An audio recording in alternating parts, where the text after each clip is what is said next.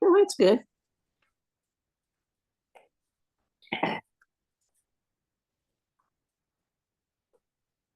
Want to clean your screen? No, It's lots of no, thank you. Merry Christmas, aren't you? You're getting kind of grouchy. Oh well. At your age, it's probably a miracle. They may be able to hear us. So. What?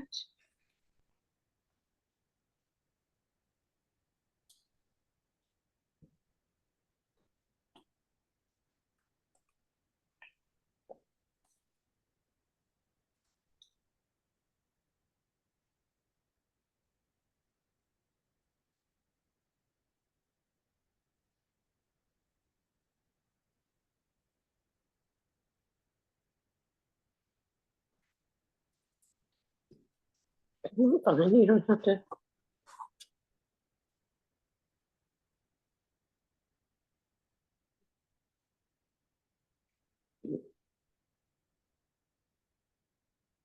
Want to pile pillows and put it on the pillow so you don't have to hold it? No, I'm fine, but I don't know if you can see it. I see it just fine. Okay. You don't have to turn it like that. We're really supposed to hear her more. Oh, you hear her? I don't know. We'll see. We'll see what it's all about. This is new to us. Oh, maybe she meant like they could hear us. That's what I'm telling you. I turned my phone off.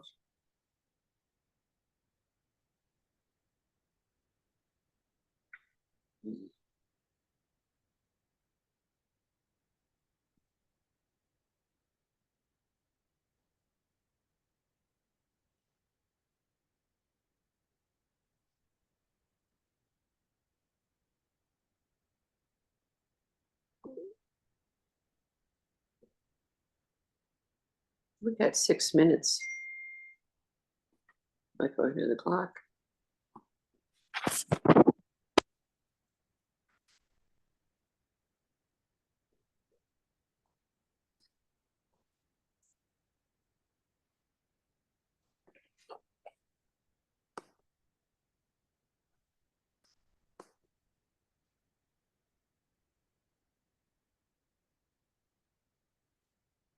Hello and welcome.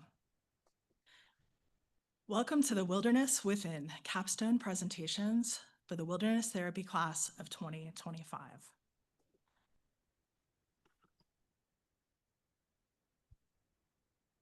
A lot of folks in the audience who may have some flutters in them. So if you see folks shaking it out, join them. So my name is Heather Bear, and I'm an instructor in the Nature-Based Transpersonal Therapy program, and I'll be your MC for the day. I'd like to invite you to join me in a bow, which honors gentleness, wakefulness, and intelligence within ourselves and our community.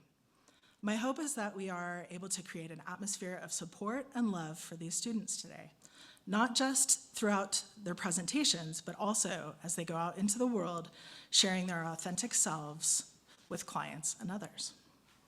Please join me in a bow.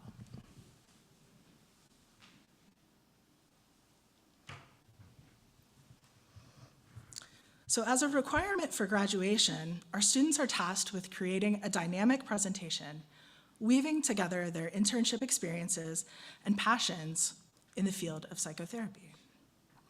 A few logistical pieces for the day. So for more information about today, our presenters, and their handouts, you can access that through the QR code on the flyer, which is in the lobby. There are a few of them posted. This QR code right here will get you that information. Snacks and drinks are behind you on the tables. Please help yourselves at any point during the day. Our lunch break will be from 12 to 12:40, and lunch is provided in the pavilion. will be keeping firmly to the posted schedule. So for a content warning, some presentations include discussions of various traumas, including suicide and domestic violence. Please do what you need to take care of yourselves. It's such a beautiful day. Step outside if you need to. And now for the main event, Decolonizing Therapy, Remembering Ancestral Ways of Healing, presented by Hannah Webster.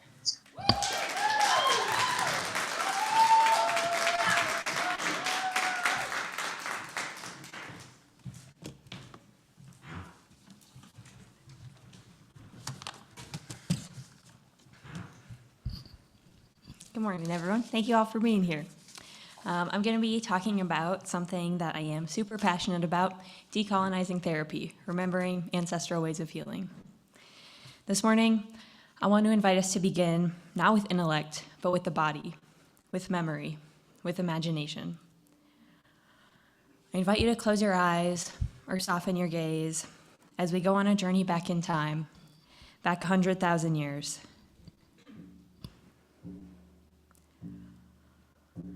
Take a deep breath in and out. Let yourself release the modern world. Let go of who you think you are. Feel the earth supporting you beneath your feet. Feel your roots grow deep into the earth. As you breathe, let the sound of the drum guide you, steady and grounding, like the rhythm of your own heartbeat. You are the drum. The drum is you. Imagine we're traveling back 100 years, 1,000 years, 50,000 years, until we arrive in a world untouched by modernity, a world where humans live as part of the earth. Picture yourself in the midst of a vibrant, living world. Maybe you're surrounded by an ancient forest, a golden savanna, or a wide open plain. Trust your body's wisdom to know where this is. You know in your bones where you came from. As night begins to fall, you gather around the fire for the ceremony. The warmth of the fire draws you in. Around you, you feel the presence of your community, your family, your tribe. These are your people. You've known them all your life, and they've known you. There is no separation here between you and the land, or between you and the community. You carry this belonging deep in your bones. Allow yourself to feel this belonging. The flames flicker and dance as shadows play across the faces of your people. The steady rhythm of the drums intertwines with the crackle of the fire, creating a sacred space. One at a time, your people begin to speak or sing. Their voices rise and fall like the wind, carrying the stories of the day, the hunt, the changing season.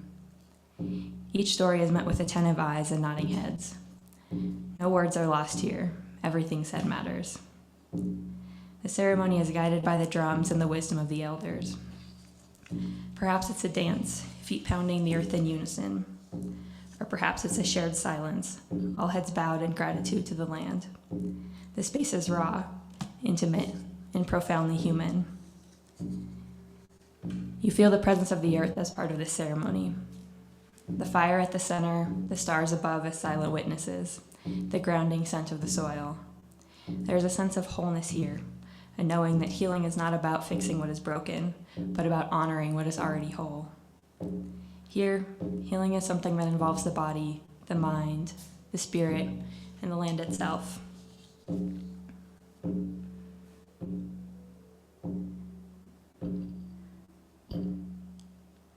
Take a moment to notice how this way of living feels in your body.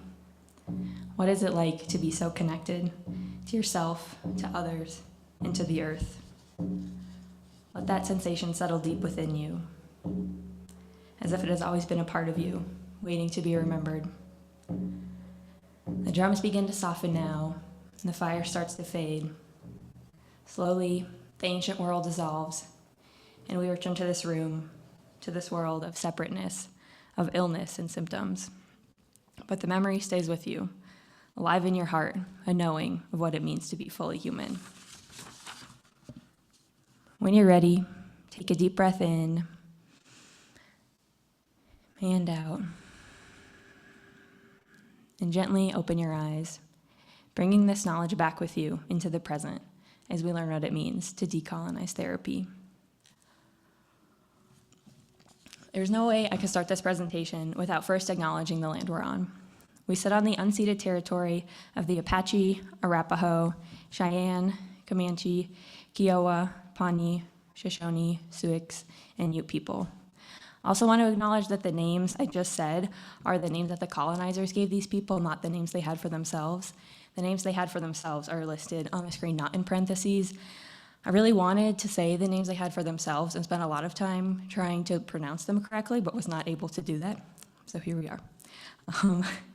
These communities have been here for more than 10,000 years, living as part of this land with deep relational wisdom and reciprocal care, long before the colonizers arrived with violent intent. Here in Colorado, that violent intent took the form of broken treaties, forced removals, massacres like the Sand Creek Massacre, and the ongoing erasure of Indigenous presence and knowledge. Most of what I'll be talking about today was already known. If colonization had not violently suppressed Indigenous ways of being, I wouldn't have to give this presentation. What I'll be talking about is not information that is new, but wisdom that has been here since long before the colonizers arrived. So how do we reclaim ancestral knowing? Not by copying others, but by remembering our own. This question sits at the heart of my work as a therapist and as a human being seeking reconnection with land, with self, and with community. This project explores how the colonial roots of Western psychotherapy have disconnected us from the land, community, and ancestral ways of healing, and what it might look like to return. As a cis white person, I hold an enormous amount of privilege in this society. The fact that I'm standing here giving this presentation is a direct result of that privilege. I'll be talking a lot about colonization, and my focus today will primarily be on the colonization of Europe. Not because the colonization of the rest of the world is less significant, it definitely is not, but because the colonization of Europe is rarely talked about. Rarely acknowledged despite its deep and ongoing impacts on our psyches, lineages, and systems. While white people have historically been the perpetrators of colonial violence, we were also further back among its first subjects. That said, the colonization of non-white peoples is far more recent, more violent, and more enduring in its consequences. These truths are not in competition, they exist together. If you find yourself having a reaction to what I shared today, I invite you to get curious. Whose stories are coming up in your mind? Do they reflect your truest self, or might they be echoes of the colonizer's legacy? Ever since I was a kid, I could tell that something was off about the way we were living, even if I didn't have words for it yet, and that feeling has stayed with me. Then 7 years ago, I spent a month training to be a river guide, tent outside in community with 30 other people. When I tried to go back to my normal life afterwards, I couldn't. The illusion had been shattered, and I could suddenly see how so much of the way that we live is socially constructed, and how so many of the rules we live by are just totally made up.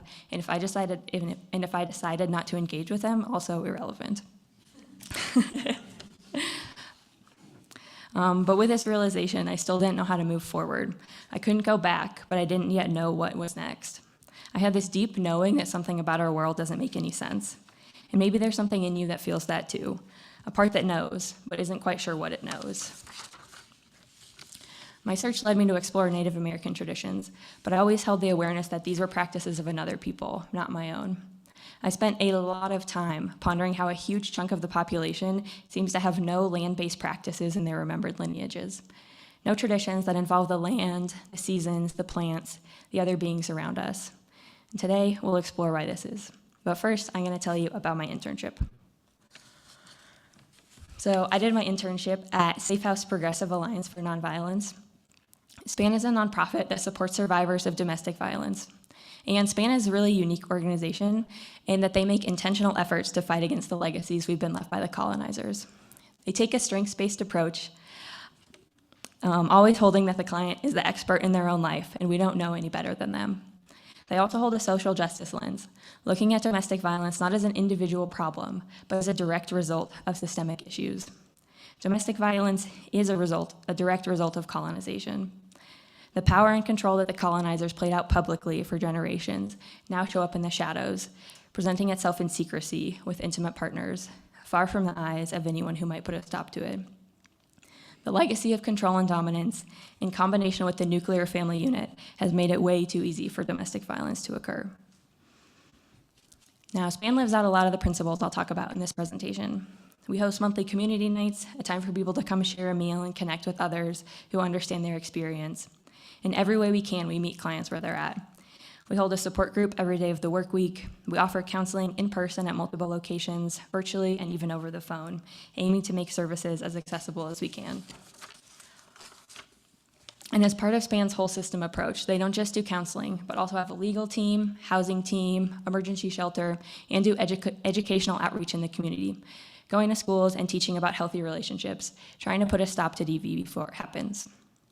Frequently, our clients don't just need emotional support, but also practical support, things like housing, legal protection, financial assistance. Wanting to leave an abusive relationship is one thing, but actually being able to is another, and SPAN really holds this in their approach. In my time at SPAN, I saw individual clients, helped with full moon walks and season walks, and ran 2 support groups. One of the groups I ran was for kids 5 to 8 years old. In this group, I held a decolonized lens by offering the kids as much choice as possible, focusing on truly witnessing them as they are, not as I or any of the other adults in their life thought they should be, and honoring the strengths and uniqueness that I could see in them. On the surface, all these things might seem like small shifts, but really these are deeply radical acts in the way the world of counseling is today. So for my case study, I spent 6 months meeting with a woman in her 50s who we'll call Marie. Marie came to counseling because her wife was abusive. In my time working with Marie, I came to understand that she'd never felt truly understood in her life before we began working together. And at first, our work together was, for me at least, super simple. She'd tell me what she was experiencing, and I'd reflect it back to her, using her own words as much as possible. My goal was not to teach her anything or make her understand anything, only to increase her ability to trust her own voice. We continued this for months, and as time went on, it was clear something big was shifting within Marie. She started to describe that parts of herself that had been buried for decades were starting to come out. She was coming back to herself. But as her confidence grew, so did her wife's violence. We were concerned her wife might end her life. She wanted to leave, but she couldn't. My supervisor, shout out to Tsunami, and I were worried about her. We made sure she knew we thought her life was in danger. I'll never forget Tsunami telling me I had to make an after-hours phone call to the client, letting her know our concerns, and having to intentionally use the phrase, attempted murder.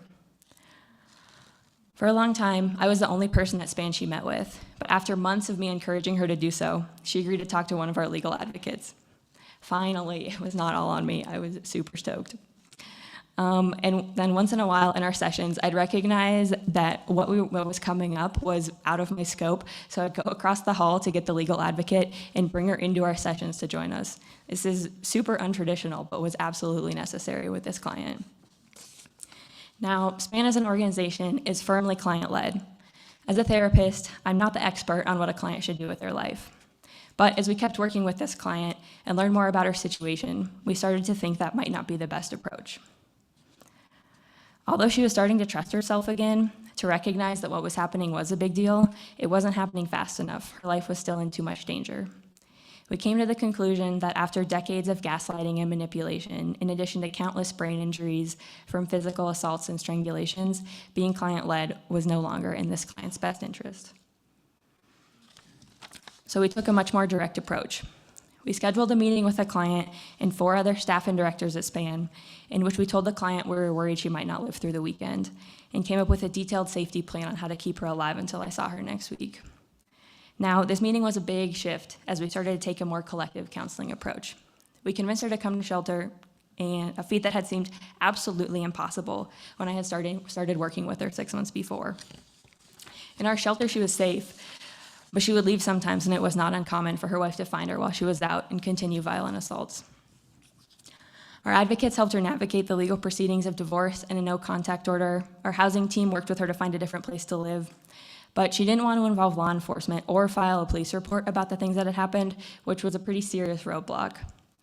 Now, breaking confidentiality is not something to be taken lightly, but and again, I don't just mean me and my supervisor, but multiple advocates, 4 directors, and the executive director of SPAN collectively decided, after much debate, that we had to involve law enforcement, despite the client's wishes that we wouldn't. In spite of all the people involved and everything we were doing, she was still in too much danger. The violence assault continued, and her wife's behavior was only escalating. It was out of our hands. We told her this, and she begrudgingly agreed to talk to law enforcement herself. Now, what we did with this client absolutely could not have been done with one person. Taking a community psychotherapy model was essential in getting this client the support she needed. Looking at all aspects of her case, as well as the outside forces that made her situation so difficult, was so important. It would not have been enough for me to just sit with the client 1 hour a week and talk. What she needed was community support. While this community-based approach was critical for my client's safety, it's not how most counseling is structured. Traditional Western therapy often focuses on the individual, isolating their struggles from the wider web of relationships, community, and the natural world. It rarely considers the deep connections between self, spirit, and other beings that are at the core of true healing. But healing has not always been like this. To get a better understanding of the counseling field in historical context, I'm going to invite us to zoom out. And we're going to zoom way out to the first anatomically modern humans, looking at the last 200,000 years of history. Now, I could tell you that our first anatomically modern ancestors lived about 200,000 years ago, but our brains can only understand what that means so much. Instead, I want you to picture a stadium of 10,000 people. That's how many direct mothers are between you and the first anatomically modern human. That's a lot of people. 97% of those mothers lived as Paleolithic people, living off the land in direct relationship with nature. Now let's take about 500 of those people. They'd fill up like a large lecture hall. This is how many mothers are between you and the advent of agriculture. Only about 250 of those mothers had written language. Now picture 100 mothers, about as many people as would fill this room. That's when the Roman Empire started to colonize Europe, and the process of erasing the indigenous practices of the people who lived there began. It's only been about 25 mothers since the colonization of the Americas began, and the history we're all familiar with started. Psychoanalysis was invented less than 5 generations ago. I made it bigger on the screen here so that you could see it. It was originally only 1 pixel and was not visible at all. And the DSM, which is considered the current authority on mental health, was invented in the lifetime of many people alive today. To imagine a stadium full of 10,000 ancestors and pull out only 5 to listen to seems to me incredibly foolish. The other 9,995 ancestors hold wisdom that we desperately need. We often hear about colonization in terms of the Americas. When we think of indigenous traditions, what usually comes to mind are traditions that the Native American people hold. But somehow we, as a society, have forgotten that every single person alive today has indigenous ancestors. Lots and lots and lots of them. Now, the topic of what healing looked like before colonization is super complex. I can't make a blanket statement about what life was like for our ancestors because they lived all sorts of different lives in different climates with different hunting practices for hundreds of thousands of years all across the world. Many of these traditions were never written down, but passed on orally, and much of what was written down has been intentionally erased or obscured. But we can still identify themes and things most cultures had in common. Our ancestors didn't see themselves as individuals in the same way we do in this Western world. Our ancestors lived in deep, deep relationship with the earth and with each other. The land, the plants, the wild beings that lived around them were not viewed as separate, non-related objects, but beings they had deep relationships with. It was clear to our ancestors that if something happened to the plants and animals that lived around them, that they survived off of, they would be affected by it. Because of this, tending to the collective, both the human and non-human, was essential. Healing was not viewed as an individual matter, but something that was done in community. Connection to unseen realms like spirit, ancestors, non-human beings, and the dream world was essential to wellness. Practitioners like shaman and medicine people served as intermediaries between these realms. Illness could be seen as a message or initiation from the spirit realm, calling someone into a deeper path or to reclaim lost parts of the soul. Healing involved restoring right relation, often through ceremony, reconciliation, and offerings to the land or ancestors. To be seen and held by other members of the community was an essential part of the healing process. Ceremony and ritual were commonplace and often aligned with seasonal and lunar events. There was an emphasis on wholeness, on the well-being of the collective group. And these healing practices often engage the body directly through touch, movement, rhythm, and breath. Things like sweat baths, cold plunges, fasting, dance, drumming, and hands-on healing were all common forms of emotional release. There was an intuitive understanding that the body holds memories, and emotions were moved through the body, not just talked about from the head. And this healing wasn't fully separate from daily life. Healing was not seen as a singular event, but as an ongoing tending to the soul and community. So pretty much healing and wellness was exactly the opposite of what we have today. So what happened? How did we get here? Around 2,000 years ago, the Roman Empire began its conquest of Europe. Now, this happened all across Europe, but to get a better understanding of what happened, we're going to zoom in on Gaul, which is roughly where modern-day France, Belgium, and parts of Switzerland and Germany are today. Before the Roman Empire, Gaul was filled with spirituality. The Gauls practiced a faith in which forests, rivers, springs, and groves were alive with spirit and sacred power. A big part of the spiritual world were sacred groves called nemata. In these groves, Druids conducted ceremonies, interacted with the spirit world, and guided their communities. Across the land, offerings like tools, weapons, and carved figures were left in springs and wetlands as gifts to healing deities. Festivals aligned with agricultural cycles, communal feasts reinforced social bonds, and healing was a collective act of ritual, storytelling, and plant medicine. This animistic, embodied, and communal approach blended law, health, and identity long before Roman temples, Latin law, and imperial governance reshaped both landscape and mindset. Then from 58 to 50 BC, Julius Caesar led Roman armies through Gaul. He fought tribe by tribe, crushing anyone who resisted. Afterward, Gaul was folded into the Roman world. Latin replaced local Celtic dialogues, and Roman law replaced tribal customs. Now, what happened in Gaul is just one example of what was happening all across Europe at that time. And unfortunately, Rome's conquest was only the beginning of the erasure of the land-based spiritual practices. After the fall of the Roman Empire, the Catholic Church continued to deeply indoctrinate the hearts and minds of indigenous European peoples, but with more intentionality and more violence. Seasonal festivals were replaced with church holidays. Pagan and animistic traditions were increasingly branded as heresy and witchcraft, words that carried the weight of death. Sacred groves were cut down, and old temples either destroyed or rebranded as churches. Most estimates say around 50,000 people were killed for not conforming to Christianity, and countless more were punished, exiled, or silenced. Those who continued ancestral spiritual practices were forced to go underground to avoid persecution. This wasn't a single moment. It was a centuries-long unraveling of relationship to land, to each other, to spirit, and to our true natures. Eventually, spiritual authority was centralized and given only to the church, reinforcing the idea that spirit lives above us, not within us and not within the land.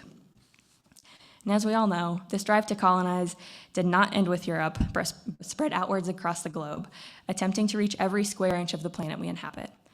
From remote islands to Arctic ice caps, there's not a place on this planet attempts haven't been made to colonize. As I began to research this project, it was super difficult to find the information I was looking for.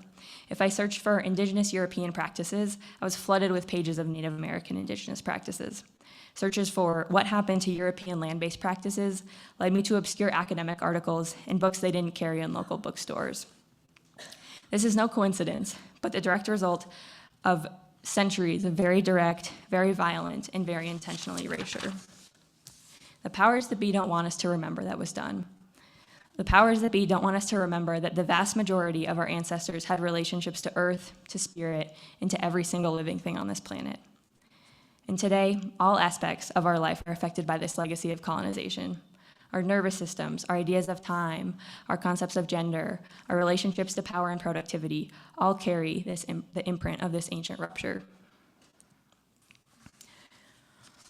And unfortunately, modern-day therapy upholds this colonial legacy. Psychotherapy as we know it today emerged in Europe in the late 1800s with people like Sigmund Freud laying the foundations. It was developed by white, upper-class men in colonizing nations and shaped by Western values like individualism, pathology, hierarchy, and a separation between mind, body, spirit, and each other. As it evolved, the field of mental health has held these ideals, generally ignoring or invalidating, even being openly hostile to communal, ancestral, and land-based ways of healing practiced in most of the world for millennia. And today, all aspects of modern therapy are affected by this legacy. Who gets to be a therapist, what appointments look like, the process of diagnosis, the power dynamics between client and therapist, even the fact that I'm standing up here right now.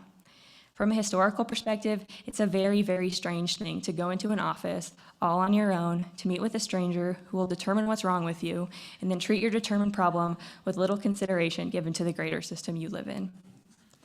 Only about 20% of people in the US have gone to therapy. Why is it that only 20% of people have gone to therapy? Could it be that we're missing something significant?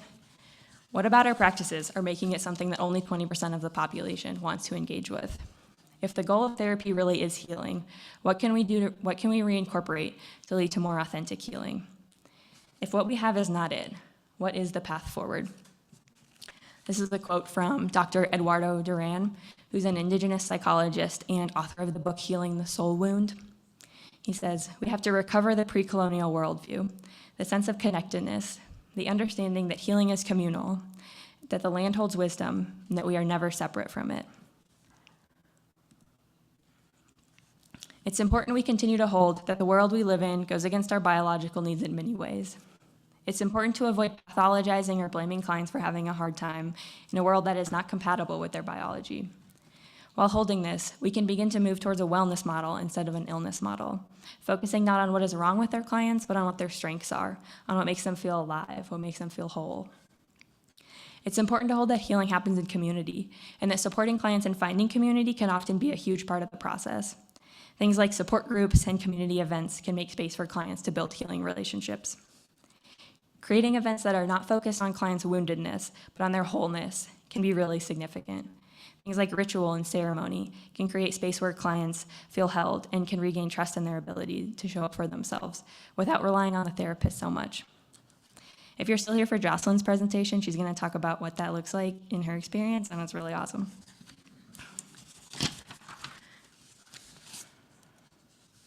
So we're living in a deeply colonized world, and the legacy of colonialism shows up in sessions with our clients.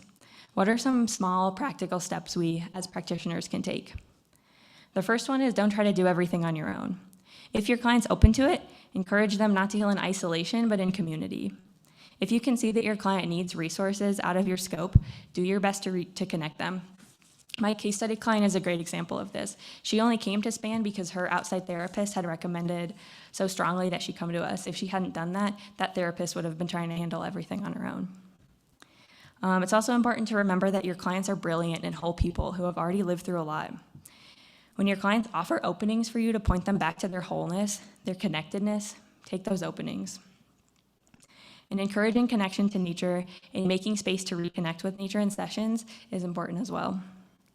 This can be as simple as sitting in a park or bringing some natural objects into session. Nature is waiting for us to reconnect with it if we give it the opening. When we bridge the gap between nature and client, nature takes care of the rest. And as we close, I want to leave you with one final invitation. This suggestion is for you, not for your clients.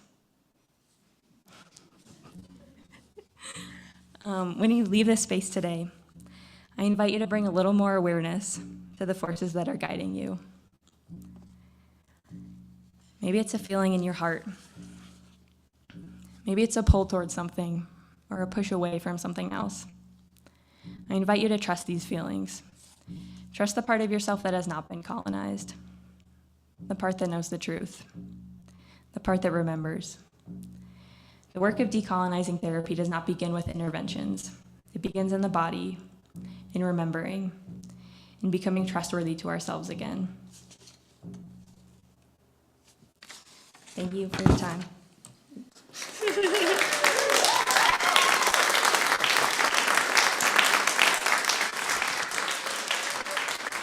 Are there any questions? Anyone have any questions? Okay, thank you.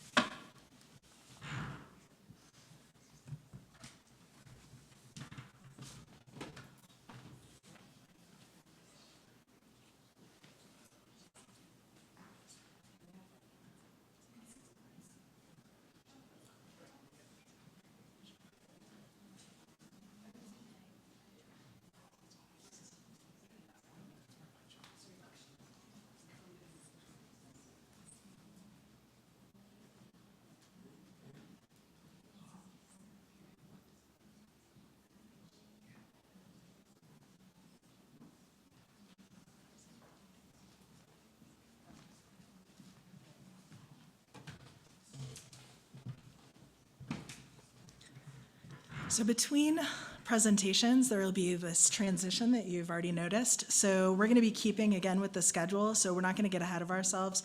So we'll just have a few more minutes before we welcome our next presenter.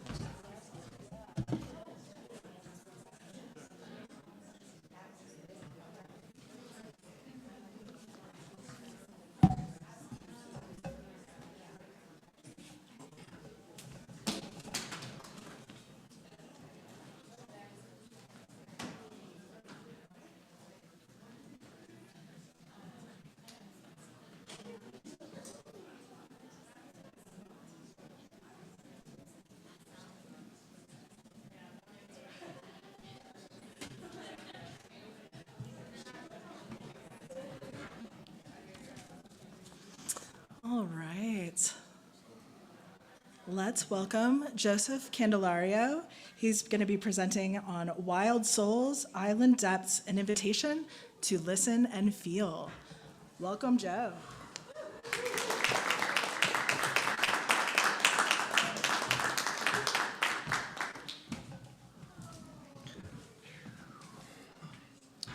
Good morning. Just want to say thanks to Hannah for starting us off. That was awesome.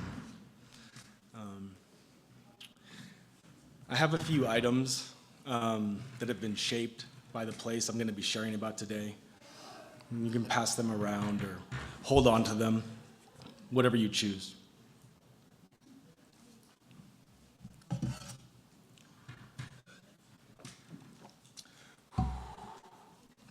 Thank you for letting me share this presentation with you today.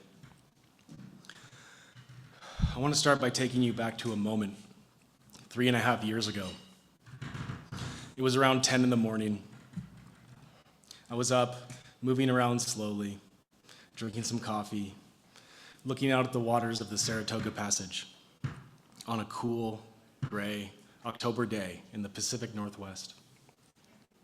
I had just returned home a few days before from being gone for 5 months on a through hike of the Pacific Crest Trail.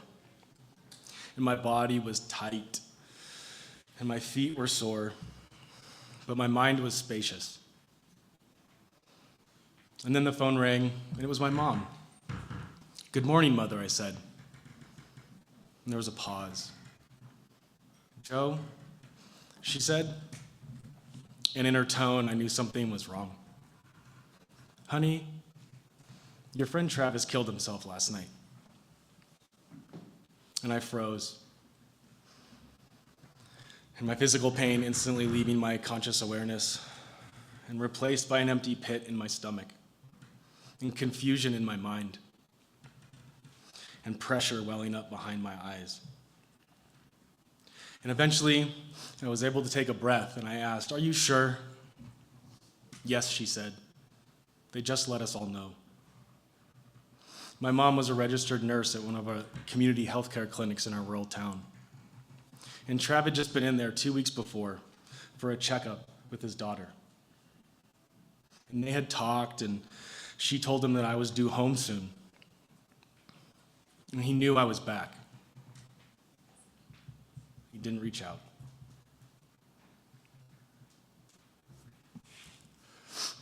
This is my friend Trav. He was the quarterback of our high school football team and a state champion javelin thrower in track and field. Later, he was a father and a coach and an amazing home builder.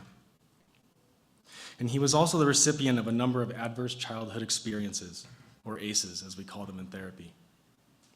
He was born addicted to heroin and separated from his mother at birth and raised in foster care, just to name a few. And Trav, he had a wild soul. And growing up, we were wild souls together. Trav had attempted therapy multiple times over the last years of his life, but he shared that it often felt disconnected and times even hostile. A few months after that heartbreaking morning, I sent in my letter of intent and applied to Naropa. I had already known I wanted to go to counseling and psychology school for a while before losing my friend, but that experience really revealed my path and led me to be right here in this moment with all of you today.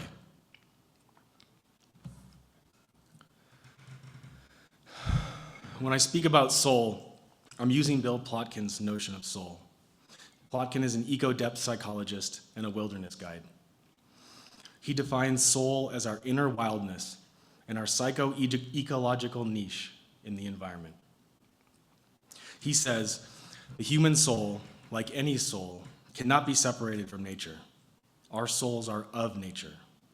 And if psychology is a study of the human soul, then an integral psychology must be an eco-psychology.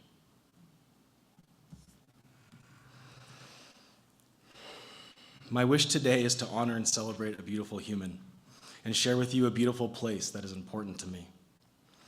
I also want to share my unfolding experience as a therapist and my future vision to co-create and co-facilitate with the wisdom of wild spaces, to create openings to meet my clients where they are at, an invitation for men like my friend and for those at my internship who are more reluctant to engage in standard forms of talk therapy. I know others in this room and beyond want to do this wild work for all people, and I want to do my part too. But first, my internship. This is the parking lot of the complex where Behavioral Treatment Services location lies. BTS contracts with different counties to provide mandated treatment services for programs like probation, drug court, community corrections, and other jail-based programs. During my internship, I ran 2 psychoed groups once a week and had anywhere from 5 to 10 individual clients at a time. My client load at BTS was over 90% men, and 100% men in my groups often. And these ratios match up with national incarceration data for the US. My clients disproportionately grew up in lower socioeconomic backgrounds, had lower levels of educational achievement, and had high rates of substance use. And virtually all had no experience with therapy prior to mandated treatment. And the other thing I noticed was story after story of past life events, like my friend Travis. Adverse childhood experiences refer to traumatic events in childhood, such as violence, abuse, or growing up in a household with mental health challenges or substance abuse. And the toxic stress from ACEs can disrupt brain development and alter the body's stress response, leading to lifelong nervous system impacts.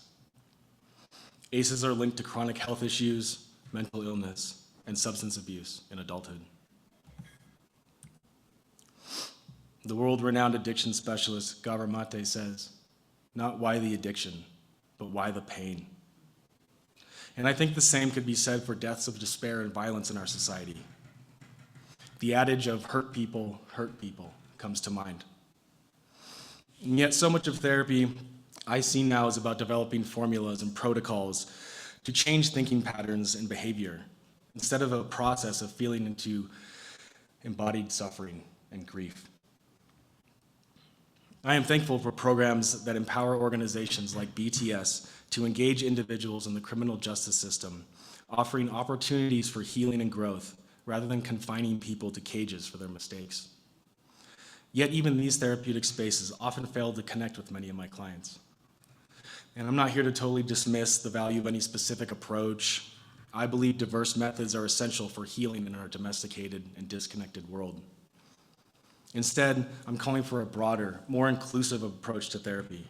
And drawing from my work with my wild-souled clients in the criminal justice system, I believe that nearly everyone has the capacity to heal and remember their basic goodness if we meet them where they are at.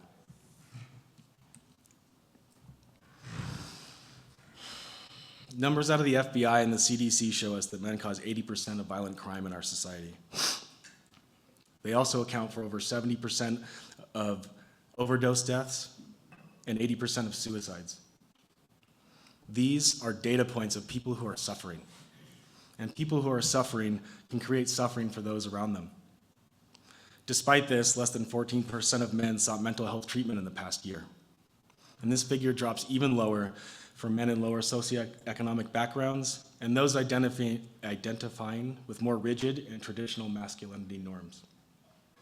And rather than waiting for societal norms to change or our clients to change before they even enter into therapy, I believe we as a therapeutic community can continue to evolve and meet our clients where they are at.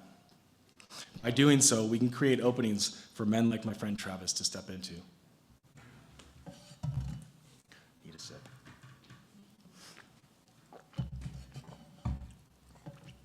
Developed by Stephen Porges, polyvagal theory offers a neurobiological framework for understanding how our autonomic nervous system responds to perceived safety and danger.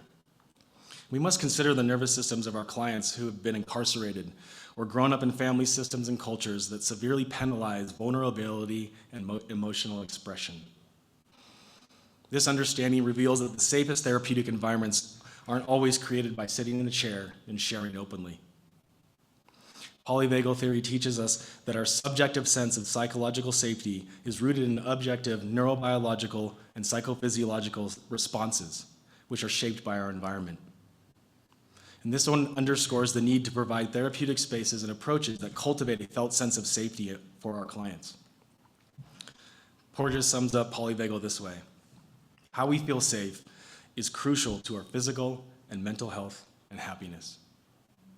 And I believe that learning what this feels like in our body is crucial to the therapeutic process. And here's another powerful insight, which you may have heard about. It's often linked to Viktor Frankl, author of Man's Search for Meaning and the founder of logotherapy. And while not directly attributable to him, this quote beautifully captures his work. Between stimulus and response, there is a space. And in that space lies our power to choose our response.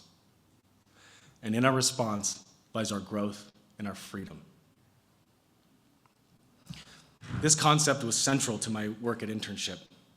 Through mindfulness practices, incorporating nature whenever possible, and creating a safe therapeutic space, I worked to help my clients regulate their nervous systems so we could then do the work to expand their freedom from reactive and maladaptive patterns and empower them to respond to life's challenges with more skillful intention. One of the groups I was assigned to run an internship was mindfulness-based relapse prevention. It was set up to assist clients who were deemed to have a higher chance of relapse while they were serving out their sentences. And as you can imagine, coming from Naropa, I leaned heavily into the mindfulness part of that title. And my clients got a steady dose of Pema Chodron quotes while we processed their sobriety journeys. And in that group is where I first met Jim, a man in his mid-50s of Native American descent. Jim grew up with a lot of aces. He also spent many years in prison in his late teens and 20s, and serving over 1 year of that in the SHU, or solitary confinement, locked down for 23 hours a day with almost no human contact. He told me about how loud it was listening to the other inmates in the unit descend into literal madness until someone would come dose them up with medication. I was continually amazed by the resilience of the human soul in my clients. Jim came to me after catching a DUI charge, and he was placed in a county jail-based program where he got to live on the outside with monitored sobriety and mandated treatment. In our therapy group, Jim encountered meditation for the first time. And initially, he found it challenging and dismissed it as pointless to sit quietly and focus on his inner experience. Years of hardship, both endured and inflicted, had left his nervous system guarded, making interoception feel foreign and inaccessible. However, when I shared that my training was in transpersonal wilderness therapy and that we would occasionally hold group session outdoors, Jim's affect shifted. He eagerly asked about outdoor sessions nearly every week, a sentiment asked by many men in the group.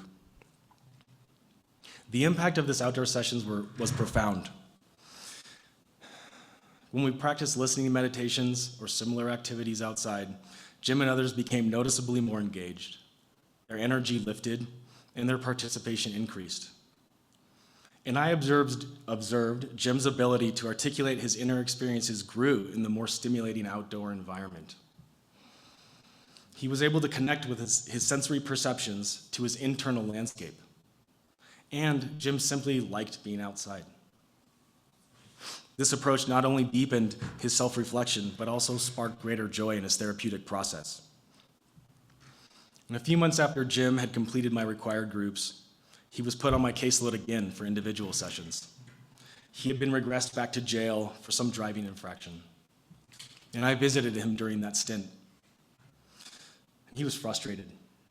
He had lost a job offer and when he was taken back into custody and his bills were piling up.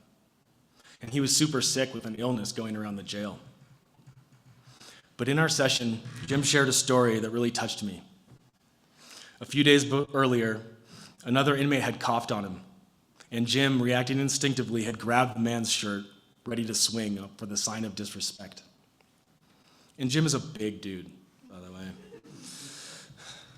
But this time, he told me with great delight that he let go, walked to the corner of the day room, sat on the floor, closed his eyes and meditated. With curiosity and presence, he sat with his anger, even as fellow inmates approached, puzzled by what he was doing.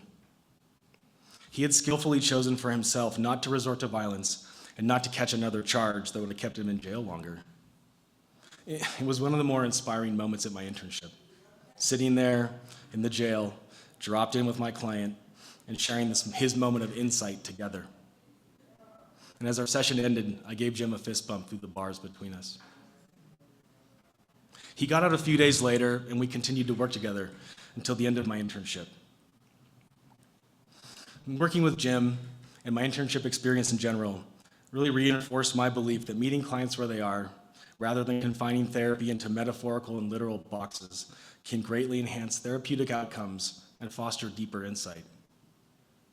Go figure. And so where do we go from here? Well, last month, I got on a plane with my eco-psychology book and flew to a wild refuge of mine in Washington State, a place called Cypress Island. This is only made possible by a good friend who gifted me some air miles he had. Thank you, brother. I wanted to go spend time with the land and listen as Bill Plotkin might instruct us, listening for guidance and feeling into what I wanted to bring for this presentation. And I want to share a bit of that experience with you. So let's take a journey together to the edge of the continent, to a 4.5-mile long island in the Salish Sea north of Seattle. This forested, 1,500-foot tall outcropping rising from the depths is a sanctuary for wildlife and for wild humans to connect with nature in low-impact ways. It has 5,200 acres designated as natural resource conservation area and over 1,000 areas of natural area preserve, off limits to the public entirely.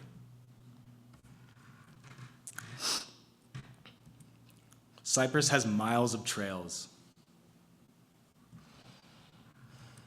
and beaches and beautiful bays. And me, feeling in that moment very out of shape and very wet while hiking on this very hilly island on that very rainy day. But for a few short days over spring break, I got to slow down from the busyness of our final year of grad school. And I didn't see another human soul the whole time I was there. But I got to feel into the soul of this beautiful place. And I got to hike for miles and listen to the rain on my tent while falling asleep. And I got to hear flurries of birds singing spring songs. It was such a gift to briefly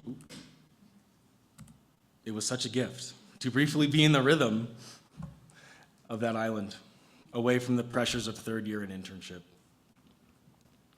And what I took away from that experience was a renewed passion to do wilderness-based therapeutic work in this world. And Cypress Island is one of the places I will do this work in the future. I want to co-create with nature and lead groups for wild-souled men like my friend Trav and my client Jim, and work to build a safe, supportive container where their nervous systems can relax so they can more fully engage in their inner experiences, hone the skills of interoception and self-awareness, so that from this foundational place of self-understanding, they can find greater freedom and make more skillful choices for themselves and those around them.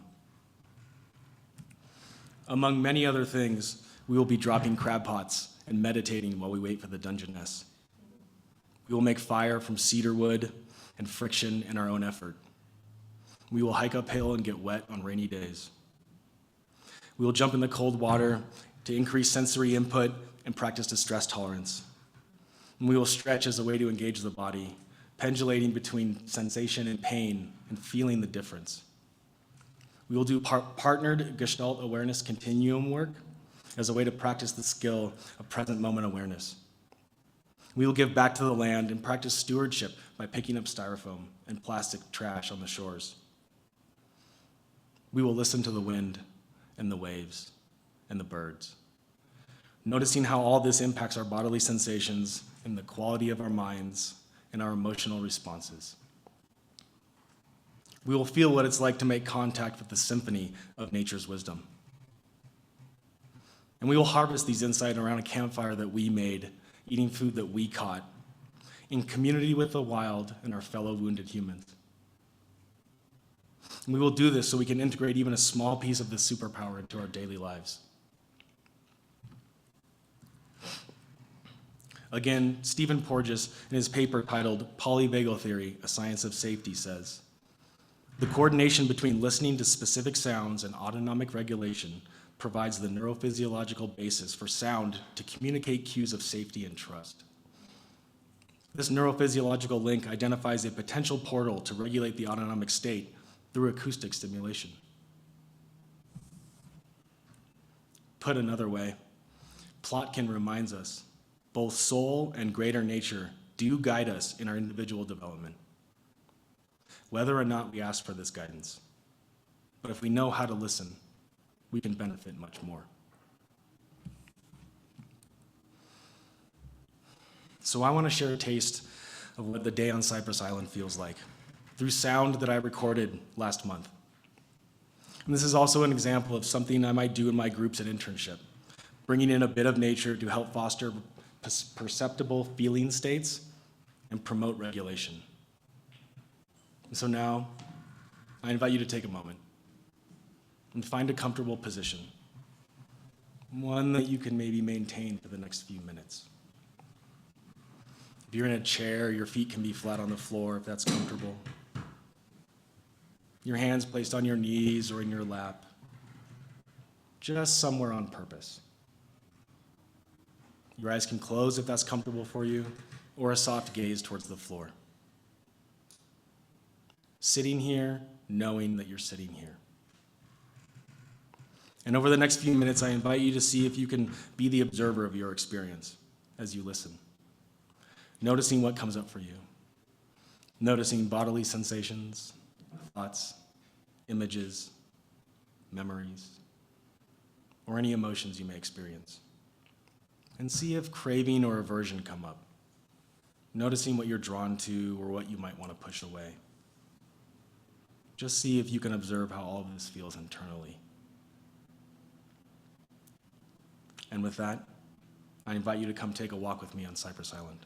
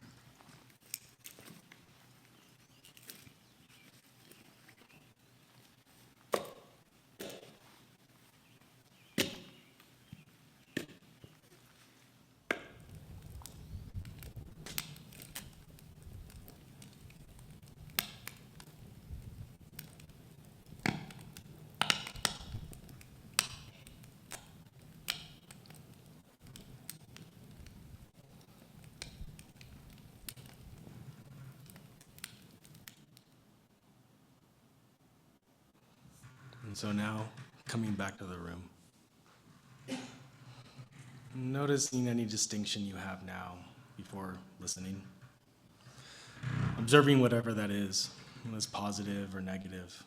The point is just to notice. Notice what it's like to be you in this moment. And in closing, for me, this work is about creating therapeutic openings that are inviting and feel safe for men to step into.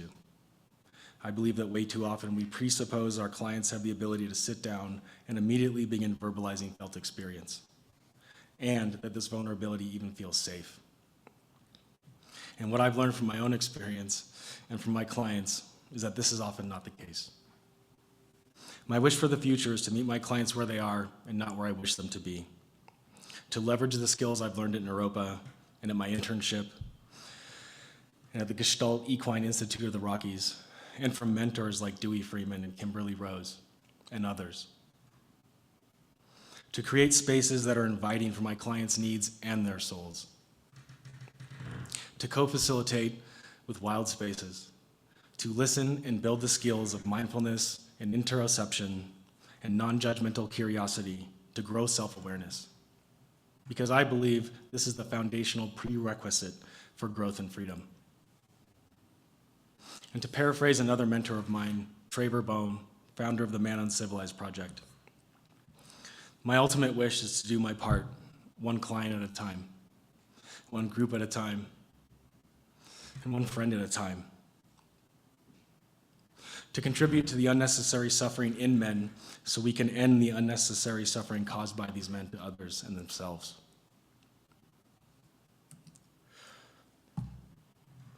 I miss you, Trav. I love you, buddy. Thank you.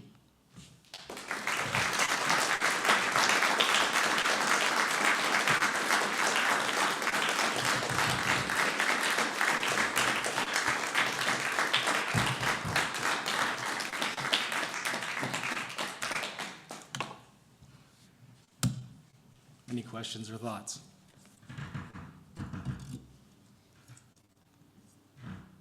Sir. Your comment, hurt people. So simple, subject, verb. Yeah, It struck me. It'll stay with me. Thank you. I'm glad. It's not mine, but yeah, it is very appropriate. Thank you. Thank you.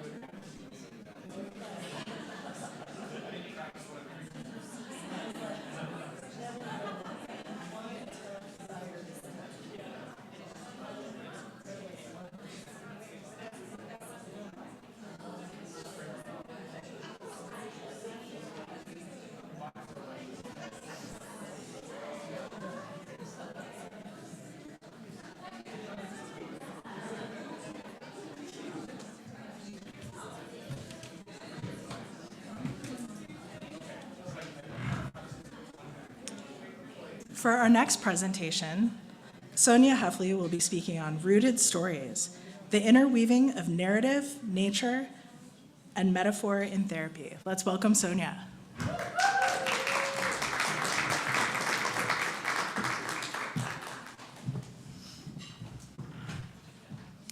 Thank you, Heather.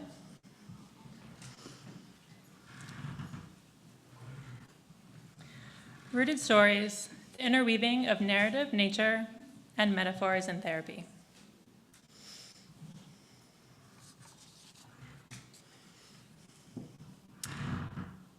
I did my internship and practicum at Mirador Counseling in Wheat Ridge, which is a Latina-owned insurance-based group practice dedicated to helping individuals heal and thrive from within. We believe that everyone has inherent capacity to improve their lives by addressing the emotions, behaviors shaped by past experiences. And while I was there, I was able to see clients individually, online, in person, and outdoors in the natural world. And also co-facilitated a nature, art, and anxiety group with a fellow co-therapist.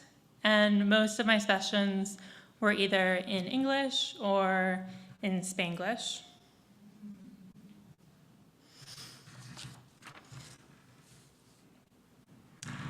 So transitioning to narrative therapy. A question for everyone here. What is the story of your name? If someone were to ask you this, including where does it come from, what does it mean to you, how would you respond? I'll provide you about a minute or so to think about this question internally, and then we'll come back together.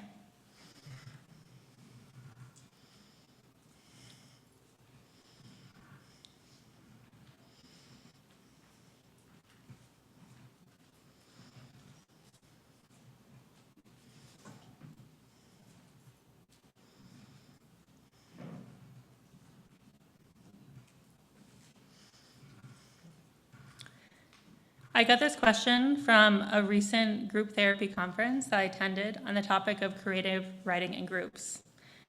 Some of what I wrote was how there's many iterations of my name, from Sonia Marie, Sony to Sonia, and when people call me that, it reminds me of my different eras that I've been through.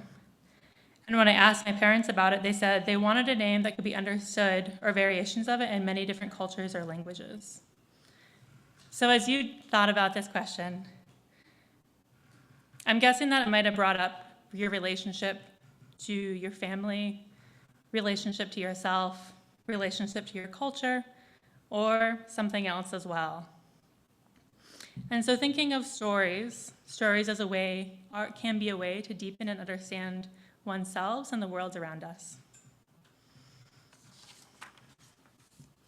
Be very careful of the stories that you tell yourself and the others tell about you, because eventually they will live you. This is by Michael White, who's one of the founders of narrative therapy, and him, along with David Epstein, created narrative therapy in the late 20th century in Australia. They were working with families and individuals, and they were really curious about how the bigger systems affected the individuals and families they were working with. So that means looking not just at the individual, but at roles such as social issues, gender roles, power dynamics, and cultures actually influence the people that they were working with. In a 2024 study entitled A Systemic Review of Narrative Therapy across 19 research studies evaluating the effectiveness of narrative therapy, it was applied to many diverse groups, including war veterans, people with depression, alcohol dependency, students, couples, older individuals.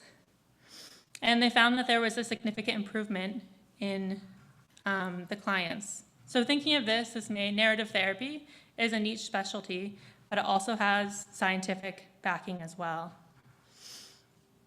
The process of narrative therapy, it really can look a lot of different ways, and I'm going to explain a process that's been helpful for me as I started to work and understand and use narrative therapy in the practice with clients.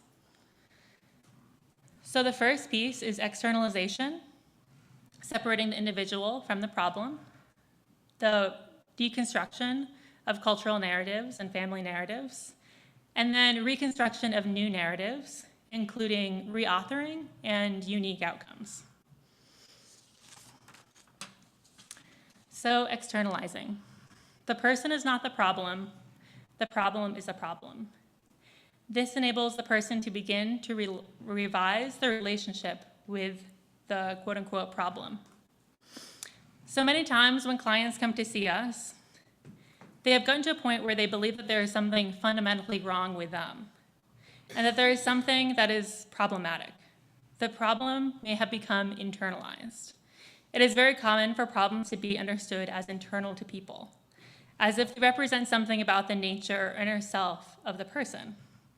And so the externalizing practice locates the problems not within the individuals, but as a product of culture and history. Problems are understood to have been socially constructed and created over time. So what this might actually start to look like when I start to work with clients is asking, for example, if someone notices anxiety in their life, and that's something that they would like to shift in therapy, asking, how long has this anxiety been influencing you? What does anxiety tell you about yourself?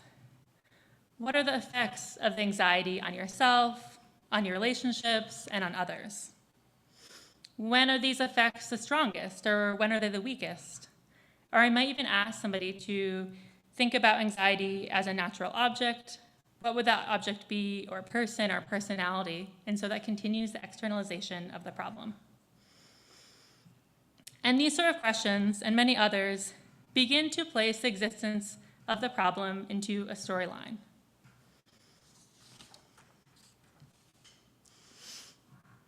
Dominant cultural narratives, we can think of them as stories that are so often mistaken for truth.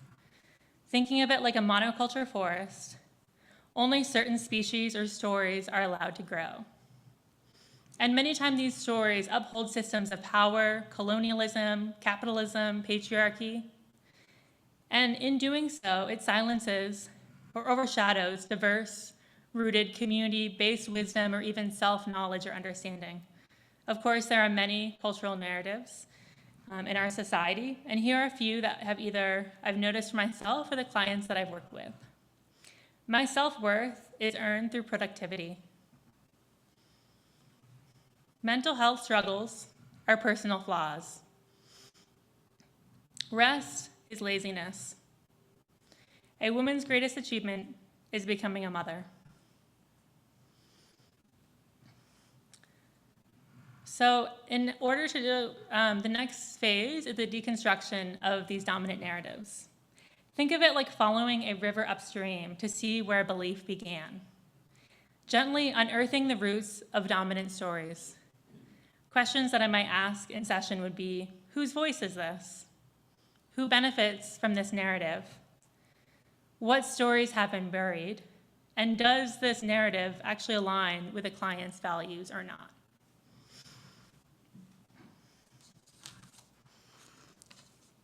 And so the next stage of creating new narratives or adding on to narratives.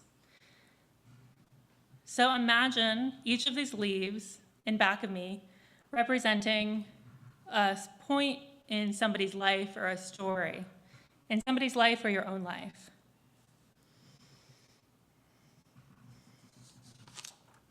And I'd like to introduce one of the first clients. I'll call her Client A. She is a 44-year-old woman, identifies as Latina, first-generation American. And when I first started working together, she had recently moved out of her mother's house and had no contact with her family of origin. She would have a hard time going to the grocery store on her own, and many times would get too overwhelmed and leave.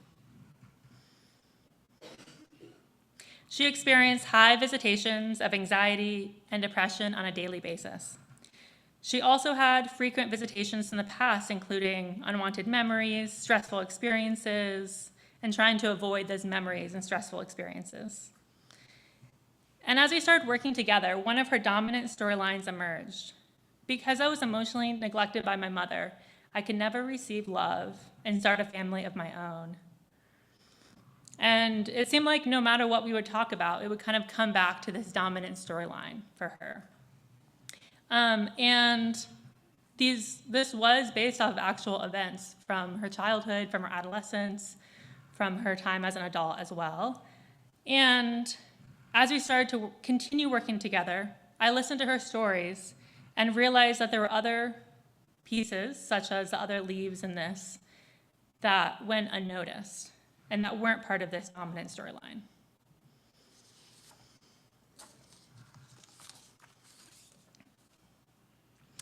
So thinking of these alternative storylines and becoming curious about neglected parts. These quiet stories are often referred to as unique outcomes or exceptions. And so one of these alternative storylines started to emerge with this client I was working with. And it was, I can regulate when I get overwhelmed in a situation.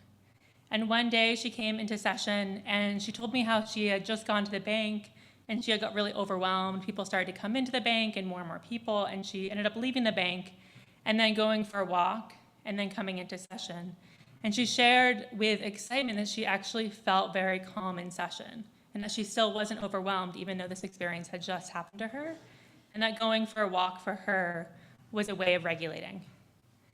And so as we started to think about this alternative narrative, we actually found that there were other times in her life where she was also able to regulate in her way, even when a situation got overwhelming or too much for her, and started to actually see the wisdom in leaving situations or changing where she was in order to regulate herself. And then another alternative storyline started to emerge as well. I can feel the love and the support of others around me. One day, this client came into session and she told me about how she had recently had a bug bite, an infection, and she had to go to the hospital. And at this point, she was in contact with her brother and sister and niece and nephew, and they started cooking for her and taking care of her. And she said that she could actually feel the love and the support of others in her. And she could feel the love in her chest. And this was one of the first times that she had said this about love or connection with other people in her life. And so as we started talking more about it, we noticed that there were other parts of her life that people had loved and supported her. And it was kind of like a rushing coming back in to that love and support of other people being there.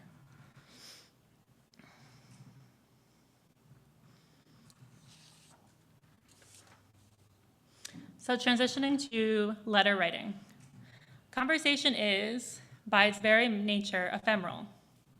After a particularly meaningful session, a client walks away aglow with a productive new thought, but a few blocks away, the exact words that had struck home as so profound may already be hard to recall. But the words in a letter don't fade and disappear the way conversation does. They endure through time and space, bearing witness to the work of therapy and immortalizing it. So a therapy letter can look many different ways, but the way that I'm going to focus on in this presentation is a letter that's written by the therapist after a session happens, and to the client. And there was a study that happened in 1994 by Nyland and Thomas, and they interviewed both therapists and clients and asked what was the effectiveness of a letter, and they found that a letter for clients and therapists equaled about 3.2 face-to-face sessions, which is pretty profound. And I've also used letter writing with clients I've worked with. And what I like about narrative letters is that it's literary rather than diagnostic. It tells a story. And so to share with you, I'm actually going to read part of a letter that I wrote to a client. This is the same client, client A, that I've been talking about. So, dear client, this letter is a way for me to share our session with you. Thank you so much for coming this week, and as always, thank you for sharing your life, your thoughts, and feelings with me. And as always, as you read this and there's something that doesn't feel true to your experience, let me know, and we can talk about it at our next session. You told me that depression had been coming quite frequently this past week. You told me that your sister would like to hang out with you and support you, but you didn't want to embarrass her or show her that you were sad. I asked you how you might respond if you were in your sister's place. The voice of sadness or depression is quite strong this week for you. You told me that sometimes this voice sounds like your mother's. Quote, "It's not a good idea to leave the house." Quote.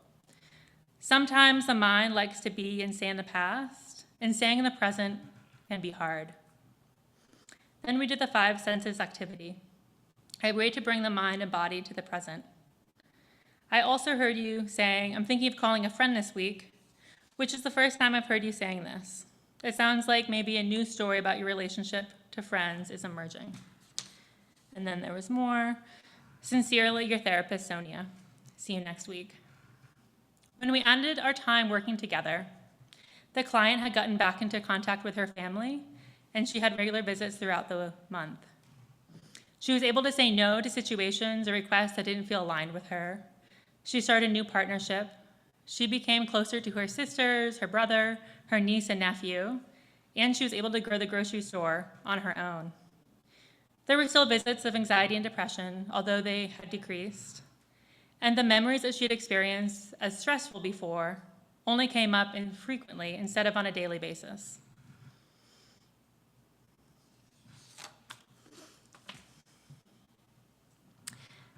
Next, I'm going to share with you a nature meditation that I've done with my clients.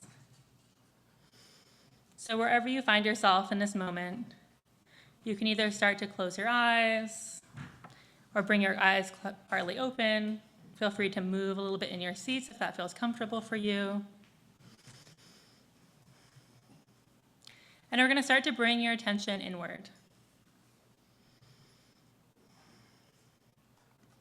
Think of a place in nature that you recently visited or an animal that you have been with that evokes a positive feeling.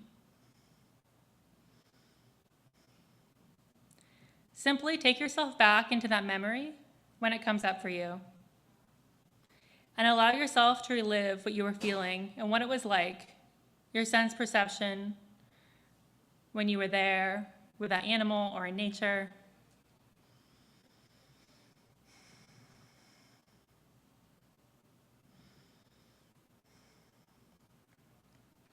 What is around you?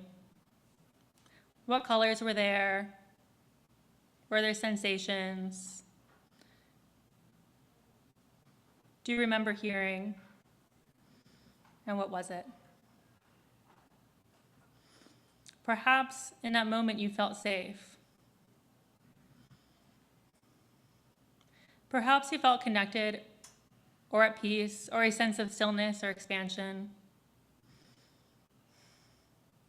What happens to your breathing? Does it deepen? What happens to your overall sense of being in your body? Does it shift or change? Now I'll take a moment to transition back into this room.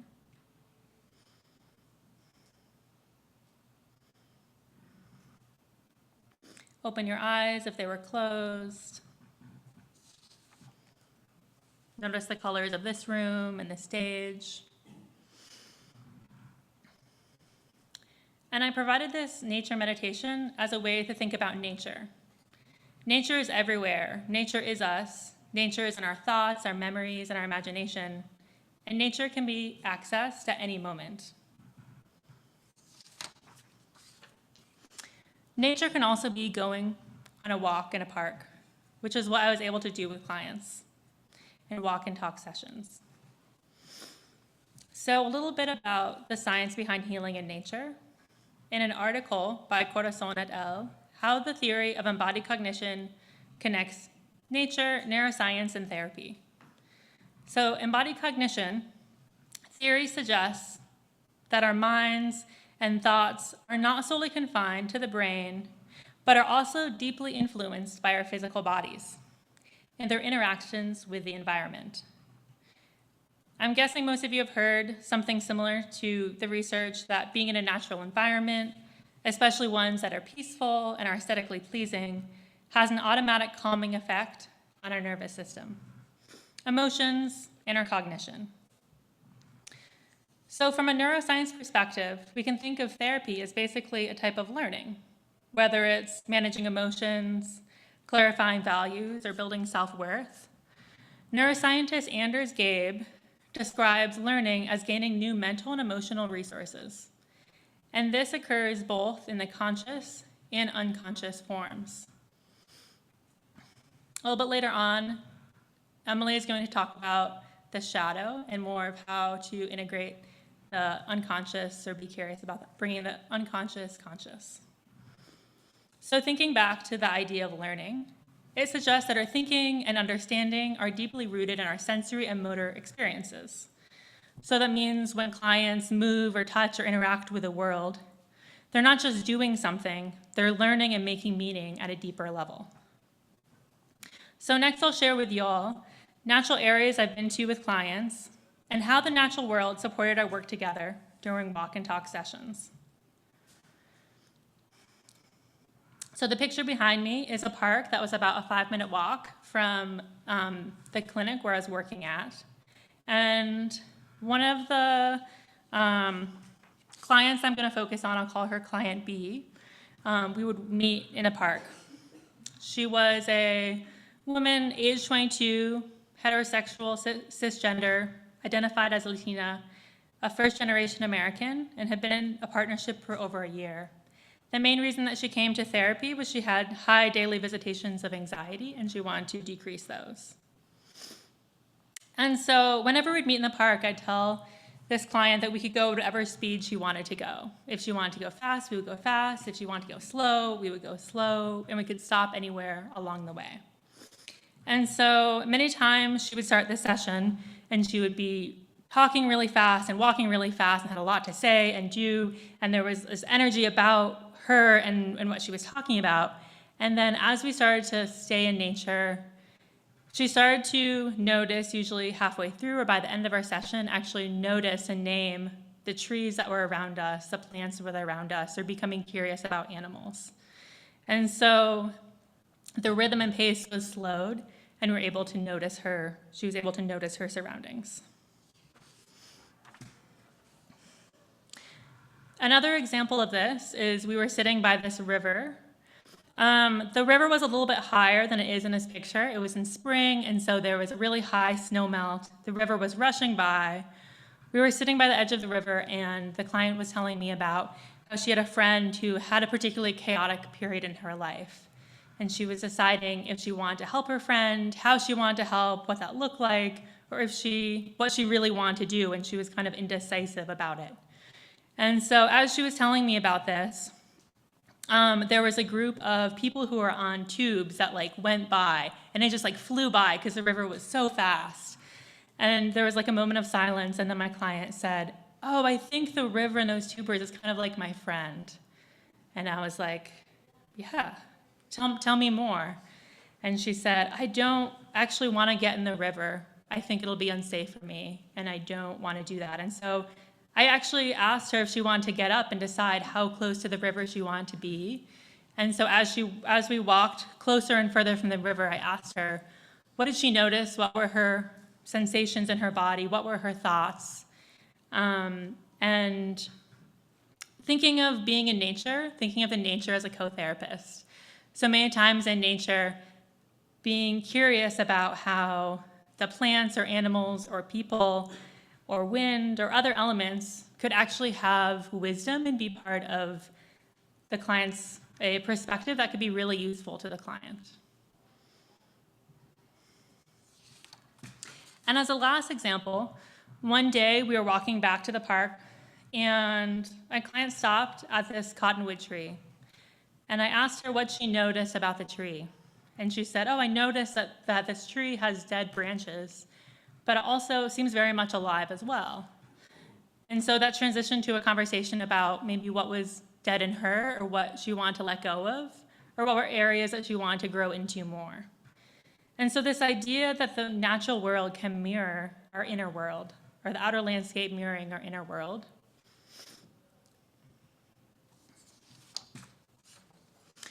And I'd like to transition to talking about nature metaphors.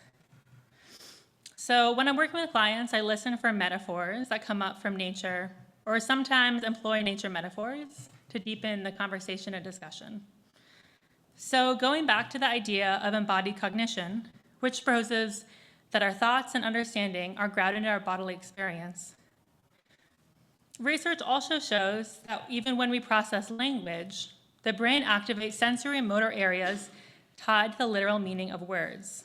For example, in this moment, when I say the word lavender, this activates your brain's smell center. The body simulation plays a key role in how we think about metaphors. We often process them first through our literal sensorial meanings. And so when I say the word carrying emotional baggage, motor areas involved in lifting may actually activate before the metaphorical meaning takes place.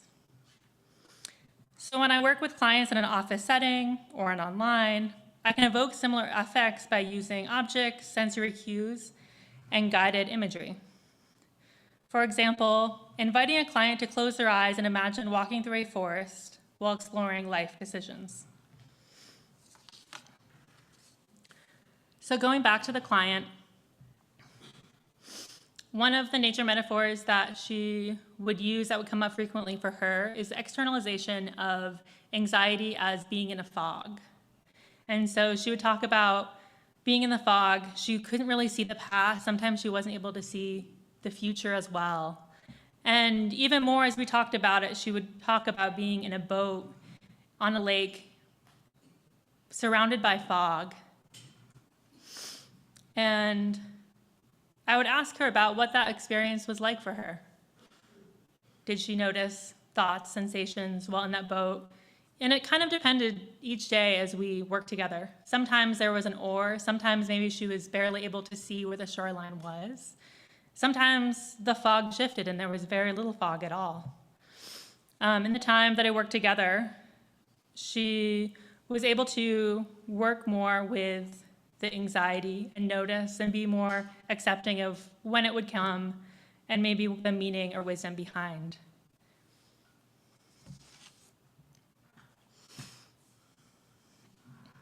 So circling back to the beginning, rooted stories, there are two key takeaways. One of them comes from our narrative therapy is externalizing your experience. You are not the problem is the problem.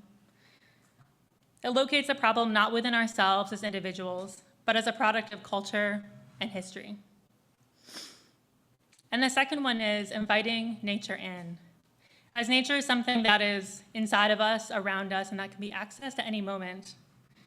I will end with an excerpt from Rainier Maria Rilke's book, Book of Hours, Love Poems to God. If we surrounded to Earth's intelligence, we could rise up, rooted like trees.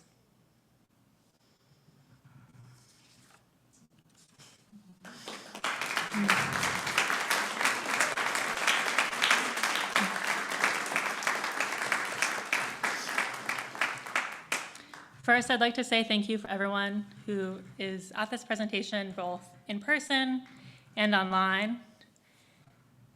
I'm also proud of the clients that I've worked with, thankful for allowing them to see me and see them change and grow. I'm thankful for the teachers and mentors in this program, my supervisor at Mirador, who opened up my world to narrative therapy, and the other ones that I've learned from. I'm thankful to others in this cohort. What a ride. It's an understatement. As a canyon is shaped by the river passing, I believe that we have been shaped and changed by each other. Sometimes painful, sometimes joyous, and many times in between. I'm thankful to friends, my fiance, and family for coming to this presentation and supporting me in various ways. And I'm thankful for the natural world for being a resource and never-ending wisdom for me. Thank you.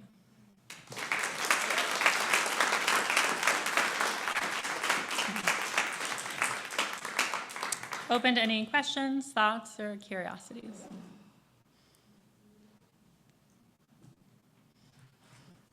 I just wonder how the letter was received when you, like the letter equals 3.2, did it come like that? Yeah, totally. Oh my gosh, I'm actually really glad you asked this. I forgot to include. So Yeah, many times the letter received like during the week, and then the client that I was talking about, when she received the letter, she said it was like a way for her, she'd read it as a way to come back into the present moment.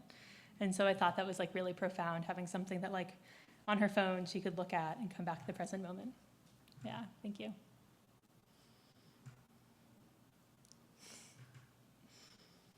Cool, thank you.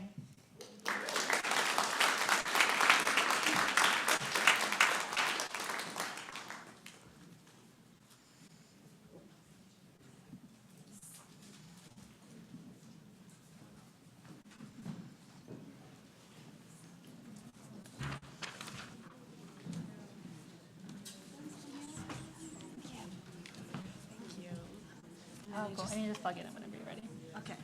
I guess you can be plugged in. I don't think Heather needs it, right? Yeah, yeah.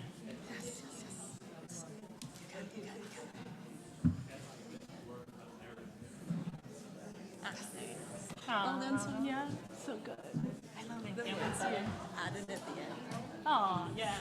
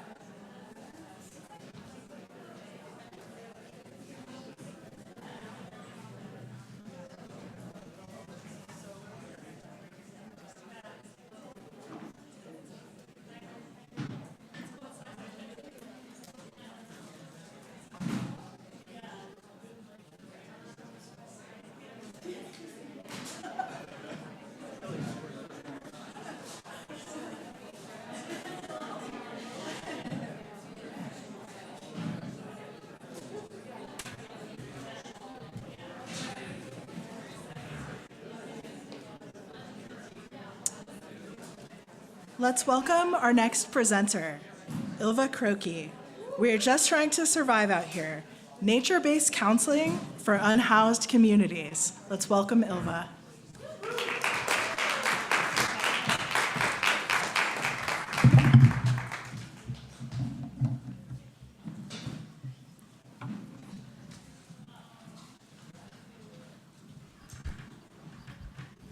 I'm nervous,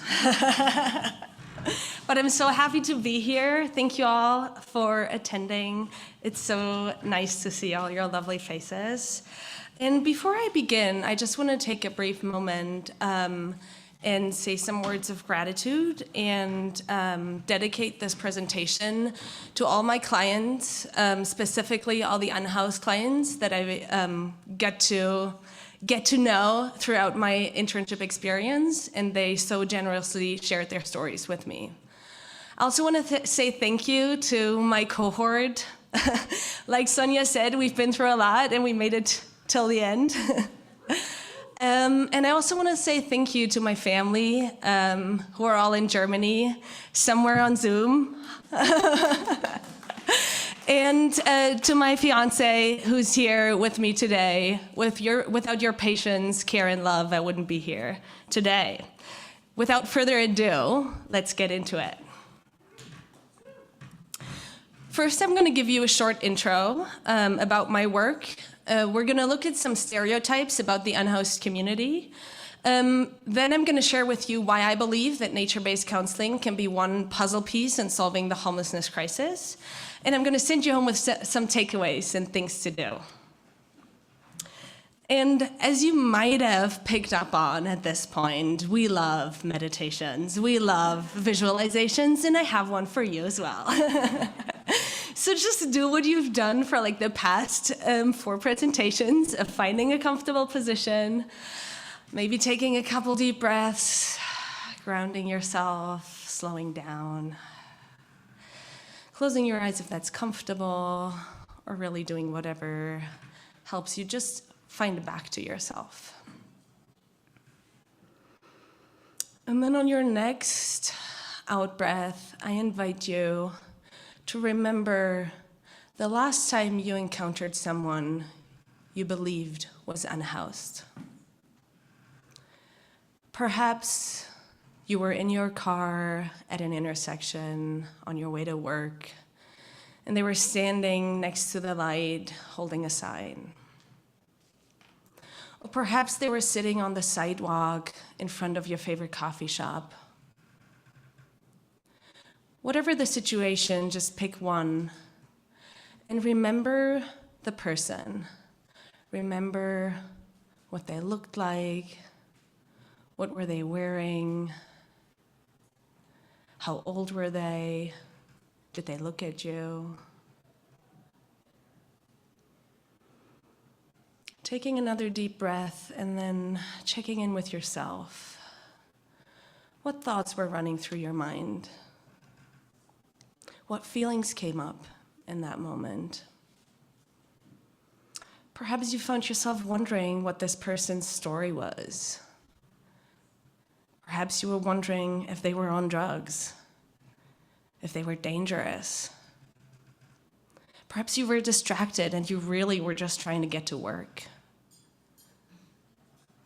Maybe the feelings that came up were fear or concern for the person. Or you were annoyed because, you really just had to get somewhere. Whatever it was, it's all normal. We all have those responses, all of us that don't share that lived experience of homelessness. And most, if not all of those, are informed by stereotypes that we've learned a long, long time ago. I invite you to come back to the room while also holding on to that memory of the person, as it will inform the presentation, and we'll return to it at the end. I started my work in the unhoused community during my practicum in transitional residential treatment, and then continued at Naropa Community Counseling during my internship through weekly visits at the community court. The community court is a program that is put on by Boulder Municipal Court and funded by the city. The city attorneys and court navigators come out in person every week, no matter the weather, year-round, and the judge joins on Zoom. And it's connected to Deacon's Closet, which is volunteer-led. They give out clothing and other resources to the unhoused community. And clients can take care of their tickets for trespassing or camping then and there. And the team tries to support them, not by punishing them, but by dismissing cases in exchange for working on getting their ID or their birth certificate, or working on Medicaid, or attending counseling sessions with me or one other intern who are both there in person every time. And I would sit with clients in parks, on park benches, go for a walk, just sit on a rock, stand around, whatever felt comfortable to the client. And I want to tell a short story before I continue.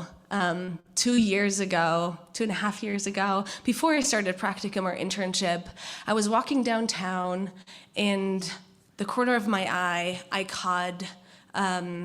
noticed a person kind of pacing back and forth on the sidewalk in their seeming kind of riled up, busy with something, talking to a woman that was sitting next to him on the floor, seemingly sitting inside, in between their stuff. And I noticed myself getting kind of tense, trying to get by fast, kind of scared. There was like the person had an intense energy about them, and clearly they were unhoused. Little did I know that not much into the future, this would be one of my most frequent clients at the community court. And I learned that this person, this older man, had quite the vivid life story, including joining a motorcycle gang when he was really young, witnessing violence and being recipient of violence many times. I also learned that he's married to the woman that was sitting next to him and that she has a child that he treats as his own. I also learned that this man really likes to draw and make jewelry and craves quiet moments and calm, though those are really hard to get by when you're unhoused. Today, I'm going to try to give you a little window into my experience in working with the unhoused community. I'm not trying to speak for anyone. I don't share the lived experience of homelessness. I'm really just trying to offer you a window into my learnings and into my work as a therapist in this community. I'm going to start by looking at stereotypes. I've definitely heard this one: they should just get a job, and then the problem would be fixed, I guess. The truth is, and I hear a lot of my clients reflect on that at the community court, that people don't understand what it is like to be unhoused. This is a quote from one of my clients. Imagine having to walk everywhere you go, and having to take all your belongings with you because they'll get stolen otherwise. How long would it take you to find food, water, go to the bathroom? How long would it take you to get to doctor's appointments or meet your probation officer? Quickly, those things add up to become a full-time job. However, according to a study by the University of Chicago, about 40% of unsheltered homeless people have had some kind of income during the year they were observed homeless. Thinking about my clients at the court, a lot of them do have jobs. A lot of them don't. However, the ones that do have relationships with people outside of the unhoused community that help them get and keep a job. They work canvassing jobs, handyman jobs, work for local churches. Some of them work on their phones remotely. However, even the ones that do have jobs have a really hard time finding housing. In the Denver metro area, the minimum wage, having a job where you get only minimum wage, a person would have to work 84 hours a week to afford a one-bedroom. And that's assuming that it's fair market rent. Or 102 for a two-bedroom, 102 hours. Above that, Denver is the second most gentrified city in the US, disproportionately affecting neighborhoods that were historically Black. And I'm not gonna be able to get into this part of the homelessness crisis, but we know that marginalized communities are overrepresented in the homeless community throughout the US, including our neighborhoods. Another one, they're all criminals. It's true. Because we criminalize them. We make it illegal to be homeless without offering sufficient alternatives. We create a revolving door between the criminal justice system and homelessness. Again, a quote from my client. Unhoused people are not wanted on public land. They're not wanted on private property. And isn't that the problem? They don't have their own private property to go to. So where are they supposed to go? I want to highlight another quote by Brian Stevenson, a lawyer that specializes in representing marginalized communities. And he says, each of us is more than the worst thing we've ever done. Yes, there are unhoused people out there who have a long criminal history, who've done awful things, probably been to prison for it. And I want to invite you to integrate something that we talk about a lot in therapy, and that is that everybody does the best they can under the circumstances they are in. Why should this not apply to this community? Let me put it this way. What would you do to survive? This one might be specifically relevant for all the therapists or soon-to-be. The assumption that all unhoused people are crazy or struggle with severe mental illness. According to SAMHSA, about 25% of unsheltered, unhoused people struggle with severe mental illness. That is huge. That is a huge percentage, and these are people that need help. However, severe mental illness is not unique to the unhoused community. Housed people can struggle with severe mental illness as well. However, they have more access, chances are they have more access to resources. And we know that people that are unhoused have a way higher likelihood of having a long history of trauma. Joe earlier spoke to adverse childhood experience. This applies here too. In addition to that, homelessness in and of itself is traumatic. Add mental illness on top of that. And with that framework, we can understand lots of the crazy behaviors we see in the unhoused community as trauma responses. Detachment from self and others, reckless behaviors, self-destructive behaviors, anxiety, depression, all of that can be understood as sane responses to insane circumstances. This one, I think, hits especially deep. They're dirty. They're different. They're less than. They're bad. Stay away. It doesn't only reflect on when somebody showered the last time, but it reflects on our judgment on the personhood of someone, the character. And somehow we seem to believe that our clients or that people that are experiencing homelessness don't know, that they don't know that we have these assumptions and that we make these judgments about people when we're walking by.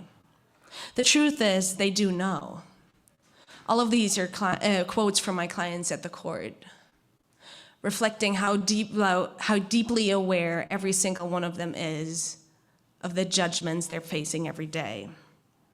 And what our judgment does, it feeds the guilt, shame, and the loneliness that all of these people are already carrying. And it further ostracizes them, reinforcing care avoidance and mistrust. And we speak of care avoidance when people experiencing homelessness avoid resources offered to them. But why would they trust them if everything they receive constantly is judgment?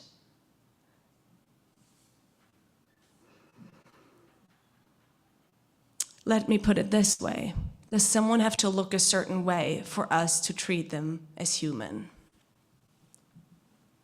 Last but not least, we like to hold on to the belief that it couldn't happen to me, that it is something that happens to other people, the homeless people. Let's have a look at reasons that people reported for ending up homeless in the Denver metro area. Relationship challenges, losing a job, family breakups. Raise your hand if you've ever experienced any of these or any other situation where you leaned on other people in your life to get through. I certainly have. And it looks like all of you have too.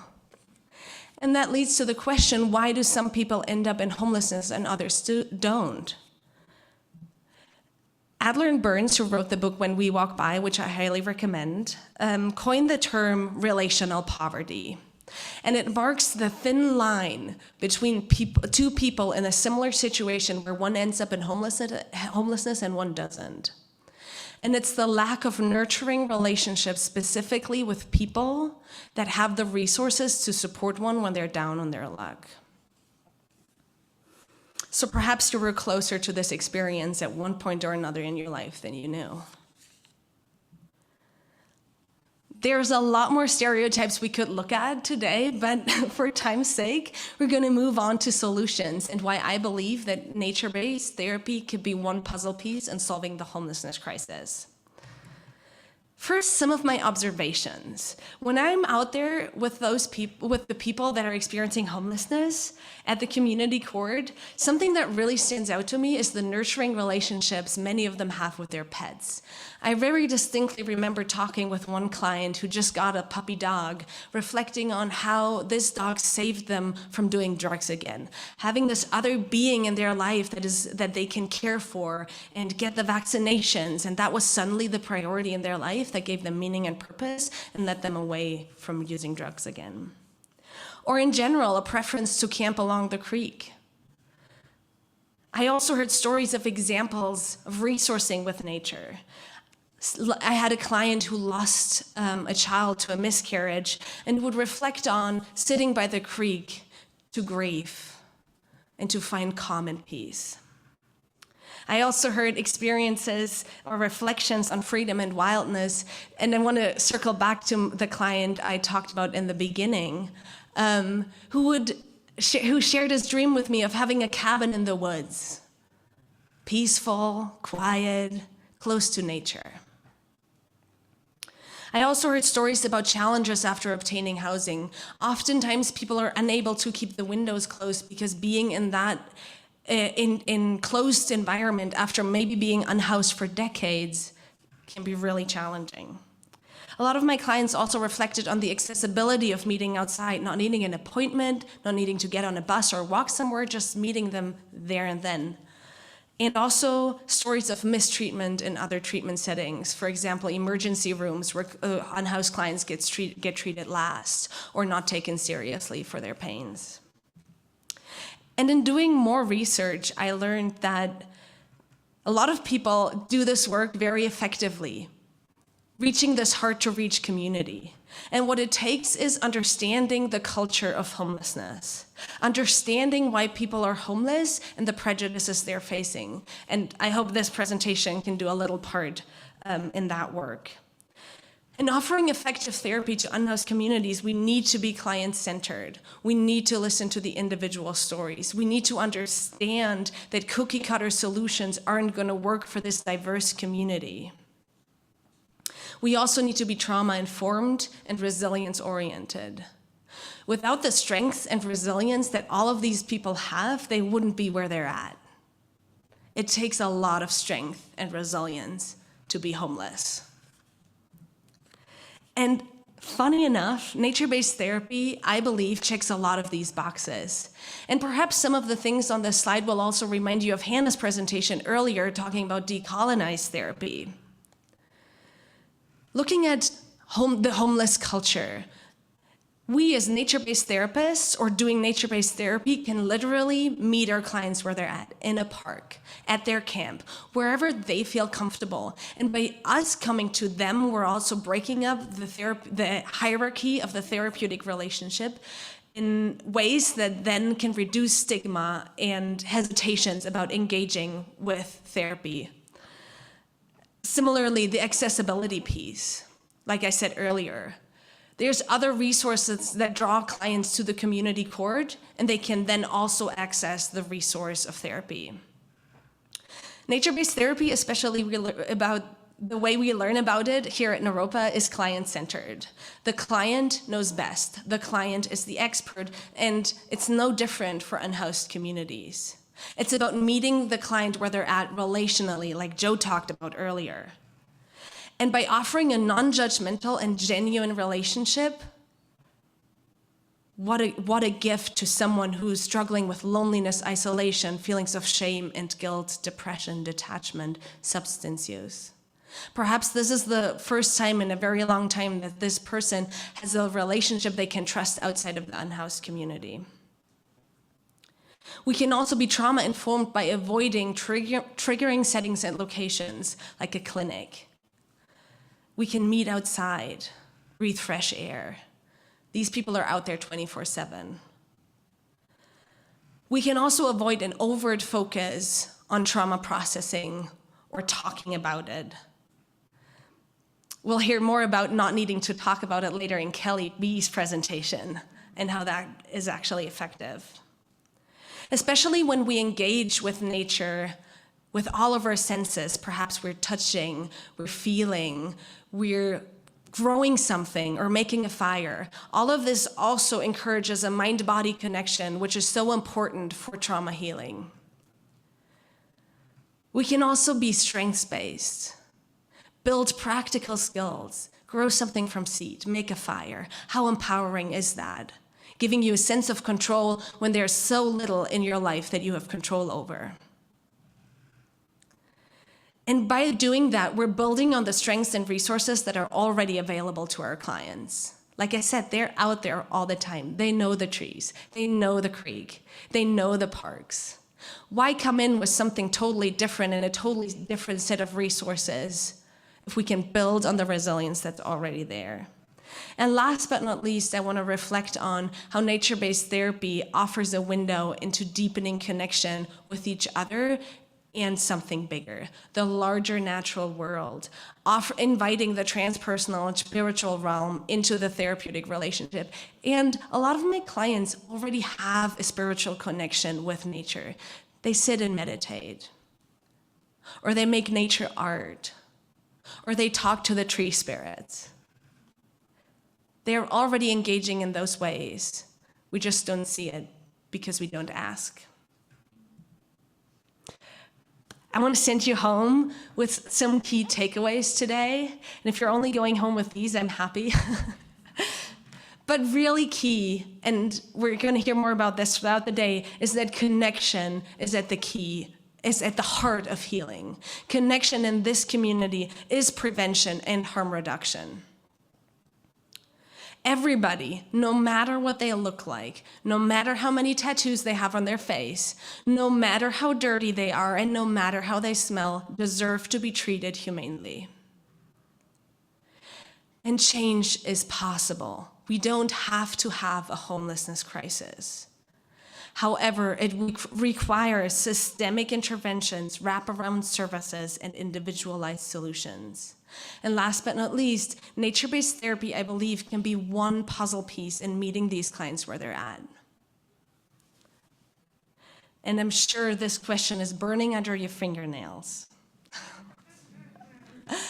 Just take a moment and sit with that. What could you do? What's in your control, in your power?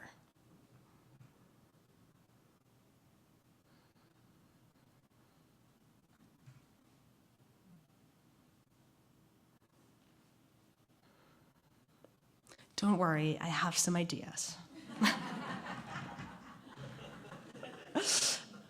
A lot of the ones on the right on the slide here are specific to Denver and the Boulder area. However, all the ones on the left you can engage with from anywhere, no matter where you came from today. I especially want to highlight the podcasts that I'm referencing here, since those feature people that have the lived experience of homelessness, and I highly encourage you listen into that and just hear their stories firsthand. And also saying hi or offering a smile.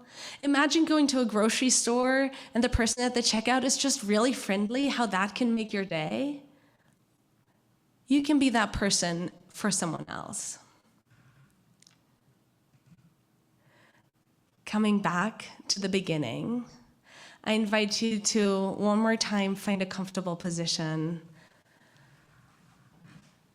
Stretching or shaking out whatever needs to be shaked or stretched.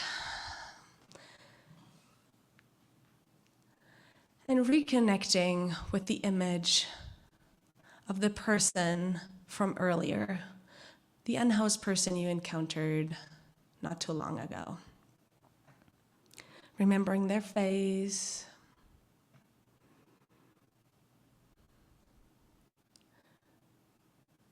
And once you have a clear vision of that person in your mind, try to intentionally relax on your out-breath. Just relax your body, perhaps even taking a more open body posture. Still keeping this person in mind.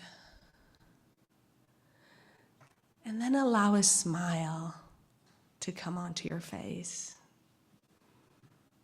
It can be small, can be humble,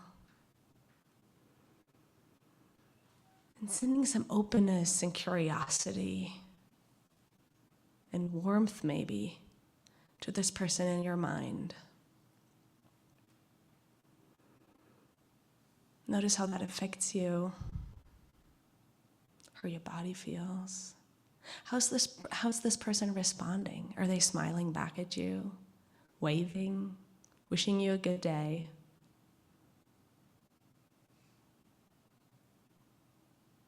I hope you can hold on to this feeling the next time you encounter someone who's down on their luck. Thank you very much.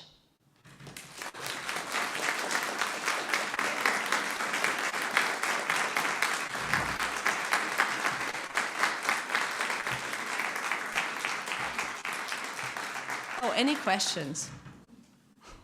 Yes, please. What might you put in a go bag? That's a great question. That can be, for example, hygiene items like hand sanitizer or female hygiene products, a small towel.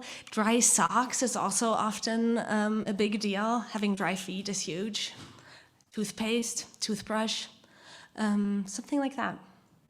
Is that helpful? Yes. Yeah. Anything else? Hilda, thank you for this.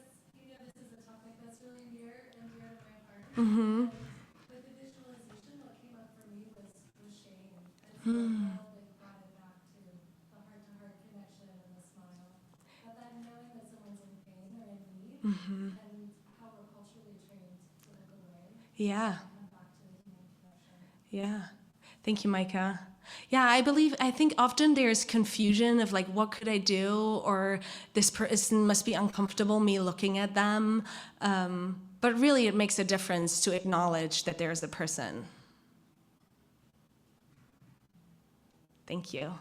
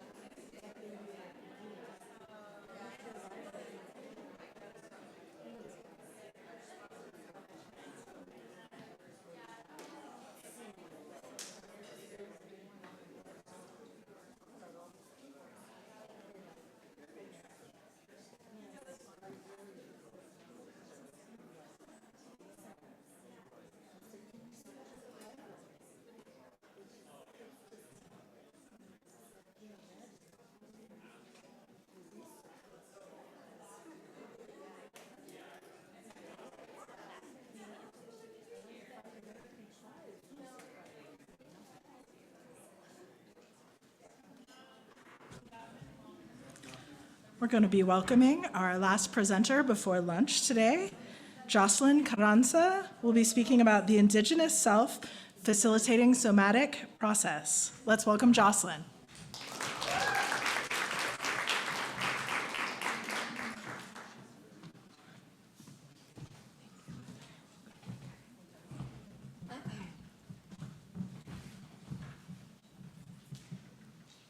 All right.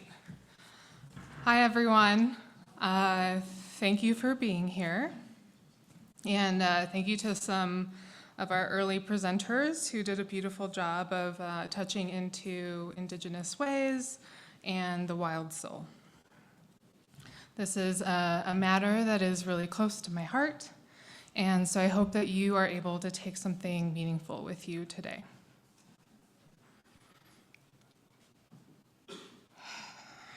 Okay, just like everyone else, I'm going to start by inviting you to close your eyes if that feels comfortable, or even just take a gentle gaze. And for the next few seconds, really take that time to settle into your body by taking 2 nourishing breaths. Really allowing that life-giving air to fill and move through your body.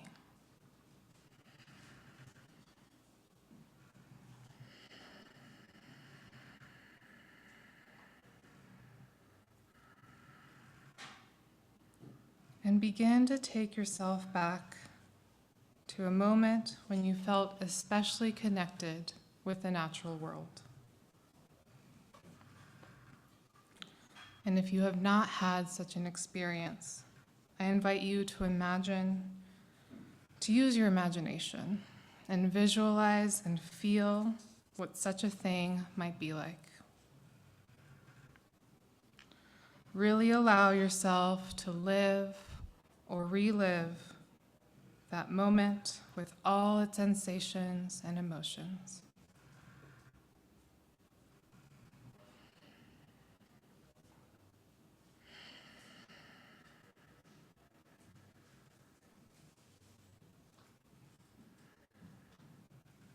Does everything just feel so alive?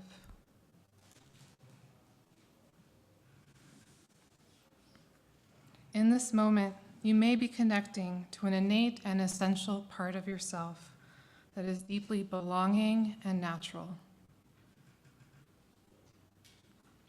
I encourage you to keep the internal felt experience of this memory with you for the rest of the presentation. And now I invite you to slowly open your eyes and return to the room. When I was first considering a subject for my capstone, I was really drawn to the spiritual and integrating it into counseling work. And it so happened that I ended up serving my internship at a tribal clinic in California, where I primarily worked with the Native American population. Sensitivity toward a spiritual orientation or worldview was present among all clinicians and across all programs, but it was especially integrated into recovery work. And it was really honestly so beautiful to watch how spiritual tradition really anchored members of the tribal community working their recovery. Additionally, in my own one-on-one work with clients, I started incorporating body-centered somatic modalities in order to work with and address unprocessed trauma.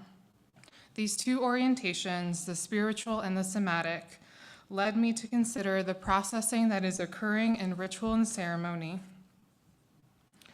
And I started looking to Indigenous traditions, really focusing in on ceremonial grief practices, a process that is poorly supported in Western culture.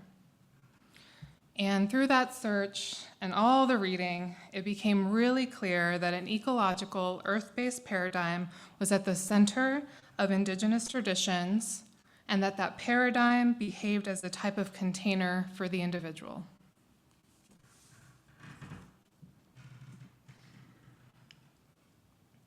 Spirituality is inherently ecological, and ecology is inherently spiritual.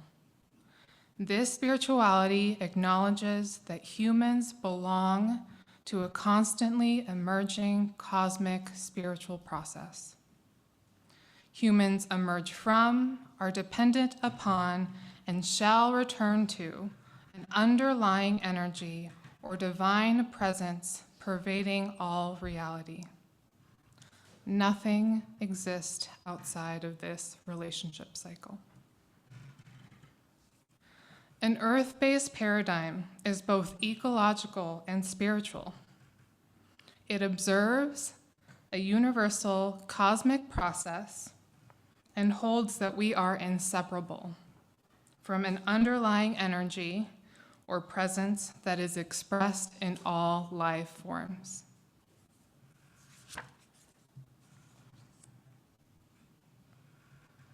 So, why is this meaningful to counseling work? Connection to nature has been studied, and research has demonstrated that greater emotional connection to the natural world is associated with sustained psychological well-being, or what research calls eudaimonic well-being. Eudaimonic well-being is strongly related to personal growth, purpose in life, and positive relations with others. Spiritual orientation, too, is a well-established predictor of eudaimonic well-being.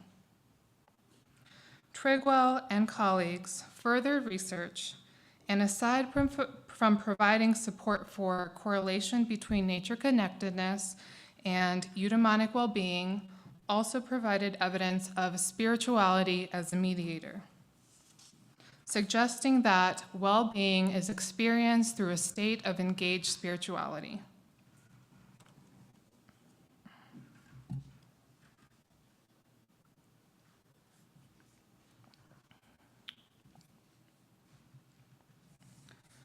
The earth-based paradigm in indigenous traditions recognizes the existence of a life energy that permeates all things and has its own process. This universal energy or divine presence is dynamic and self-generating.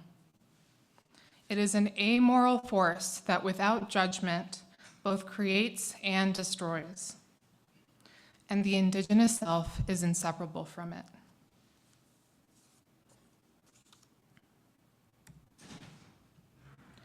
Martine Prechtel talks about the indigenous self and the indigenous soul, drawing from indigenous knowledge in earth-based cultures.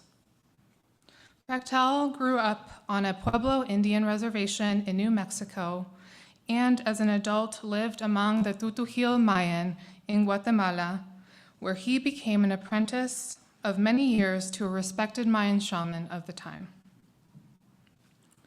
I am relying on the knowledge that was passed down to him, primarily of Pueblo Indian and Tutujil Mayan origins, as well as other earth-based cultures he studied. The indigenous self is an innate part of the self and soul that is deeply belonging and native to an earth observing a universal life energy and process. It is ecologically minded and intimately relational. It is also consciously responsible, understanding that its impact and debt to life is large, and therefore bears responsibility to renew life and be as life-affirming as all other life. It is in contact with its naturalness, and as a manifestation of life force, it is imbued with creative and destructive potential. Its way of life, Through the beauty of its articulation and expression, praises and creates more life.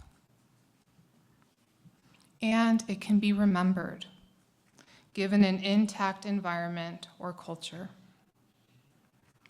I argue that a return, an unearthing of an indigenous self is essential to a deeper, more expanded state of well-being.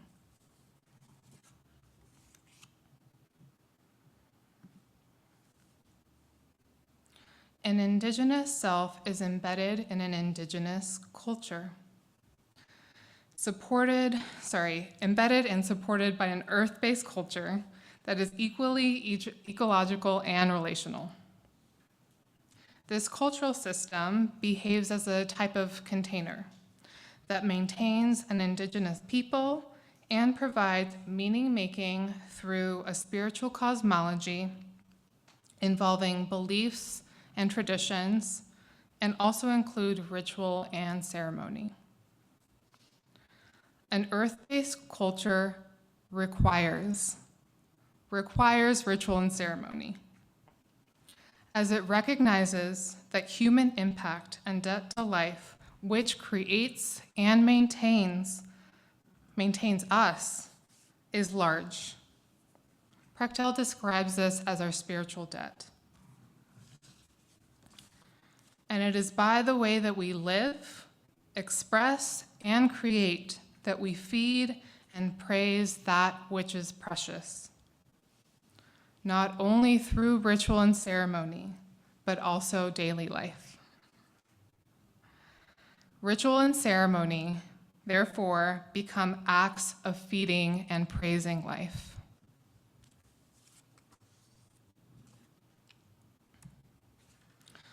So what we're seeing here is an embodied self rooted in a healthy system. A system that cultivates an embodied way of being, an embodied way of living, because it centers itself around the existence of a universal, dynamic, regenerative energy and process that relies on the complete expression and purpose of all life forms. Contained and supported by an earth-based culture, an indigenous self can expressively and meaningfully move with and through the dualistic forces of destruction and creation in an embodied manner. Embodiment is inseparable from life energy and therefore inseparable from an indigenous soul.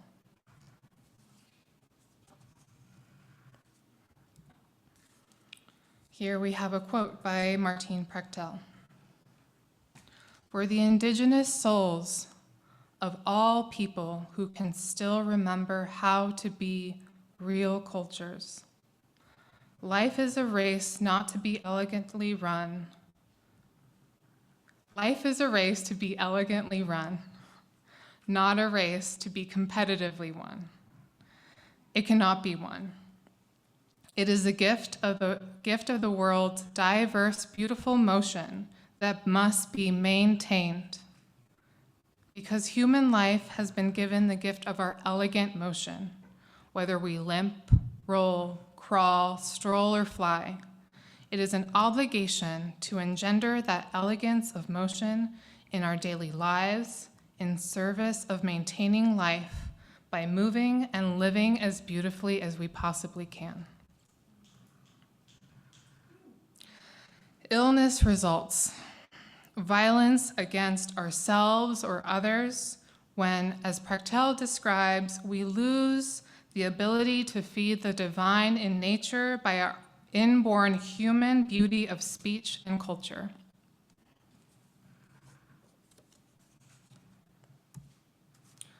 Something like grief, then, becomes an obligation, desirable.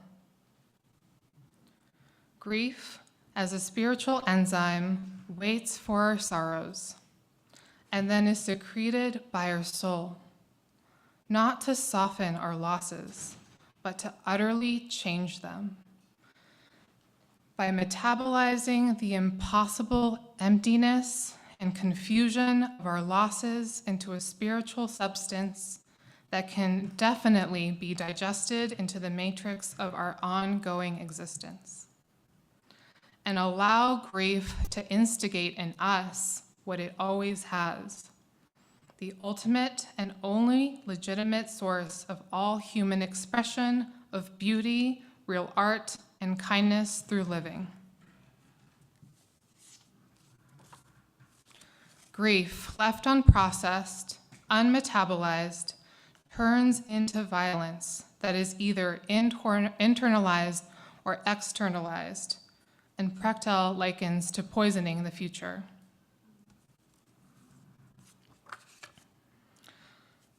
So how does this relate to contemporary somatic modalities? We know now that emotions originate in the body. The Greek word soma translates and means body. So when I say somatic process, I am referring to the process of interoceptive and proprioceptive awareness and witnessing.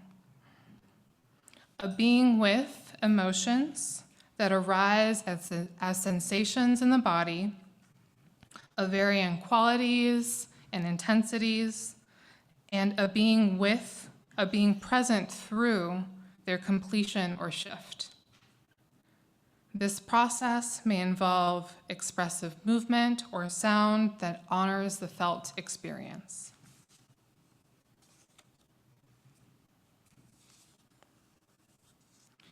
Somatic or body-centered techniques emphasize the subcortical brain, whose more primitive structures are involved in more embodied reactions, and their focus, or the focus of the modalities, is to support the expression or embodiment of emotions that are unprocessed and stuck in the body.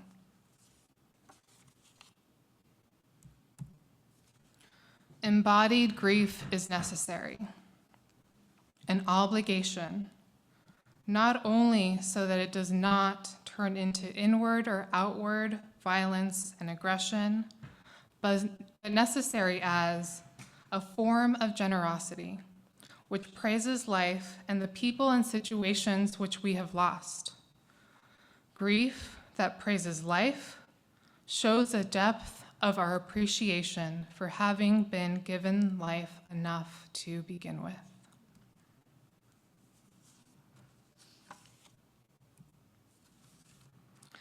Members of the Native American community that I worked with and served in my internship knew loss well. And so I will be sharing what I observed and I witnessed. This land that you see here is located in the Owens Valley in California, or what is known as Payahunadu, which means the land of flowing water. And it is located just south of the clinic where I served my internship. And just 2 years ago, this land was returned to tribal care after being under private ownership for decades. And it has now become a space to support cultural reconnection. Stewardship and gatherings on the land are truly an effort to reconnect with Indigenous ways. And it is also a place where members of the tribal community come to heal.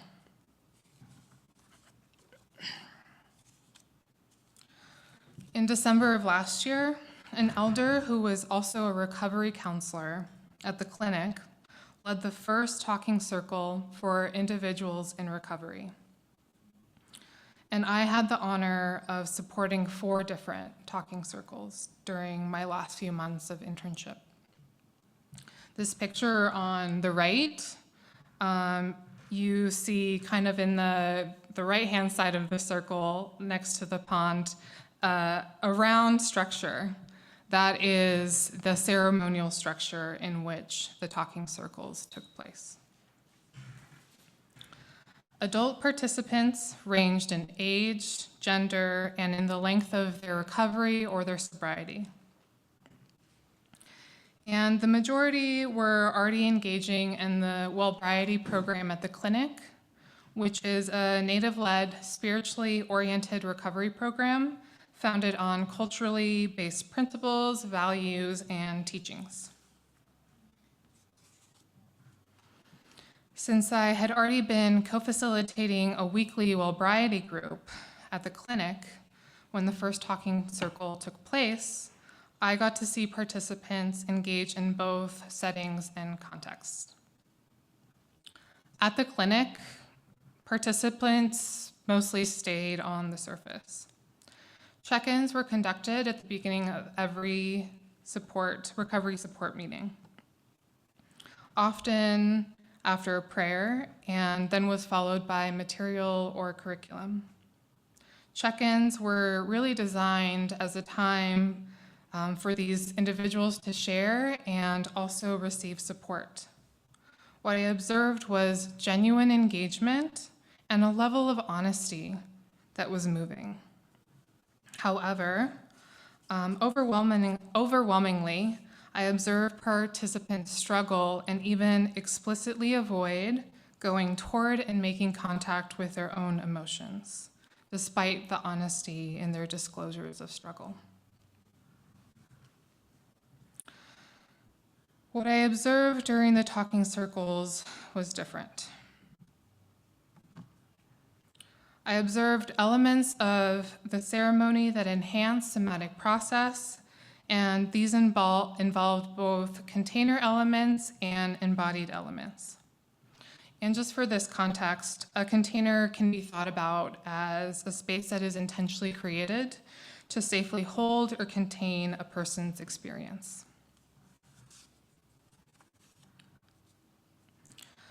Container elements included the ceremony itself, a component of the culture that was led by a trusted and respected elder, and the presence of the divine and what was often referred to as creator.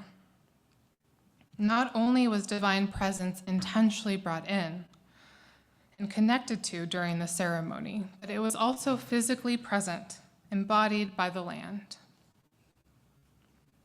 These container elements created a sense of safety in which participants could rest and release into.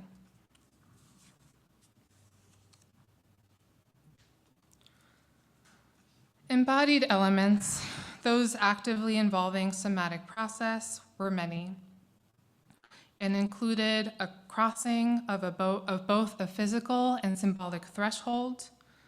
Crossing of this threshold signified a stepping into a non-ordinary, sacred kind of time and space, where one is in contact with divine, with something larger. Stepping into and settling into the space, for me, evoked a sense of a kind of awe. I knew and I could feel that something special was happening.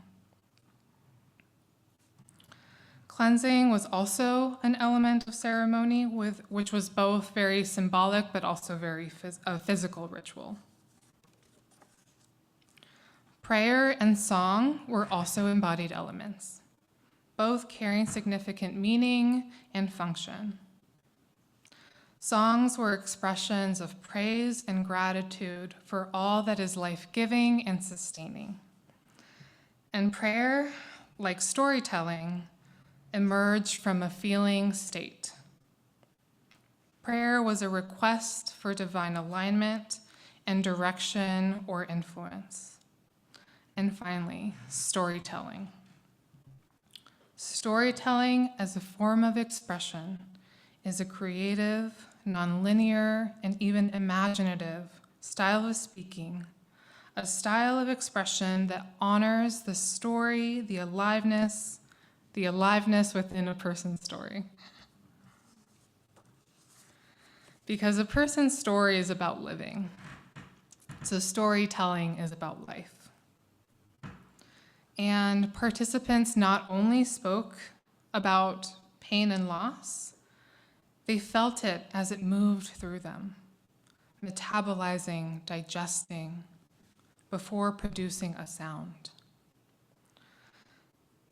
What I saw was an expanded ability or capacity to access deep emotion and expression.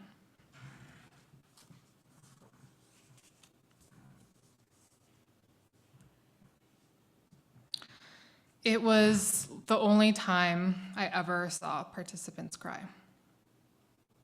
A learned hardness softened, creating an opening to make contact with their emotions. And I learned that if grief has a sound, it is a sound of deeply felt loss. Grief has movement. It is active. I witnessed and felt the movement of their grief. It was the movement of my own felt emotion, dancing and swirling in my body. I had made emotional contact. Prechtel says that all real grief causes all to grieve. Participants who shared about their experience spoke to a sense of felt safety, trust, calm, and a greater sense of connectedness.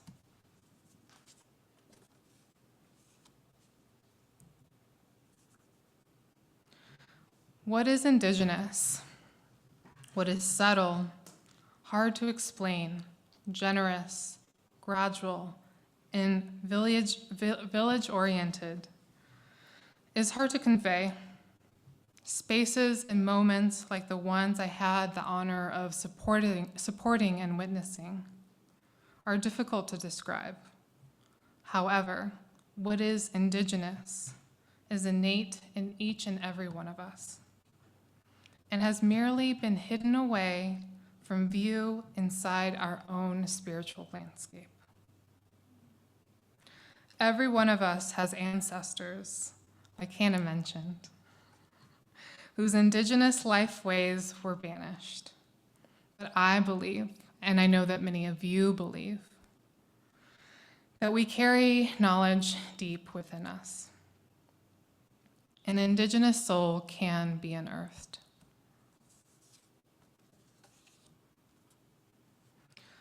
So let us return to the moment we relived or imagined at the beginning. How can you intentionally increase or cultivate these moments of contact with divine energy or presence, whatever it is that you believe in, while bringing more attention or awareness to their spiritual or transpersonal nature?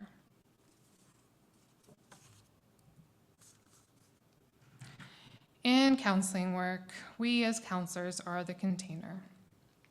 And although an indigenous, earth-based culture is a much larger container than any one of us can really provide our clients, especially at a time when rupture from indigenous ways and knowledge is immense, unearthing and remembering starts at the individual level, with us as counselors and in our work with clients.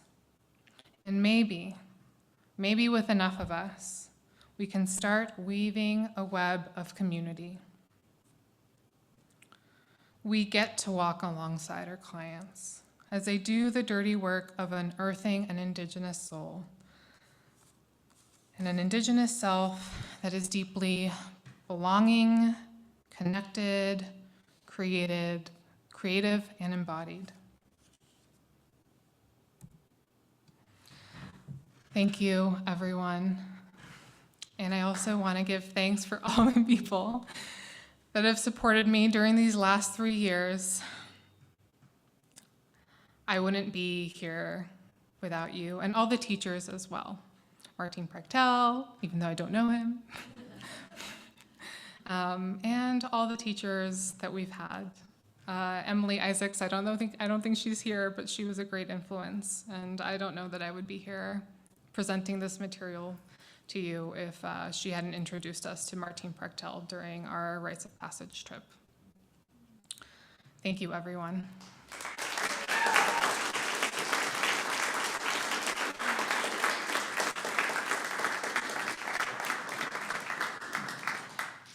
Are there any questions?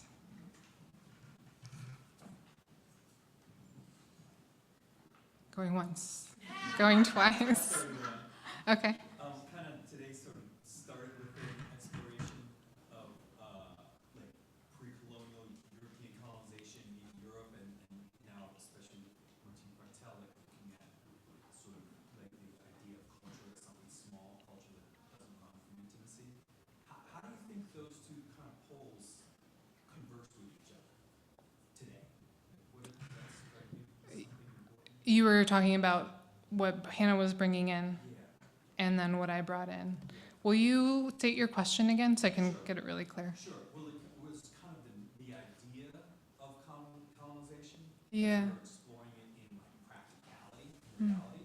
It's this multi-millennia process, Mm-hmm. right? Mm-hmm. And that sort of is coming maybe from a similar root, but is playing out in very, very different ways.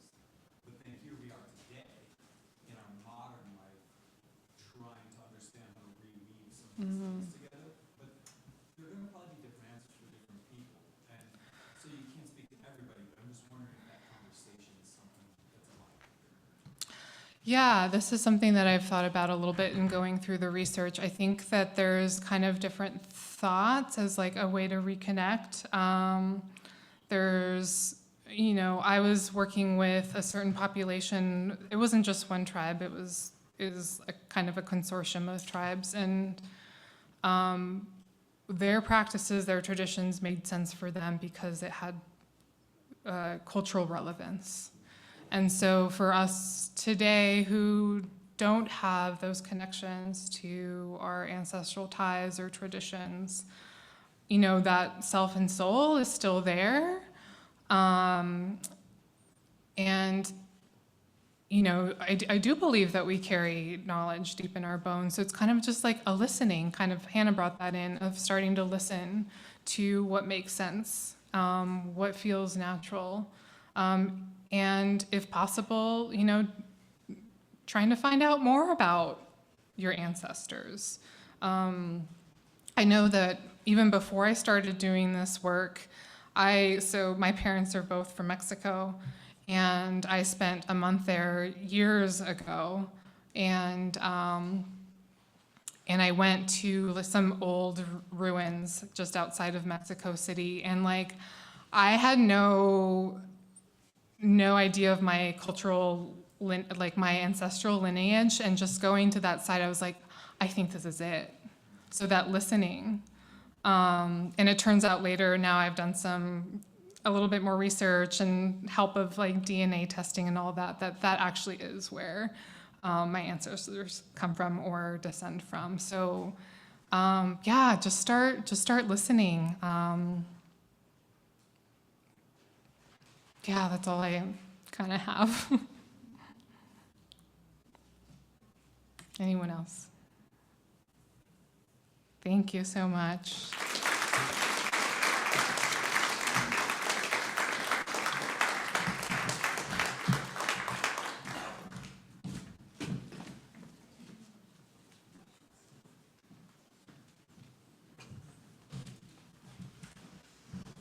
Thank you, everyone, for joining us this morning. We're going to take a lunch break, returning to programming at 12:45, so plan accordingly.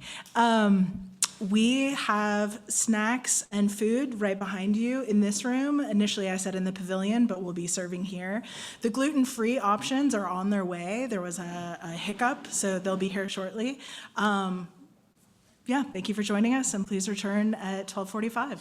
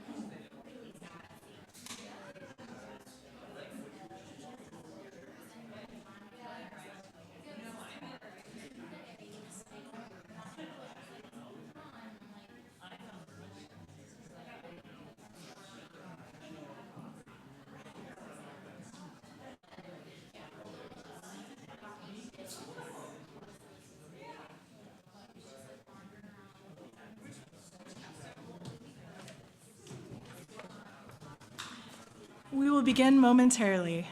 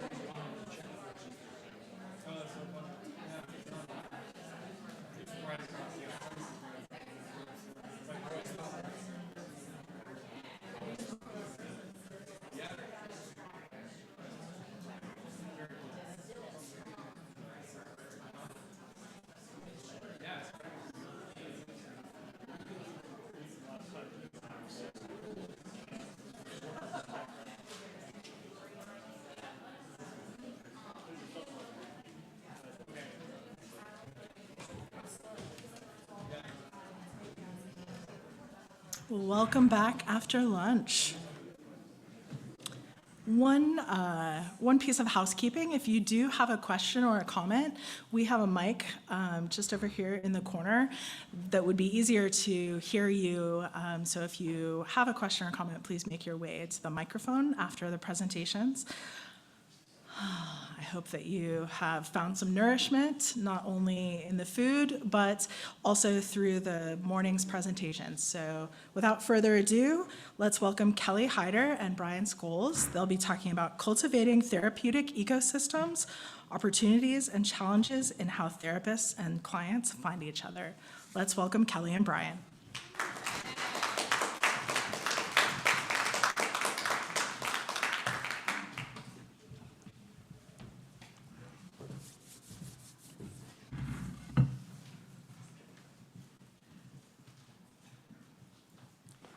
right. Thank you, everyone, for coming, for being here. For the next hour, we're going to be exploring how we cultivate therapeutic ecosystems. The journey began about a year ago with a conversation in a van after a river intensive.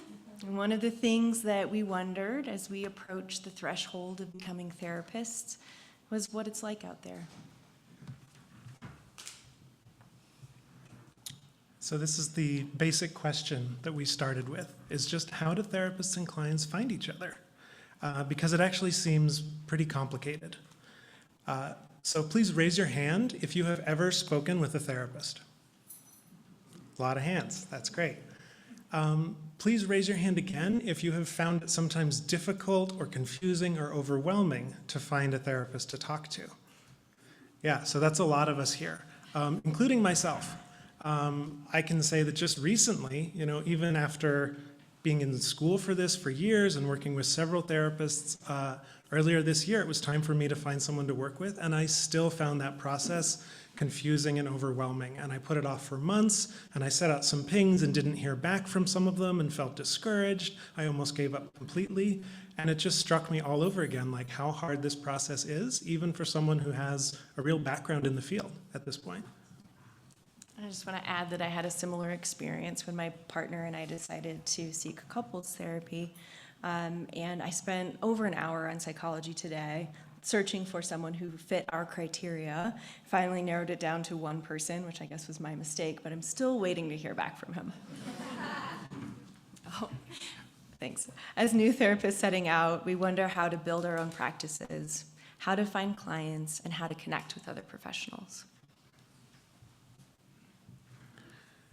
And part of the context here that we see is that this field of mental health really is changing very quickly in the last few years. COVID was a major disruptive event for almost everything, definitely including mental health. And that led to a lot of more people seeking mental health services, sometimes for the first time. It also really led to this explosion in telehealth services. So a lot more people are looking for therapists, a lot more people are finding their therapists online. And people are talking more openly about it as well. Like there is a sort of increased societal awareness about the value of therapy, about how it can be a good thing. It doesn't have to be stigmatized. Obviously, it's still a complicated topic that not everyone is comfortable talking about, but overall, it's gaining more and more traction in sort of mainstream culture, and that means more and more people are seeking therapy, especially among the younger generations. Like the percentage of people who are in therapy or planning to enter therapy keeps going up and up and up. And another part of this kind of wave of change is that a lot of new companies are entering the space, and you may recognize some of these like Talkspace or BetterHelp. There are tons of these companies at this point, and as I tried to make a spreadsheet of all of them, because that's what I like to do, every time I looked, I found more of them, and it quickly became overwhelming to even try to map out all the different startups and services and new tech platforms that are kind of coming into this space and offering new ways of connecting clients and therapists. And they are making it a lot more convenient and smoothing over a lot of the process, and we'll talk more about that later. And just to illustrate how things are changing from a funding perspective, you can see that bar graph on the left shows, especially during the COVID years, the funding flowing into mental health really exploded, almost reaching $5 billion a year. And it tapered off some towards the end of the pandemic, but it continues to be really strong. The graph on the right compares mental health funding to other sectors in the kind of digital health space. And for the last 5 years running, mental health has been the #1 top funded category. So there's a ton of new money and a ton of business interests flowing into this space in a totally new way. And that does bring some real challenges, along with other existential challenges that we already see in the field. Just the rapid change and growth always brings stress to any system or sector. And there will be growing pains, and there will be kind of surprises and losses along the way. And I think there's also a risk of commercialization as new platforms and technology enter the space and smooth over a lot of the rough edges. They do also bring their own agendas. We also wanted to include, as Brian mentioned, existing existential challenges in the field.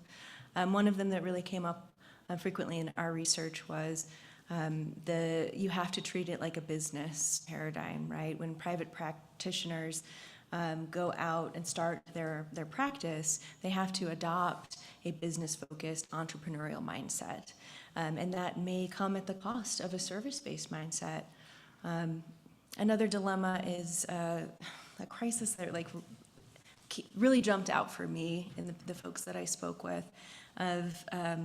there's the choice to take insurance or not, but then there's also this choice of how much to charge and balancing personal sustainability and goals against accessibility for clients.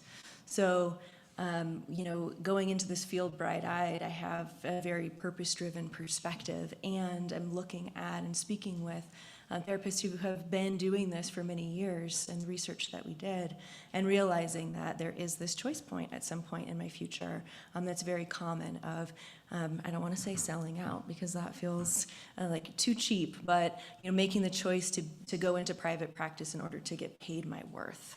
As opposed to some of the other choices that are available that might help to curtail generational trauma and oppression and some of the things that really exist in more at risk and populations who really need that support and maybe can't otherwise afford it.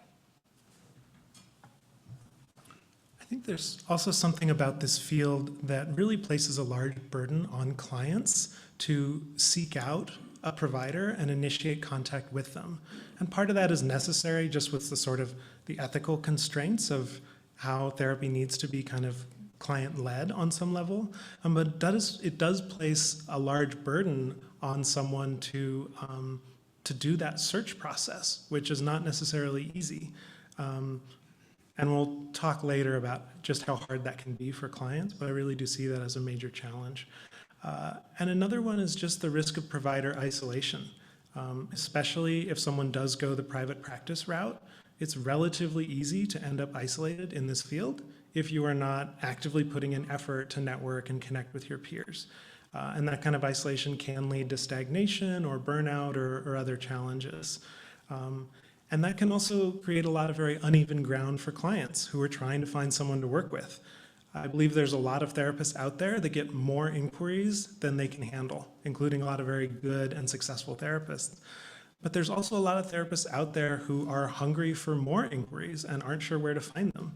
And these two groups aren't always connected with each other. It seems like there are a lot of challenges and obstacles along the way. Clients might get discouraged and give up on the search. As Brian mentioned, therapists might struggle to find enough clients or take on too many and burn out. We feel that both clients and therapists need a way to orient and to find their way in this complex territory, which is why we wanted to explore and attempt to map out the whole complex ecosystem of mental health services that providers coexist in and that clients must navigate in order to find appropriate care. So we'll circle back to our central question, which is how do therapists and clients find each other? And what we really want to know is there a better way? In order to answer this question, we designed a study. This last November, we put together a research plan, got IRB approval. We wanted to hear personal experiences of both therapists and clients to see if we could identify themes and patterns. We conducted 2 different surveys of Naropa GSCP alumni, one during Alumni Weekend with 32 respondents, and a follow-up online survey with 82 total respondents. We performed follow-up 30-minute interviews with 19 different alumni. We also conducted 30-minute interviews with 16 people who have been clients of therapy. And we spoke with 2 experts in the field, one who works with numerous therapists to build their practices, and another who has trained counselors in growing their practices, as well as worked with numerous clients to help them find good fit therapists. Needless to say, we gathered a lot of data, both qualitative and quantitative. I want to point out that we'll be sharing quotes from our interviews throughout the presentation, as a way of including the voices of respondents in telling their story. We are excited to share with you some of our findings and some ideas for the future, so let the journey begin. And we will start that journey from the client perspective. So here's a first quote from our interviews. I was at a low point in my life. I had never felt some of the feelings I was dealing with. I didn't have tools and felt stuck. In speaking with individuals who have been clients of therapy, the trends we found were that often people are in a crisis after a major life event, or their behavior patterns are challenging their desired way of life when they reach the point where they're making the choice to seek help. We also found that often first-time clients don't know what they're looking for. There's not much awareness of different types of modalities or different ways that therapy can look. Still me.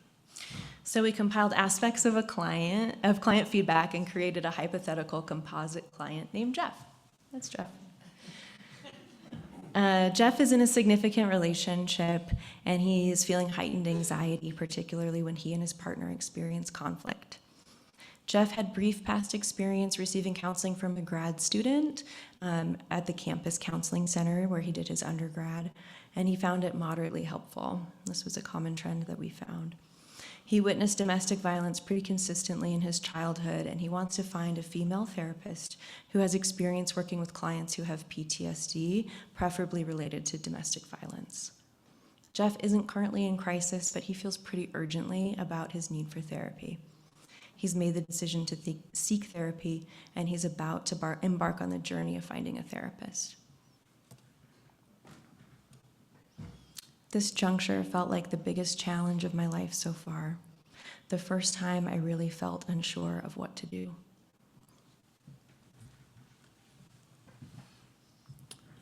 So like every other presentation so far today, we too have a little activity where you are invited to close your eyes and imagine something for a moment.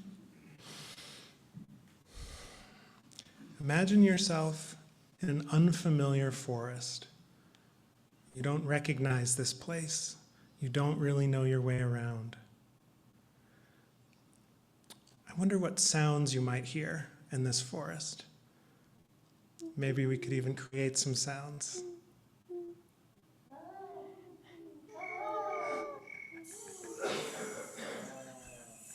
That's great. Keep it going a little bit. What does this forest sound like?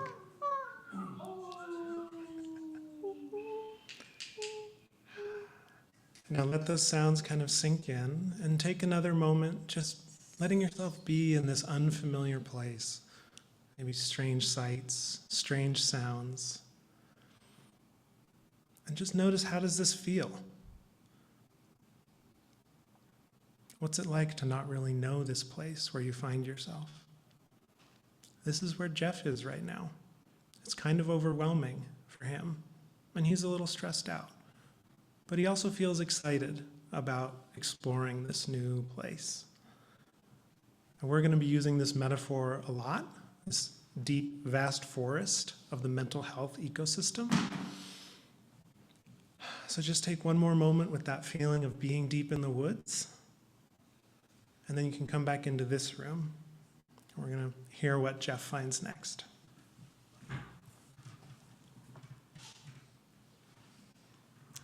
Part of what makes this forest ecosystem particularly intimidating for newcomers is the learning curve it demands at a time when a potential client is already likely at the edge of their window of tolerance. This is a list of steps that illustrate an example. In our research, we wanted to get a feel for what a client sees when they seek out online tips for finding a therapist. There were numerous lists and guides for potential clients available online, and the prevailing sense that we got from them is that in order for Jeff to feel fully empowered in this process, he would need to learn to become fluent in therapist. Not only does Jeff have to know about cost and accessibility, other common recommendations are that he get specific about his goals for therapy. He learn about what different degrees and licenses mean, and what different modalities are in order to determine what's best for him. I'm about to graduate from 3 years in a master's program, and I'm confident that I don't know all of the modalities that exist. For someone like Jeff, who is already feeling anxious and under-resourced, this can be a tall order. My nervous system was so fried. I knew I needed help, but the barriers made it so much harder.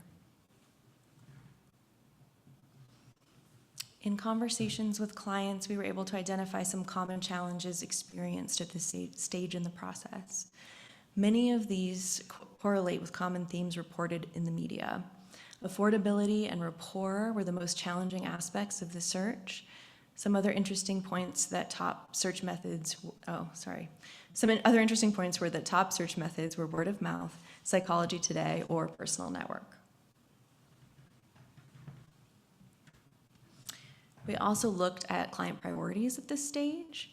Gender and cost, again, were among clients' highest priorities. Also worth noting, many clients were looking for cultural alignment with their therapist, so someone who had a similar identity group.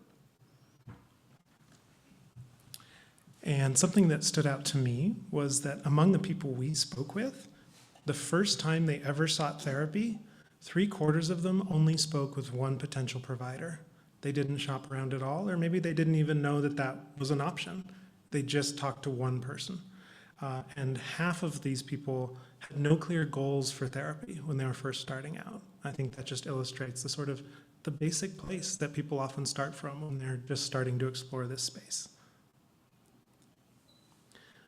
Part of the reason I liked BetterHelp was that you could click on someone and see their availability, so you didn't have to go through a whole intake process. Also, clarity on insurance.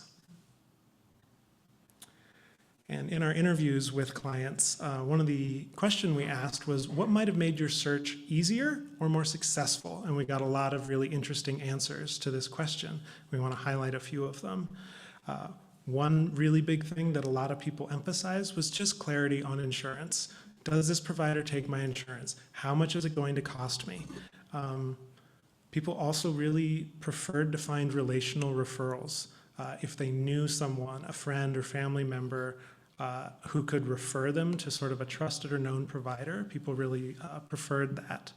And people also really wanted therapists to respond to them when they send an inquiry. It feels bad if you just don't hear back. Go figure. Another thing that was noted are relevant reviews, and in this context, relevant being someone from a shared identity group. Also, something that clients that we spoke with brought up were the potential of a low-stakes intro or consult call, which could be like a 15-minute call that's outside of the intake process. There's really no history required in that conversation. It's just getting to know you and get a vibe check, as the kids say. Another that came up is an initial session check-in or initial session check-ins with clients. And so what this looks like is beyond that stage where you've made the choice and you're meeting and developing your therapeutic relationship, the therapist making a conscious effort to check in with the client at different points in beginning sessions to make sure that things are going well, to kind of level set the power dynamic. And it can be that simple.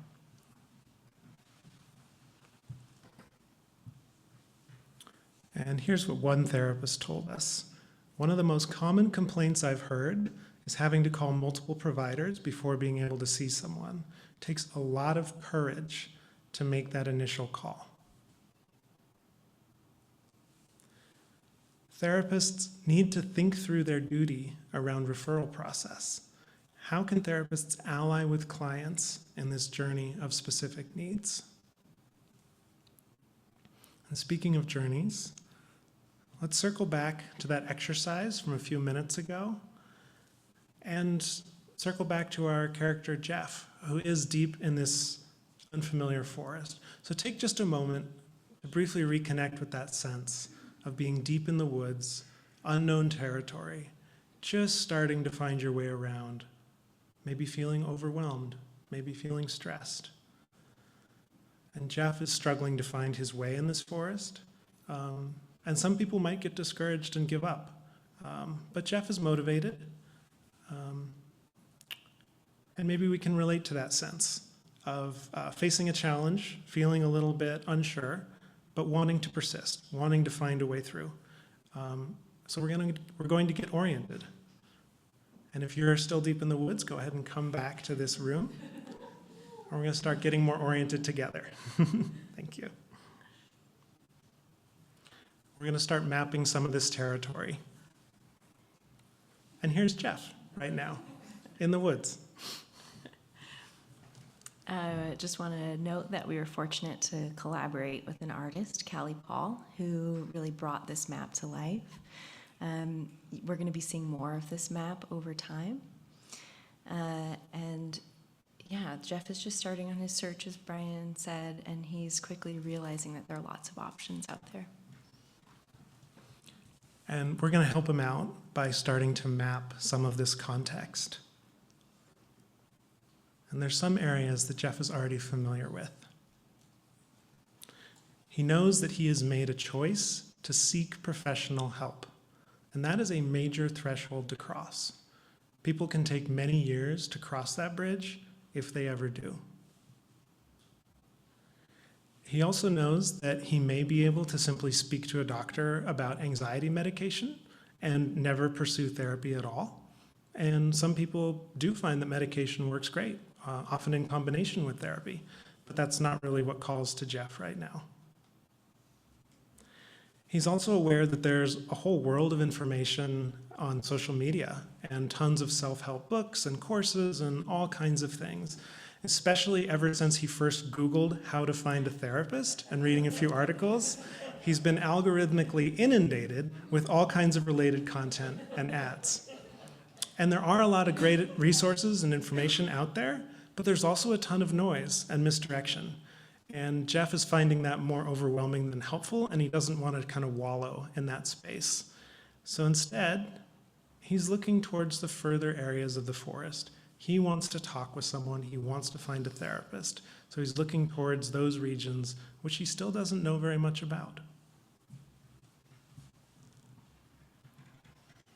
So while Jeff is trying to find his way in this forest ecosystem as a client, there are simultaneously all kinds of therapists, healers, and service providers trying to orient themselves in the ecosystem. But these folks aren't just passing through. They want to take root here and find a place they can really invest in and grow into for the long term.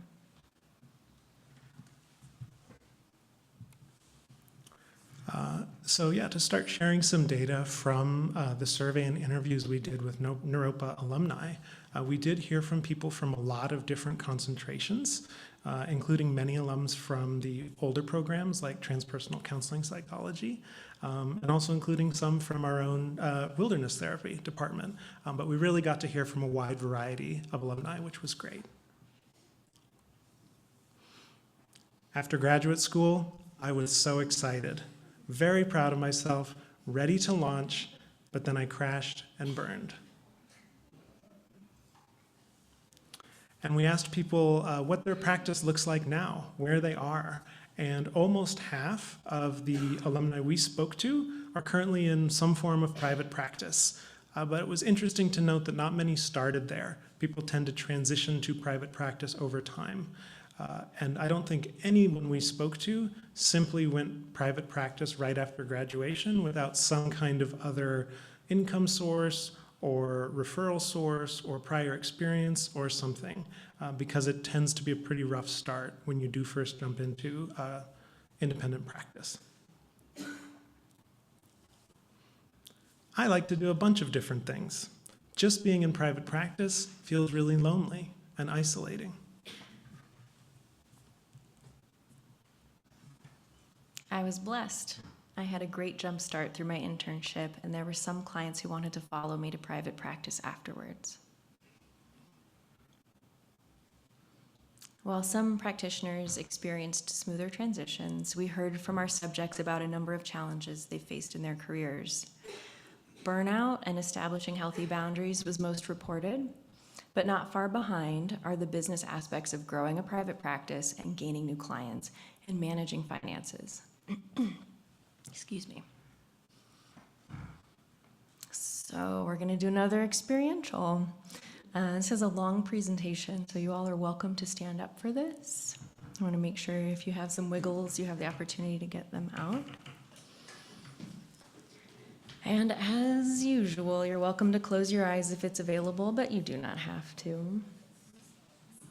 The invitation is for you to imagine yourself as a humble little tree seed. A tree seed. Maybe you're an acorn that tumbles and rolls, or a winged maple seed that twirls in the air, or a pine cone that's all rough and prickly, or a sycamore seed ball with hundreds of fluffy little seeds inside. You're hoping to find a good place to establish yourself, a nice place to land, root, and grow, to fulfill your purpose. You're welcome to embody and move as your tree seed. How do you feel? What do you notice?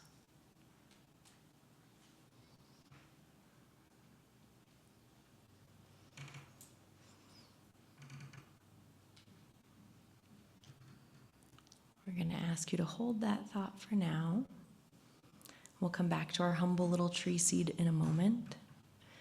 You can open your eyes if you had them closed, and you could be seated if you wish, and particularly if you're blocking someone's view.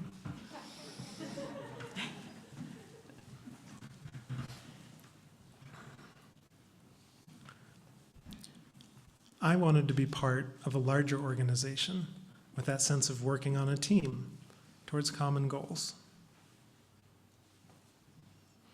And we want to introduce another composite character. And this is Anne, who's based on a lot of things we heard in our interviews with practicing therapists. And Anne's experiences so far and where she's headed kind of synthesizes a lot of themes that we heard from in our interviews. So Anne is about 2 years out of school.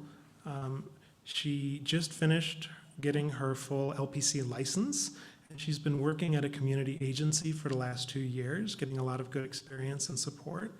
And she's now hoping to move towards private practice, particularly wanting to focus on survivors of domestic violence and using a somatic approach. And she is excited to start, but she's also worried about the marketing and business side of things because she just doesn't have much experience or expertise there. After graduation, I started working 60 hours a week at an agency and found it too challenging. I wasn't getting helpful supervision, though I did still learn a lot. I decided to start a private practice and worked at a restaurant to supplement me as I built up my practice.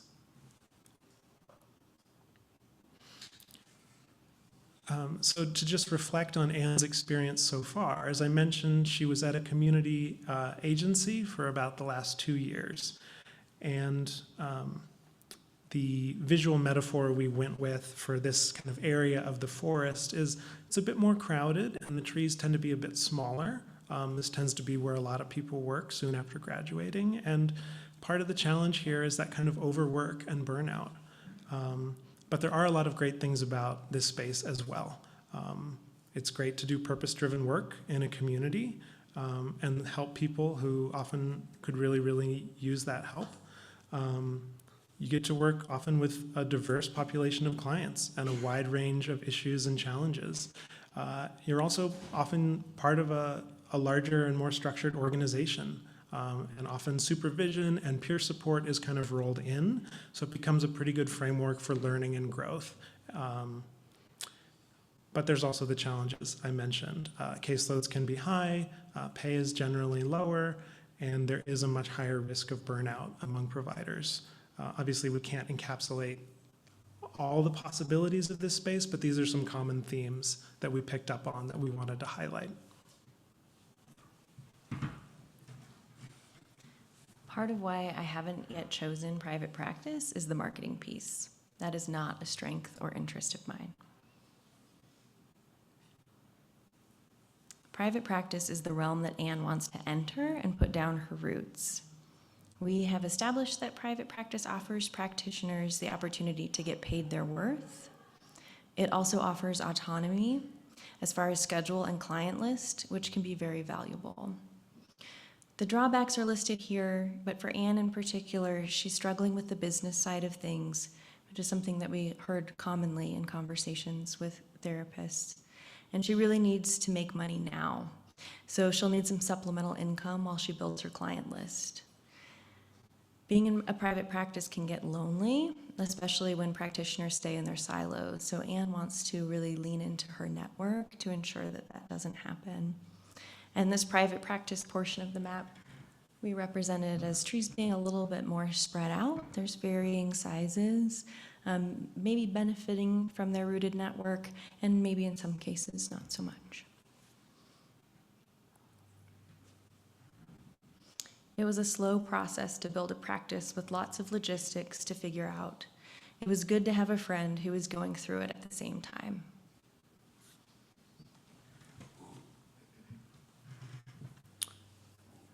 And another thing that Anne is considering is all of these new online platforms that I mentioned at the beginning. And these can be a really great way to connect with clients quickly. They really do streamline the process, both for clients, who can very easily sign up and get matched with someone very quickly. And it's also streamlined for the therapist, like all these workflows of billing, insurance, consent forms, a telehealth platform, record keeping. Those are often all rolled into this platform. So they really do polish a lot of the rough edges that providers and clients face. And of course, nothing is ever perfect. A lot of these platforms, the pay can be lower than private practice. The platforms often take a hefty fee. They have a lot of different business models and the economics do really vary. But we heard something like $40 to $100 per hour with clients is sort of a good ballpark for what providers can hope to earn on these platforms. Another challenge is that providers have a little less control about how they appear on this platform, which clients find them, how scheduling and billing plays out, and various things like that. I think in various ways, convenience has its costs. It may be harder in some cases to foster a deep and lasting relationship if therapy is just another app on your phone. It's just another monthly subscription that you signed up for one day. And I do think that do these platforms help clients and therapists find each other? Yes, absolutely. They make it much easier, but they are generally for-profit companies, and they are not only trying to help therapists and clients find each other, they also have their own agendas. We're in this post-COVID era, and we have all these venture-backed companies that are competing for therapy clients. I think they're particularly increasing demand through advertising. So they're making the stigma disappear more and more as they're scooping up more of the market share.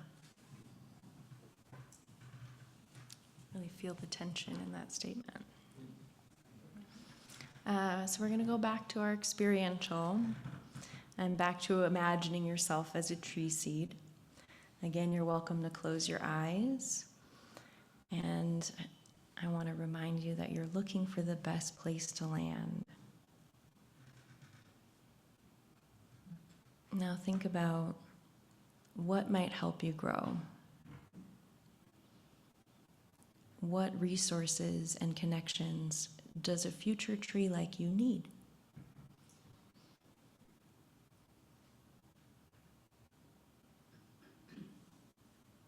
Explore your options.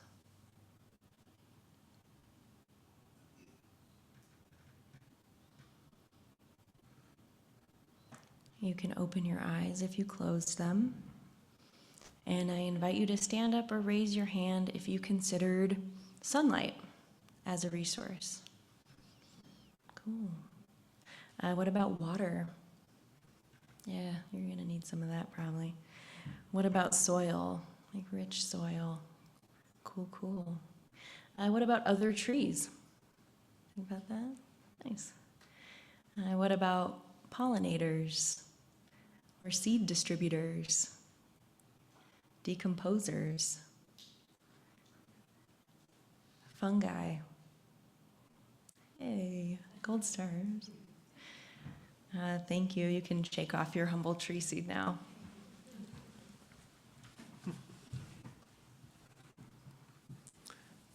So one thing we wanted to illustrate with that activity is just how many kinds of connections are possible in an ecosystem and how many different resources might support something like a tree that's growing.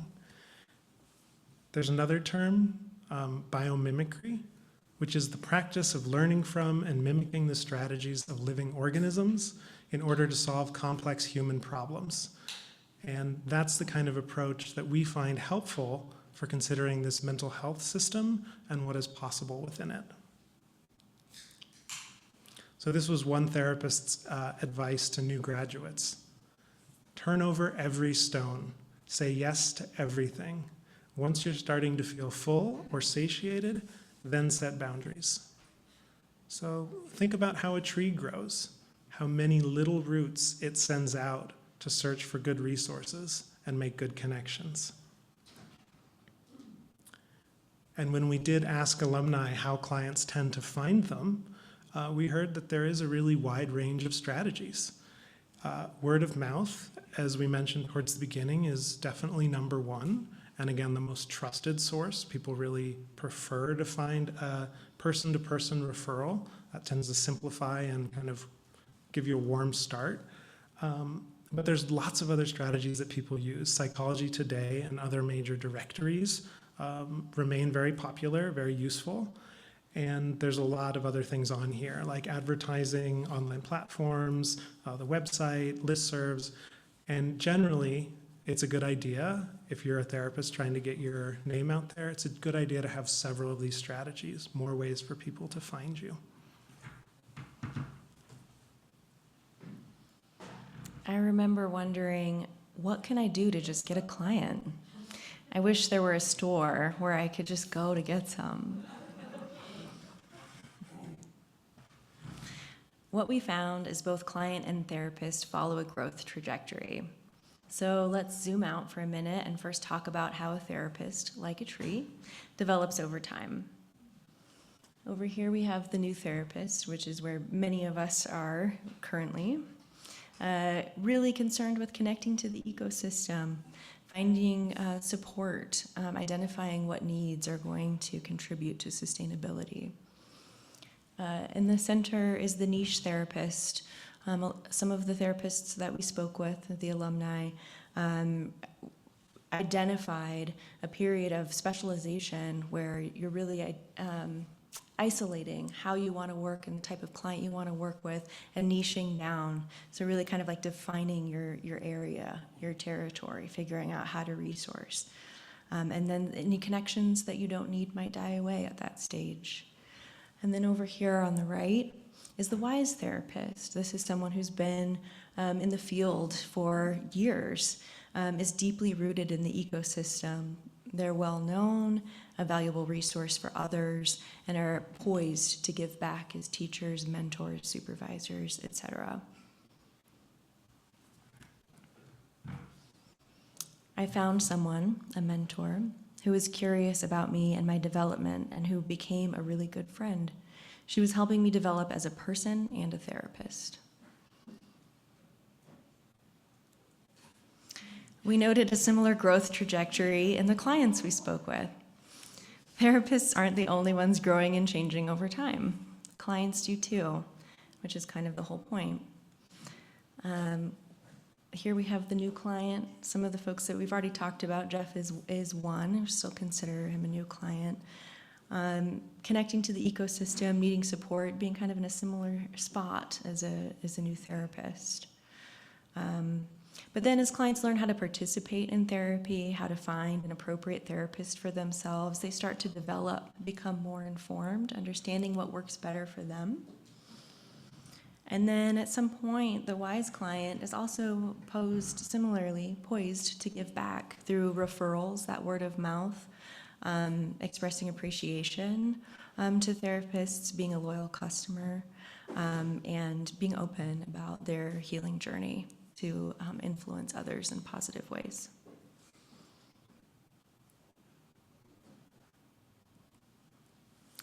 We want to acknowledge that both types of growth happen in relationship, not just the therapeutic relationship, but the therapist's relationships with peers, mentors, and educators, and the client's relationships with media, friends, and other healers, which brings us to the ecosystem approach. It's just a type of rubric we think could help as an orienting principle. And it helps to answer the questions that we had. How can practitioners position themselves within the ecosystem to get what they need and feel resourced to continue providing support to clients as well as other practitioners? And how can clients be supported in their growth within this ecosystem such that they're able to heal, grow personally, and become allies and advocates in other clients' journeys? First, as I alluded to in the growth trajectory, is support. That kind of foundational piece of what are your needs and what resources are available. From there, you can move on to sustainability. What are your priorities? What is your timeline? Can you develop an ongoing check-in process to gauge your own development? And as I mentioned before, that clients requested, can you develop a check-in process within the therapeutic relationship? How is this going? How do we feel about this? And the third principle here is growth, which can refer to various things. There's the growth of skills and knowledge, like a therapist might hone certain modalities or approaches over time. And a client might also grow, like their vocabulary or their emotional maturity. And another kind of growth is growing our relationships, building stronger connections and a stronger network around us.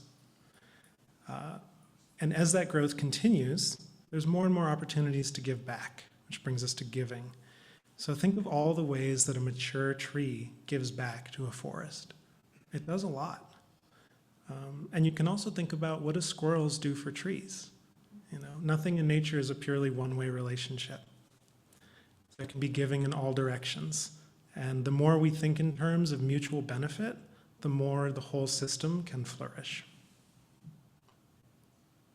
So circling back to Anne, she's taking some next steps in her growth, and she's following some principles of this ecosystem approach. She's trying various things.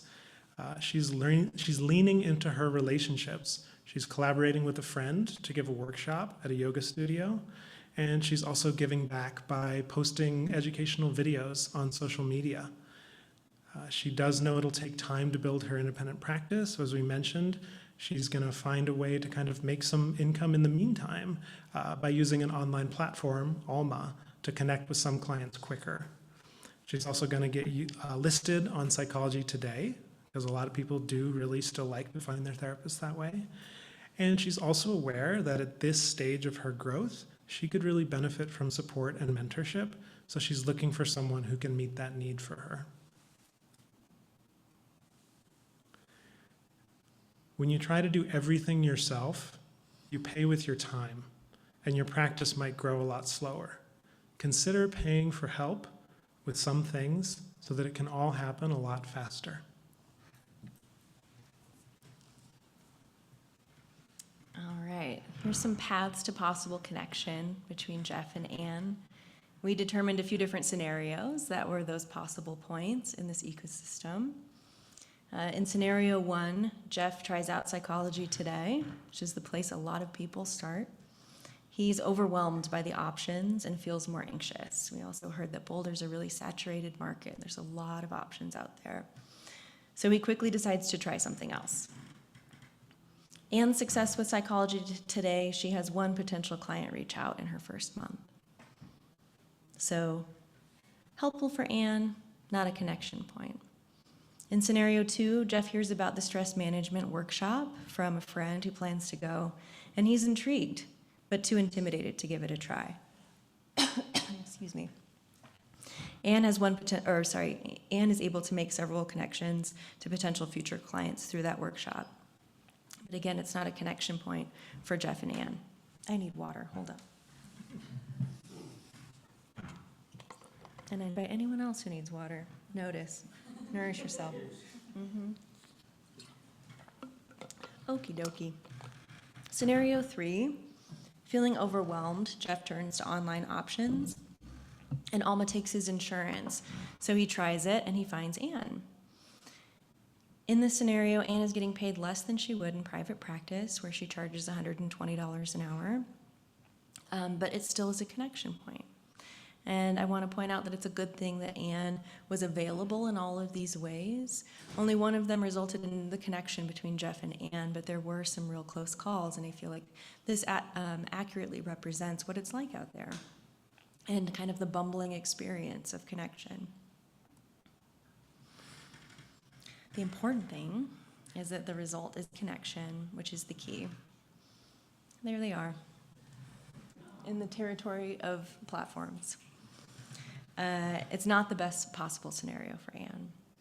Their story doesn't end here. It really is just the beginning. However, this is where we leave them. And I want to, sure. We have the actual map artifact here. So this is the photo of it. And as I mentioned, Callie Paul, who's an artist and an LPCC that I work with at Animal Assisted Therapy Programs of Colorado and Arvada, created this map for us. And we'll have it in the back by the food for anyone who wants to take a look at it. Get up close. You can touch it if you want. That helps. Yeah.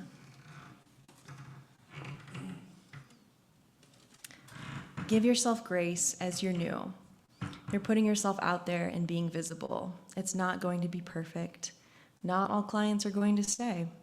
Be patient and gentle with yourself. And with that, we'd like to turn towards the future and just share some visions and ideas about about this ecosystem and what might be possible within it. So imagine what community platforms could provide on a grassroots level. And we came up with a bunch of our own ideas, and we'll share some of our favorites here, and then we'd like to open it up and hear if anything on here resonates with you, or if there's any ideas of your own that you'd like to share. So a couple that stood out to me here. The first one, some kind of a concierge or matchmaking service for people who would like to find a therapist but really don't know where to start and maybe don't have the time or energy to do it themselves. I think some people could really enjoy that work of like being the matchmaker, being the facilitator of a good connection. And another important thing for me is just better ways to identify which therapists are actually available. And I would love to know, like, okay, of the countless therapists in the Boulder area, who's actually available and would like to add me to their schedule? I would love a better way to answer that question. Thank you, Katie. My favorites, what if clients could sign up to receive information about relevant resources and workshops to assist them on their journeys? And this harkens back to what Hannah was saying about the sort of communal model that, you know, healing can happen in a lot of different settings, a lot of different ways, not just in a one-to-one therapeutic relationship. What if there were a platform for therapists to easily find mentorship, peer supervision, and community? That would be pretty cool. As Brian mentioned, we want to open it up to the audience. What resonates for you? Is there anything on this list that really stands out, or any other ideas that you have about how we can make this process a little bit easier? And Hannah graciously has volunteered to come around with the microphone. So you can just raise your hand if you have thoughts. Yes, Katie. I would like a dating app for therapists and therapists to meet clients, and in there it explains like what IFS is and what is LPC and who are these people and what do these words and letters mean. Yes. Kind of on a similar note, I was wondering, do you guys know if there's already existing services like that? Excuse me, Same. like I'm an there app with ya. maybe, or I don't know of anything specifically that's app related. Go ahead. Is there a specific kind of app, like the sort of dating app that Katie just mentioned, you mean? Or I did see various services and websites that use the word matchmaking or matching, get matched with a therapist. But those were mostly just sort of answer a few questions and it'll spit out a few names. They weren't very in-depth and they weren't very personalized. I do hear murmurs of other people out there that are trying to start something, but I haven't found any that seem fully formed or like fully operational. One thing that came up in a conversation that I had with a client was like a Hinge style app, right? Because word of mouth is so strong as a referral point. So someone in your network, I mean, as Hinge began, I don't think it still exists in this iteration, but that, you know, someone that you know knows this therapist, someone that you know can vouch for this provider, to kind of help it feel a little bit more like safe and communal, and maybe you can have a conversation with that person before you reach out to the provider. So that was just an idea that I thought was pretty cool as far as dating style apps go. I had a question. If you think of this forest and the future of AI, do you see it like an extra set of trees, or like a forest fire, or an invasive weed? It's kind of jumping the gun, but for me, because we have a whole takeaways slide, but it really is kind of I think a call to action for us who are entering this field to really take a more active role in how it is shaped, how it forms, and not that like online platforms are like across, you know, the board bad, but are there more like communal-based grassroots efforts that might, you know, be at less of a risk of losing a soul, right? As growth happens, and I know that is really challenging at you know, different growth points. What is the word? Critical mass. Yeah. Do you have anything else to say about that? That's good. I never really thought about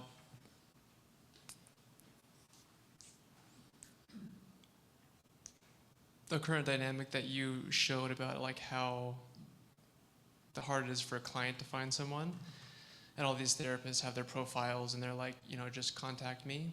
And the thought that came to my mind, I don't know if this exists, but would be to have like a platform like Psychology Today where clients can post a profile and then therapists go on to find, you know, someone to reach out to. Yeah, I really appreciate that. It's something I've felt as a client. Like, can't I just put the word out there that like, hey, I would love a therapist who's out there that's available and vigilant and wants to respond to me, so that I'm not doing 100% of the work to find them and initiate. Yeah. Love it.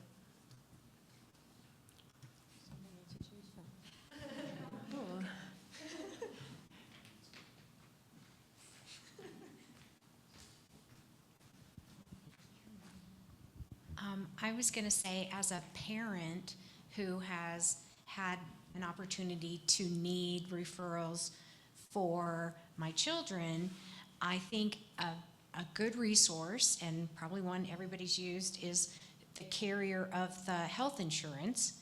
You call them and find out who's covered, who's on the list, because you can't, you know, if you're already in a financial crisis, you can't like go out on a limb and just create more debt. So that's one way. Also working with pediatricians and general practitioners, where the people go for their health, their physical health. You get a lot of great referrals in that regard, especially with like new diagnoses that were unanticipated or something. And then, you know, if you have a smart pediatrician, he or she will say, well, I think we better get some, you know, therapy for an individual who's like getting a earth-shattering diagnosis. And so they're very valuable. So if you could network with your own medical provider group and let them know that you're just recently graduated and you're available and here's where I'm working, and maybe give them some flyers, I think that would be very helpful. Yeah, and I want to point out that sometimes those insurance directories aren't even up to date. And so it's a good place to go, but what we found is that they might not even be accurate, which can like add to the frustration. So I just want to highlight that piece as well. Yeah, but don't be afraid to act out. You know, ask out, especially the medical providers, because they may have a good idea. or they can ask somebody else in their office if they've got a referral, so. Yeah. I think we've got time for one more. I think we need to. We need to keep it moving. Okey-dokey. So takeaways. This is redundant, so I already said, my takeaway from one of the big takeaways that I have from doing this research is really an empowering one, that this is my field that I'm stepping into, and really thinking about how we can be creative to shape it into what we want it to be. So that looks like changing the map, kind of shifting things around and figuring out what feels right.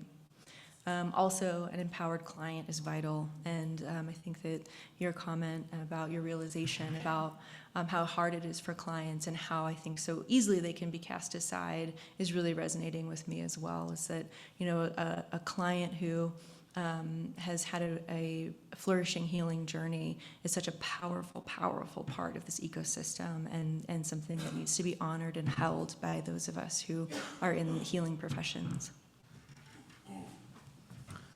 And something I'm reflecting on is just that growth takes time.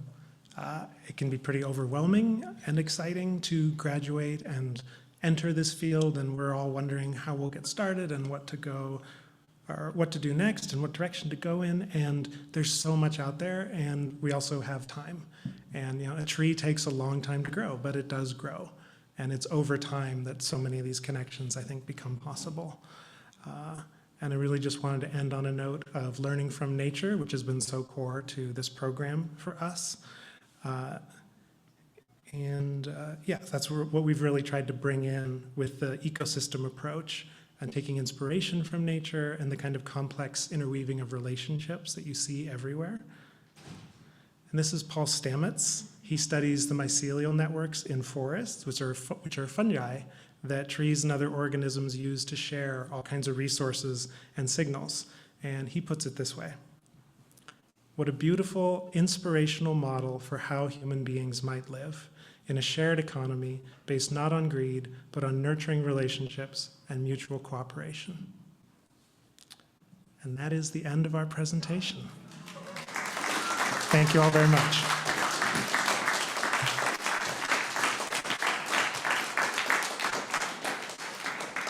And I just want to extend thanks and take a moment of gratitude for all of the people in the ecosystem that made this possible.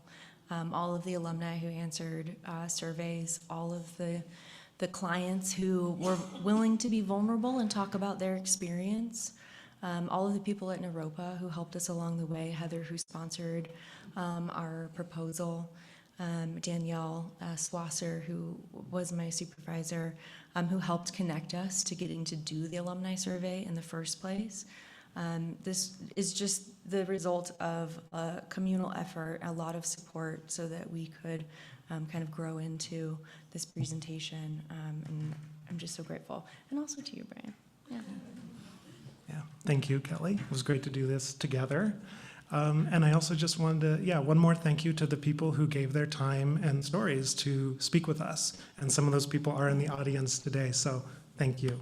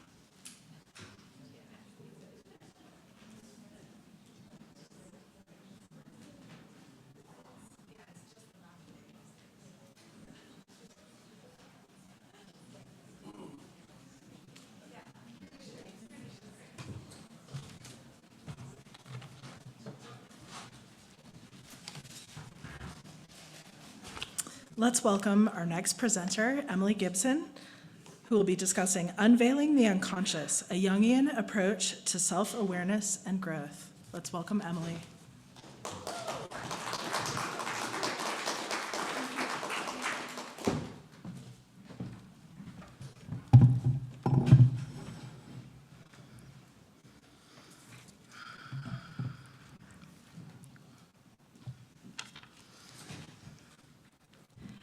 What if the parts of ourselves we fear the most are actually the key to our healing? When I began researching ways to support survivors of domestic violence, I didn't expect to find answers in the shadowy corners of the human psyche. But Jungian psychology, specifically shadow work, revealed something profound: that confronting our repressed emotions, beliefs, and experiences can be a path to reclaiming power and identity after trauma. My name is Emily Gibson, and today I'll be sharing my Capstone project that explores the use of Jungian shadow work as a therapeutic approach for survivors, not to relive their pain, but to transform it. I invite you all to find a comfortable seat. You are welcome to close your eyes or find a gentle gaze. Take a deep inhale through your nose and hold for a count of 2. Exhale slowly and allow your body to just settle. On your next inhale, imagine drawing breath into a hidden cave inside your chest, a symbolic space where your shadow resides. And as you exhale, imagine a gentle light illuminating that cave, revealing an emotion, image, or thought you would usually avoid. There's no need to fix it, just witness it with compassion. And for your next 2 to 3 breaths, invite presence rather than judgment.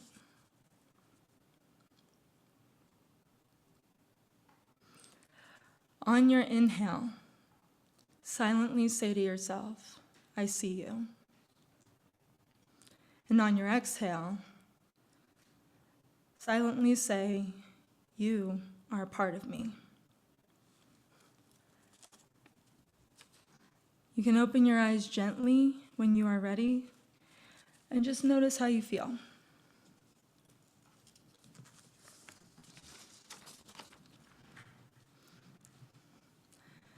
Now for the next few minutes, I invite you all to reflect on the positive and negative characteristics of your primary caregivers who raised you. Explore if you have any of these traits. How do they manifest in your life? And do you notice any patterns?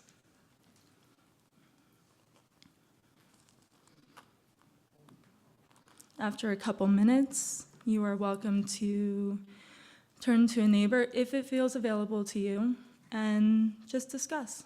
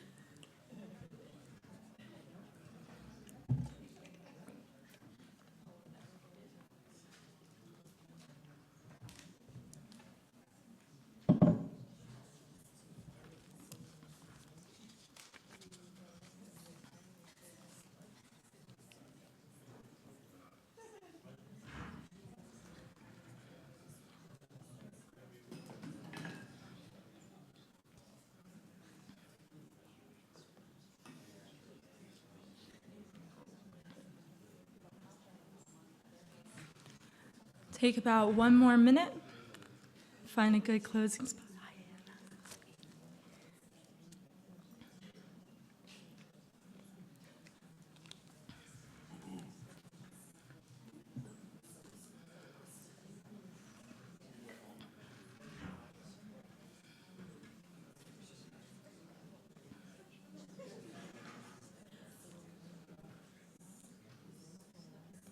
All right, thank you, everybody. So why did I ask that question? This was the first shadow work prompt I provided my clients at Three Birds Alliance, formerly known as Gateway Domestic Violence Services.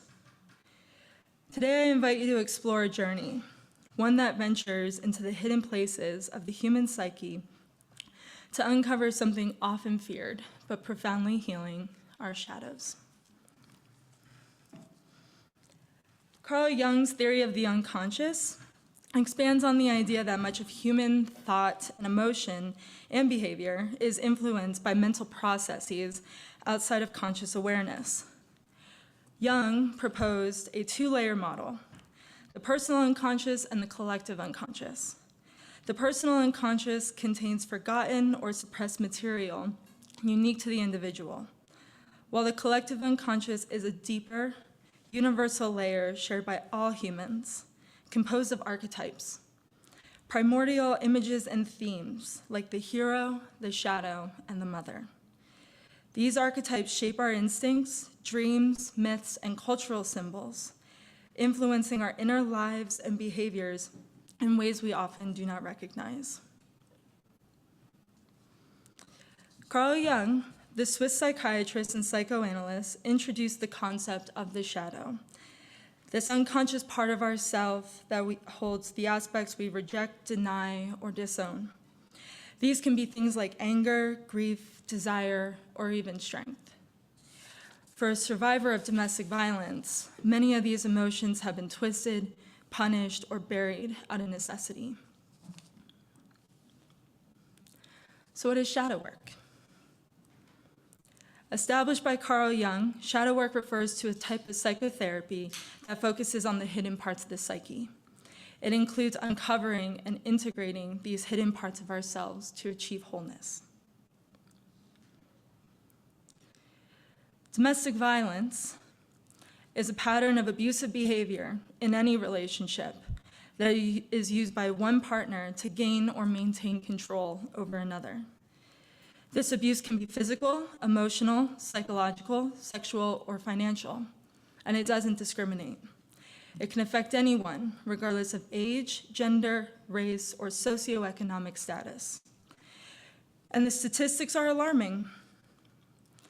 According to the World Health Organization, 1 in 3 women worldwide have experienced either physical or sexual intimate partner violence in their lifetime. In the United States alone, the National Domestic Violence Hotline reports that 1 in 4 women and 1 in 7 men experience severe intimate partner physical violence, with millions of cases reported annually.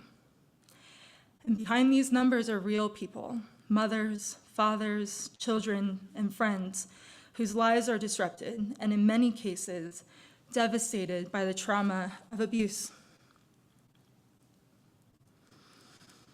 As a society, we are growing more aware of trauma and its long-term effects. But for a survivor of domestic violence, the journey to healing is not just about physical safety or leaving the abusive environment. It's about reclaiming the parts of themselves that were once silenced, shamed, or suppressed. And this is where Jungian shadow work becomes a powerful and in many ways revolutionary tool.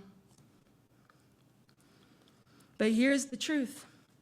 What we repress does not disappear, it festers.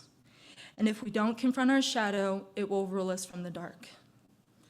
Domestic violence can have profound and long-lasting psychological effects on survivors, often leaving invisible wounds that persist long after the abuse has ended.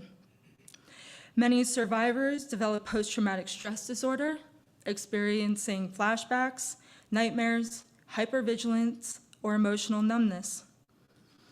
Difficulty trusting others is also common, as repeated betrayal and manipulation by someone close can severely damage a person's ability to form safe and secure relationships. Low self-esteem often results from constant criticism, control, or emotional degradation, leaving survivors feeling worthless or powerless. Additional psychological impacts can include anxiety, depression, dissociation, guilt, shame, and a pervasive sense of fear or helplessness. Over time, these effects can interfere with daily functioning, relationships, and the survivor's overall sense of identity and well-being. For survivors, shadow aspects frequently show up in the form of survival responses, being flight, fight, fawn, or freeze. These instinctive reactions help to stay alive, yet later we may judge ourselves for them. We might ask, why didn't I leave sooner? Why did I freeze? Or why didn't I fight back? But these weren't flaws, they were acts of survival. And still, over time, these responses can become buried in shame, repressed anger, or self-blame. These feelings get pushed into the shadow, where they quietly influence how we see ourselves and relate to others. We might believe we are broken, weak, or even to blame for what happened.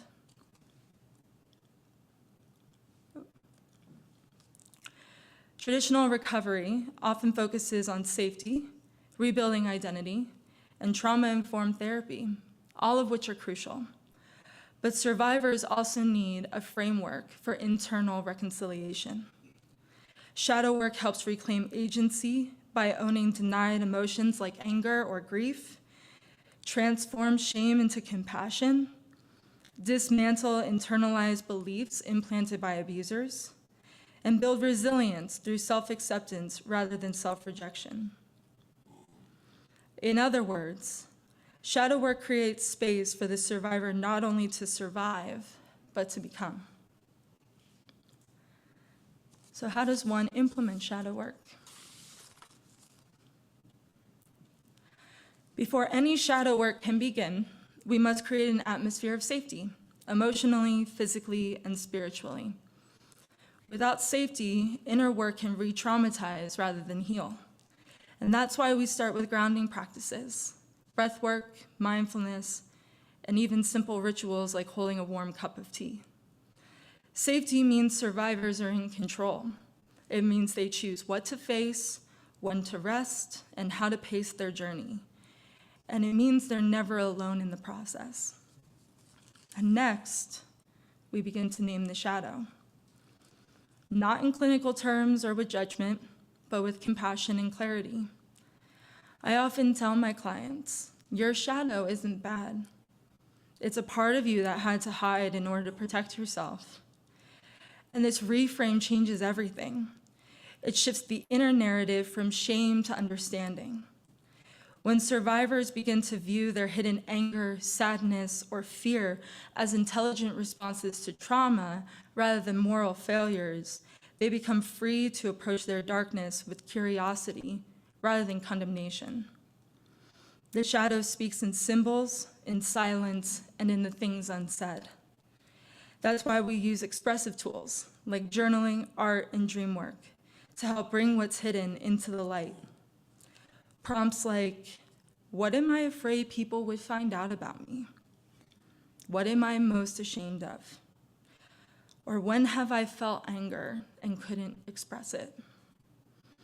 These questions don't just uncover wounds, they also reveal truths.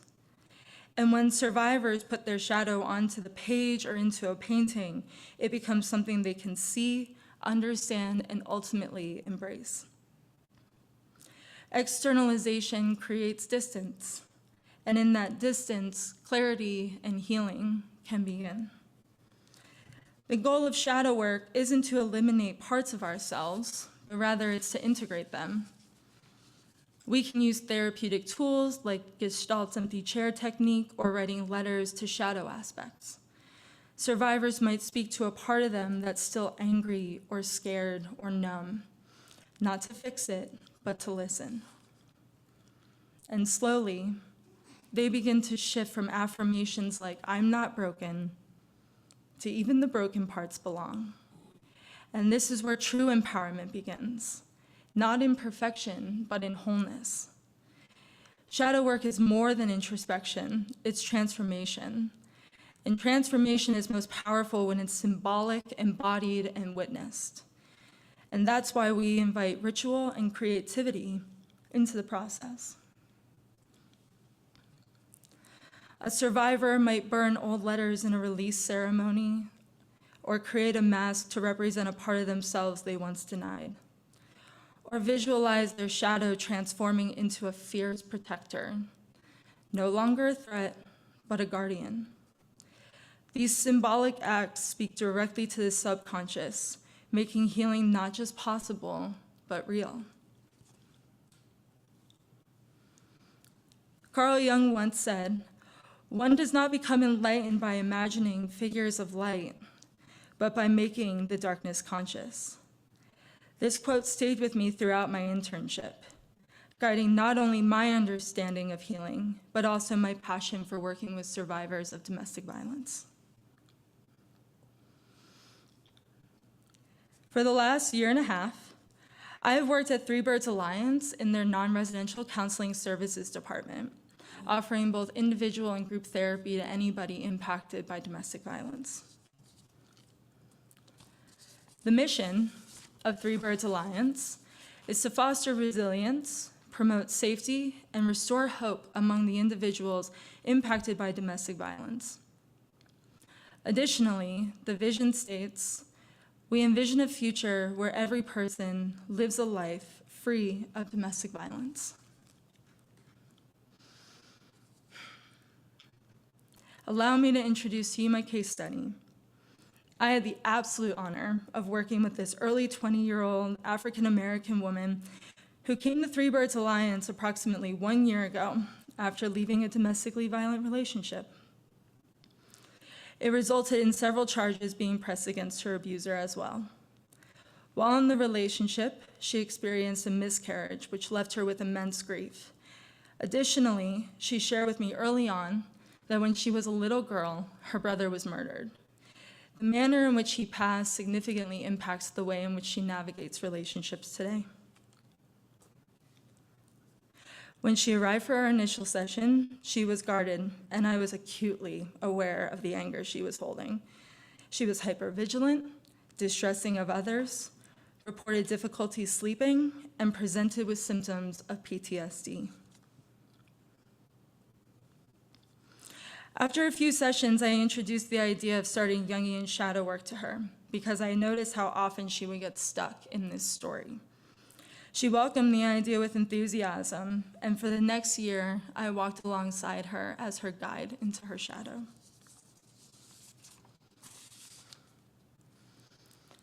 We engaged in journal prompts that explored her relationships with her family of origin, her relationship with anger, and especially her grief.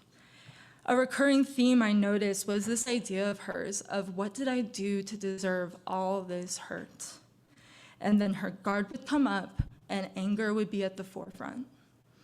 As her guide, I stayed with her in her pain. I created a container in which her anger was finally heard. And as time went on, her self-concept began to shift. And quite frankly, it was incredible to witness. She began to soften, all while owning and embracing that she is a fighter. She began holding boundaries in relationships with others and ultimately ended dynamics that were no longer serving her. We planned together a ritual for her to honor the anniversary of her miscarriage. Together, we collaborated on the idea for her to go to Build-A-Bear and create a stuffed bear for her lost child. And we nurtured her inner child by honoring the not-so-discussed experience that is the death of a sibling and celebrated her big brother's memory together. Ultimately, this young woman began to entertain the idea of pursuing college, got an amazing second job, moved into a new house, left a relationship after identifying significant warning signs of domestic violence, and reported better sleep.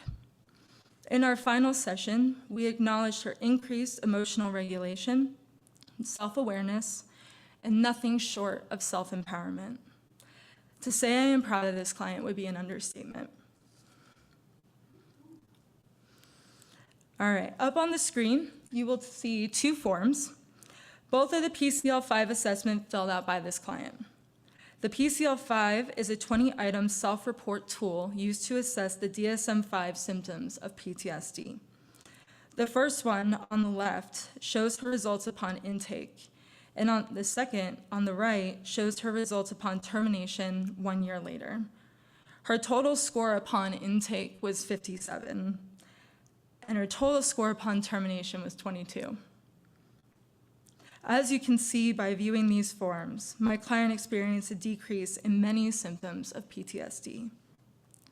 The most notable ones being a decrease in repeated memories of the stressful event, avoiding memories related to the stressful event, having strong negative beliefs about herself and the world, and having strong negative emotions such as fear, anger, guilt, and shame, and being super alert. This research suggests that Jungian techniques, when trauma-informed, can enhance traditional healing practices. They provide a language for survivors to understand their inner conflicts, not as weaknesses, but as part of themselves worthy of compassion and transformation. In the end, Jungian shadow work is not about what's fixing what's broken, because survivors of domestic violence aren't broken. It's about creating space for all the hidden, silenced, and powerful parts of the self to return home. By meeting the shadow with compassion instead of fear, survivors can reclaim their voices, their boundaries, and their strength. They don't become who they were before the violence. They become more whole, more resilient, and more truly themselves. And let us remember, healing does not come from the light alone. It comes from the courage to enter the darkness and walk back into the world carrying the wisdom found there. Thank you.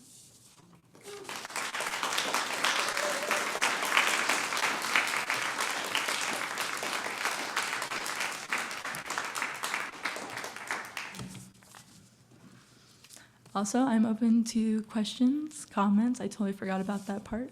Yeah. A comment that seems like an exceptionally amazing journey for only 1 year.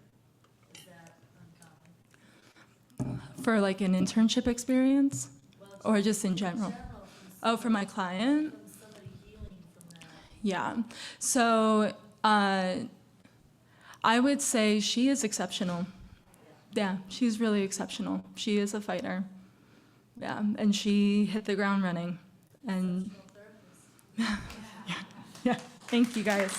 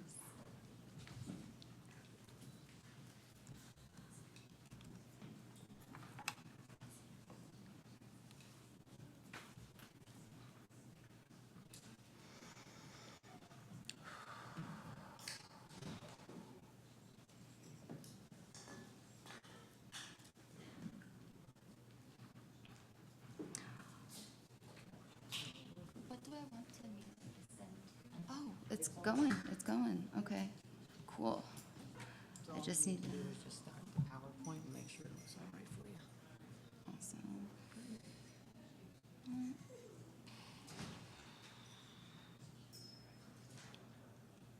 And then I want to do this right here. Thank you so much. You're all set? Awesome. Thank you.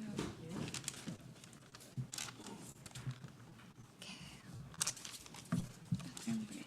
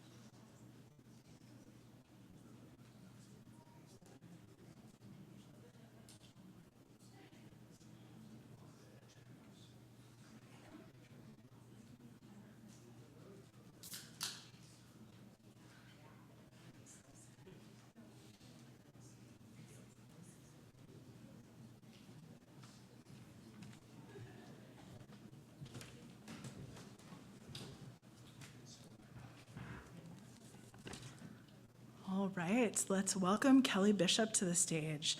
She'll be discussing neuroqueer play therapy, what my clients have helped me understand about neurodivergent informed therapy. Let's welcome Kelly.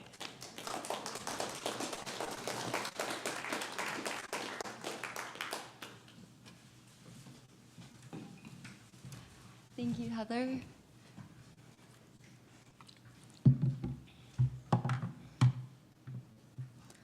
All right, take 2. Hi, I'm Kelly. It's good to be back. Today, I'm going to talk about neuroqueering play therapy. We'll start with some important concepts, then explore 2 case examples, and after that, I'll highlight 10 takeaways from my internship experiences. I want to mention up front that this presentation will move fast and is terminology heavy, so I've included definitions and key points on the handout for your reference. I've also included a lot of information on my slides and won't have time to speak to it all. I've included a QR code on my last slide for you to access my slides later if you'd like. I've chosen a vast and complex topic, and it didn't feel right to me to approach it without appropriate depth and nuance. So I made the choice to embrace my style and, in a sense, neuroqueer this presentation format. As I speak, I invite you to direct your attention in whatever way best suits your style and engagement. You could choose to focus on what I'm saying, the slides, the handout, some combination of these, or something else altogether. There's no wrong way. Neurodiversity is the biological reality that no 2 human brains, nervous systems, or minds are exactly alike. This term emerged in the 90s within early online autistic communities with the aim of reconceptualizing neurodiversity as a dimension of biological diversity and emphasizing the importance of preserving it. Okay, but why was this term even needed? In short, due to a long history of epistemic injustice faced by neurodivergent people and the kinds of efforts that have been necessary to correct it. Early autism constructs emerged within sociocultural contexts characterized by pathologization of difference, white supremacy, and eugenic thought, and they're ultimately inextricable from these contexts. Now let's consider epistemic injustice, which occurred through researchers' pathologizing stance and through the exclusion of autistic voices. The medicalization of autism and oppression of autistic people continue today and are reinforced at the social level through stigma, discrimination, aggression, violence, barriers to accessibility, silencing, erasure, and more. Within the clinical and academic realms, they're perpetuated through current constructs, perspectives, and approaches. Over the past few decades, extensive data have emerged extensive data and philosophical works have emerged that challenge the validity of predominant current constructs of autism and their underlying assumptions. Largely produced within the autistic community or by the autistic community, they include extensive epistemological works and qualitative research, including a proliferation of phenomenological data. The emergence of phenomena that are incompatible with a current paradigm elicits the need for a new paradigm, or a paradigm shift. That is, we rework our conceptualizations about reality from our data set of reality, not the other way around. That's exactly what Nick Walker did when she introduced the neurodiversity paradigm and distinguished it from the pathology paradigm. Walker elucidated the pathology paradigm as the dominant framework underlying medicalized approaches and explained how it applies a species norm to human neurocognitive functioning, relying upon its assumed validity. Walker argued for inadequate uniformity to justify the application of a species norm, and she rejected pathologizing certain kinds of neurodiversity, or neurodivergence, rather. Particularly those that are inextricable from a person's way of relating to themselves and the world and experiencing the world and themselves. The neurodiversity movement provided a philosophical foundation for the neurodiversity paradigm provided a philosophical foundation for the neurodiversity movement, which is a social justice and civil rights movement led by and for people with neurocognitive, developmental, and psychological disabilities. It began within the autistic community, and it was modeled after similar movements, such as those of the deaf and queer communities. Now let's pivot to neuroqueer theory, which critiques how society defines normalcy. Fundamental to this theory is intersectionality, the understanding that our various identities aren't additive, but interact in complex ways and are inextricable from one another. Like queer, neuroqueer can be used as a verb, an adjective, or a label of social identity, though Walker has emphasized the primacy of its verbness. Okay, so now we have a foundation that we can approach what neuroqueering means, but we're not actually going to define it. Yergo, Walker, and Michaels Dillon outlined 8 interwoven practices encompassed by neuroqueering while maintaining that they were not attempting to limit it through definition. In summary, these practices are all modes of queering, that is, subverting, defying, disrupting, or liberating oneself from neuronormativity and heteronormativity at the same time. Even though neuroqueering is a broad and complex topic, there are also ways that it is simple. For example, authentically embodying neurological queerness or embraced neurodivergence is, in and of itself, neuroqueering. Neurodivergence-informed therapy arose within the autistic community with the aims of improving service for and preventing harm towards autistic populations. Leaf will talk about this more in their presentation, which is next. Synergetic play therapy, or SPT, is a clinical framework that has strongly influenced my approach. SPT is a play therapy approach, so it's primarily used in therapy with kids, though it can provide a useful lens that applies beyond the play therapy room, or just to general life. Katie will talk more about SPT a little later.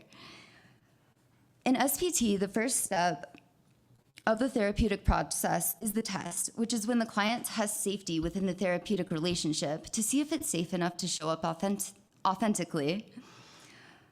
After the test, the client and the therapist gradually build awareness of the challenge, which arises through the play therapy process.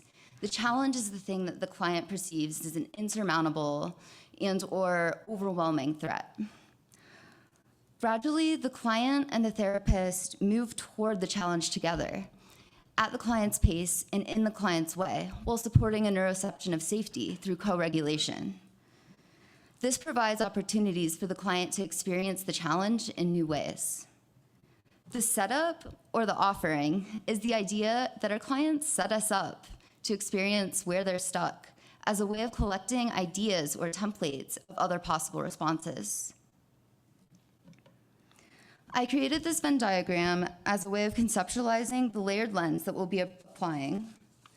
The rest of this presentation primarily focuses on my clinical experiences and takeaways during my internship, which implicates the clinical context of an SPT-oriented approach within the context of play therapy with neurodivergent kids, as well as my aim of implementing a neurodivergent-informed approach.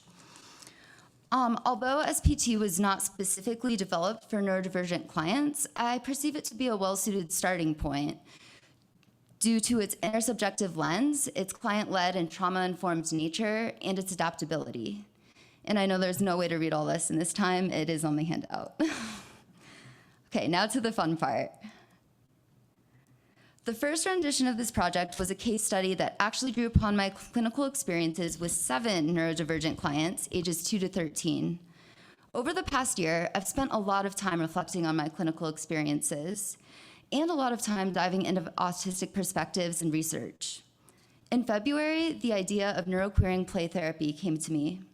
Gradually, though sometimes in bursts, a plethora of examples arose of what I'd perceived as clients' brilliant subversion of neuronormative expectations in the play therapy room. I decided to group them by the neuronormative expectation that they defied and organize them into charts based on the table shown on this slide. These slides took up about 10 slides with like 10-point font, so today we'll focus on 2 case examples instead for the sake of providing adequate depth.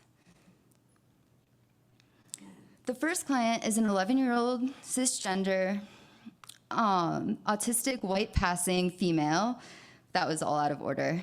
Okay, 11-year-old, white passing, I guess, yeah, the order doesn't matter. It's yeah, okay. And sensory sensitivities, a monotropic style, and PDA characteristics. Take a breath. To provide some background, this client had been demonstrating signs of autistic burnout for months, and her parents had asked me to serve as a reference for her application to art school. I perceived that the art school environment could be a lot better suited to this client's strengths and style, and this could substantially help mitigate her autistic burnout and improve her quality of life. So this reference letter felt really important, and it also felt really important to me to hear from the client about why she wanted to go to art school. But I was having some difficulty collecting this information through conversation with her. I'd brought it up a couple times, and I still didn't feel like her responses really conveyed her passion for art.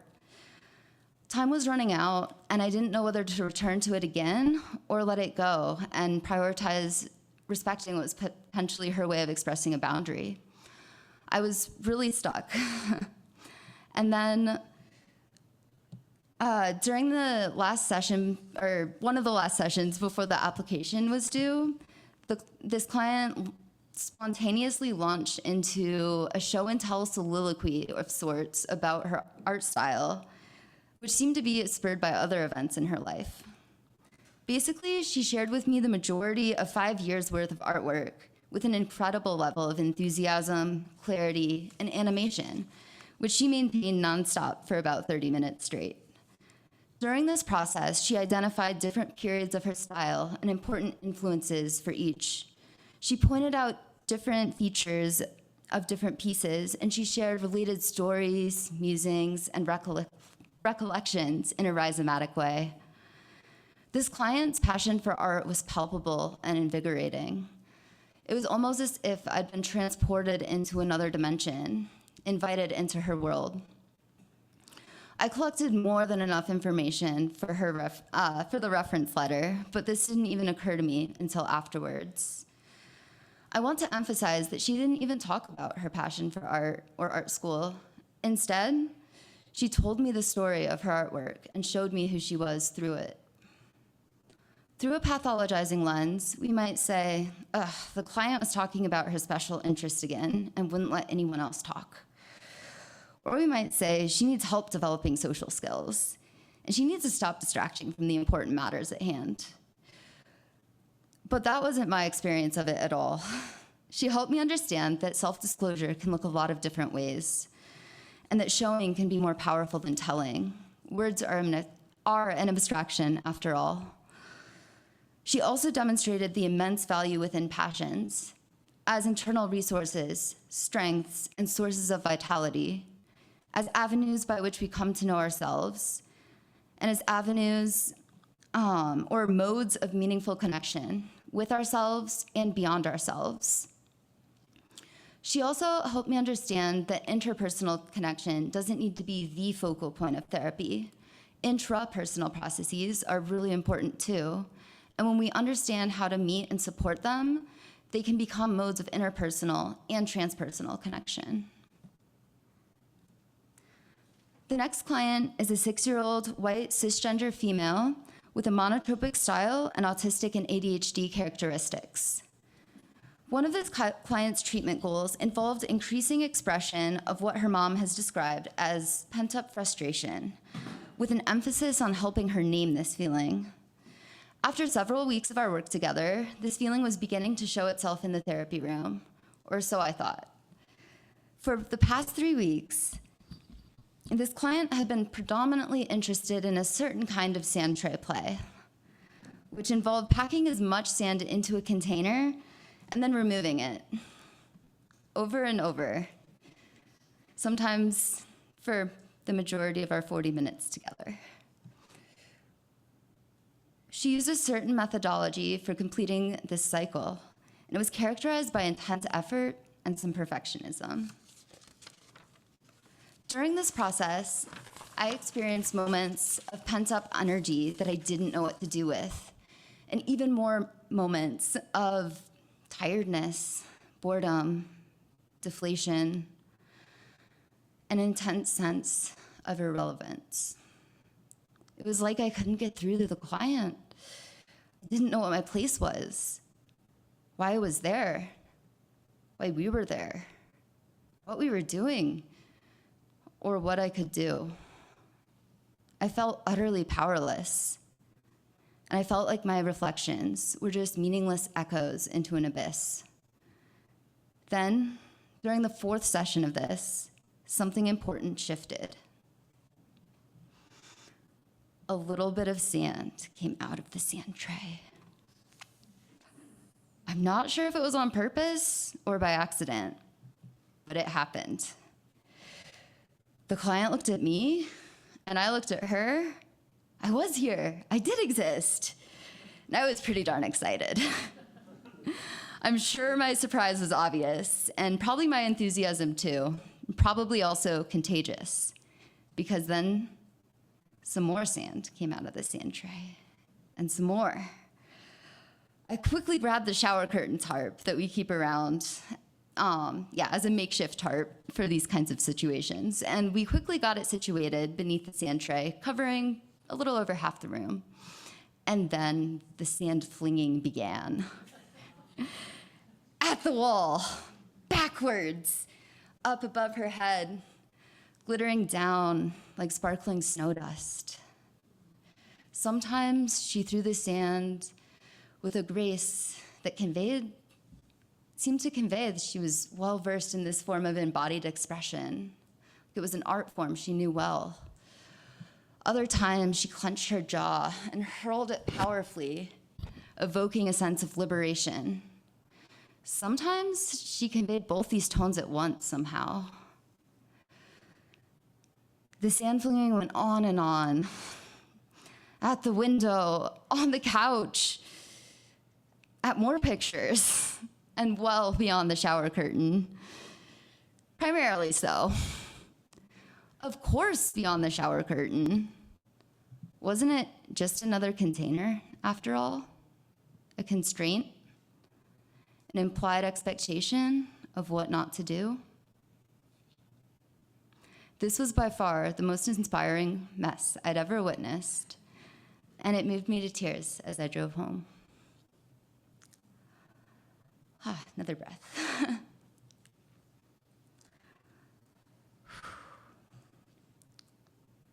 Through a pathologizing lens, we might say that the client is being resistant or defiant by refusing to talk about her frustration in therapy, or anything really.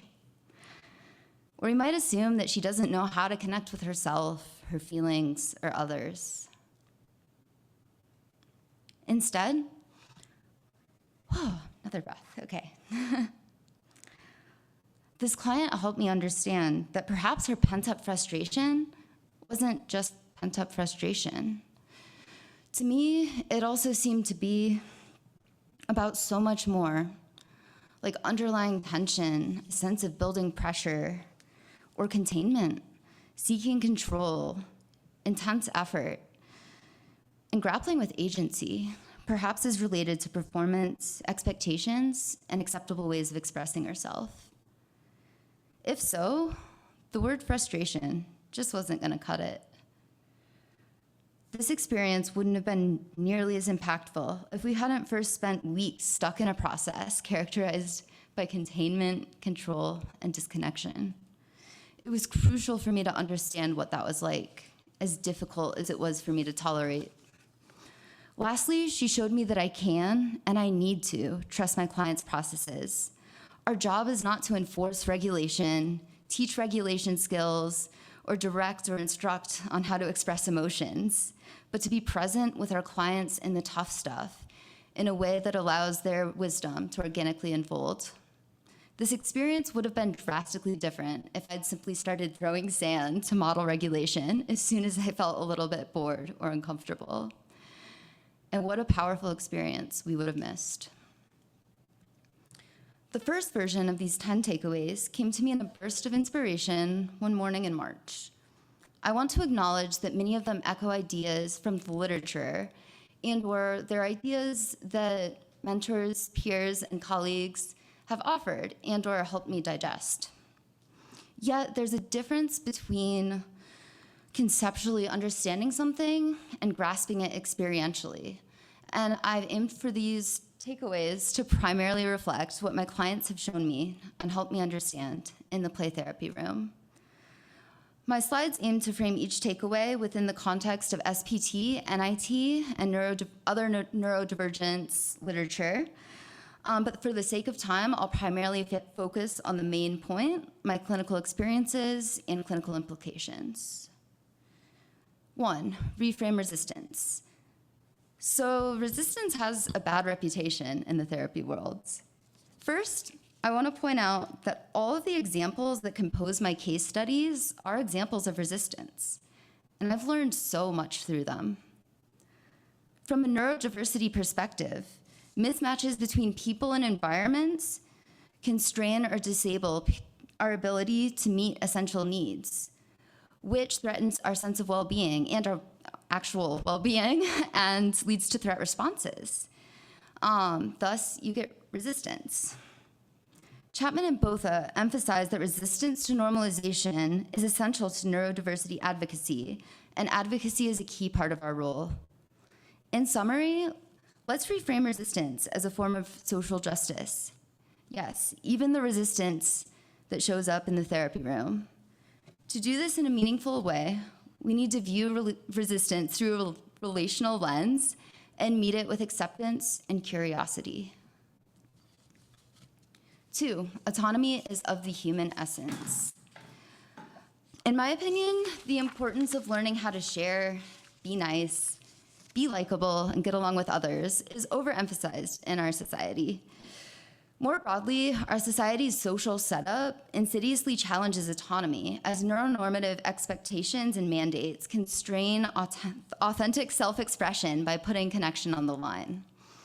For many, if not most of my clients, autonomy or agency has been a key theme of our work together. And for several of my clients have demonstrated an impressive acuity for perceived or real or, both some threats to autonomy, and at times have responded as if their lives were on the line. Some of these situations have been tough, and in some cases, I've experienced an intense sense of powerlessness, fear, and even existential unrest. And that was completely the point.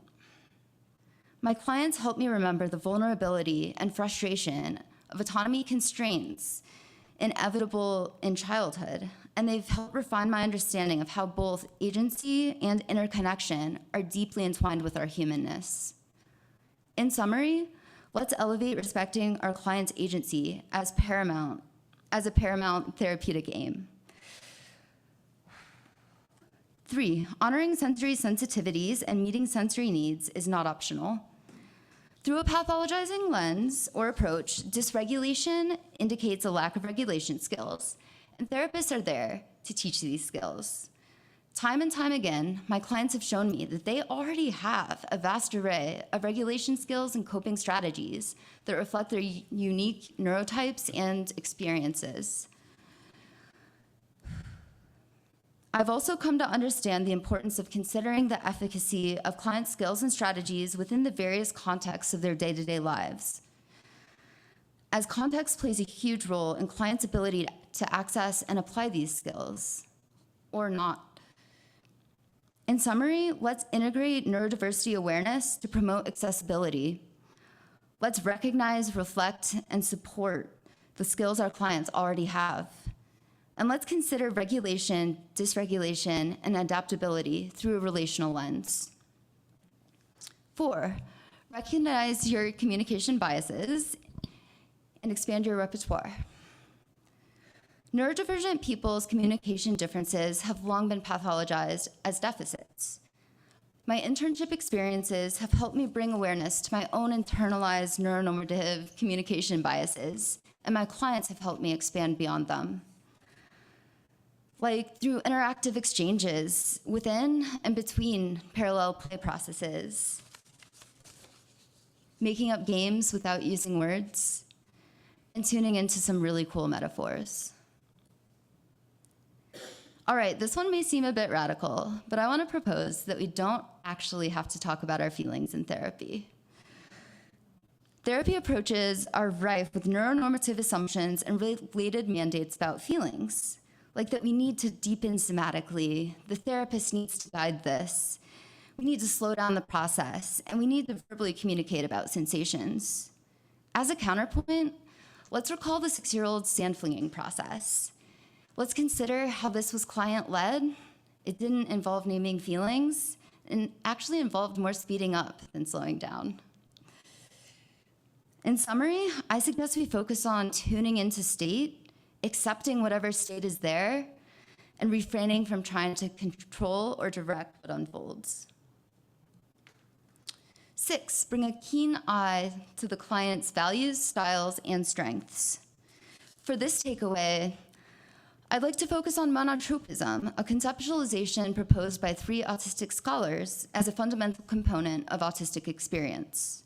Let's think back to my first case example, the 11-year-old's process of self-disclosure through passion. Murray and colleagues' conceptualization of monotropism helped me understand this client's style, which allowed me to show up in a way that supported the unfolding of her process, rather than hindering it. This provided opportunities for witnessing and reflecting her strengths and passion, and for a meaningful experience of connection to unfold. In summary, my clients have helped me understand the importance of 1, recognizing their values, 2, meeting their styles with a value-neutral stance, and 3, recognizing and reflecting their strengths. 7, embrace neurodivergent interpersonal styles. That's a mouthful. Okay. In our society, certain interpersonal styles are considered normal, while others are pathologized as deficits. Milton pointed out that social communication, empathy, and social insight are inherently relational, and therefore call for an intersubjective lens. He reconceptualized autists' so-called deficits as a social communication gap, that is, a difference between groups, and conceptualized it as a double problem because the barrier runs both ways. My clients have helped me understand the necessity, immense value, and joy of embracing neurodivergent interpersonal styles, and I'd like to highlight 3 takeaways. First, don't devalue parallel play. Second, lean into ping-ponging processes, which basically involve alternating focus between an object of joint attention and the other person. Thanks, Dr. Cogburn, for that term. And third, reconsider competitive play. My clients have shed light on competitive play's potential as a neurodivergently interpersonal autotelic state, a powerful channel of mutual nowness, and a mode of experiencing mutual values, aims, interests, and respect. Lastly, I invite you to consider your experience of or response to this presentation so far. Have you felt like things are moving too quickly? Unsure of what to focus on? Or overwhelmed by way too much to process at once? If so, this parallels common aspects of my daily experience in a neurotypically oriented world. For me, info dumping is second nature, and nuance is vital. Though tasks like grocery shopping, laundry, dishes, and keeping up with coursework often overwhelm me. My ideas and experience just don't fit neatly into a box, so to speak. Number 8, we're not here to fix the client.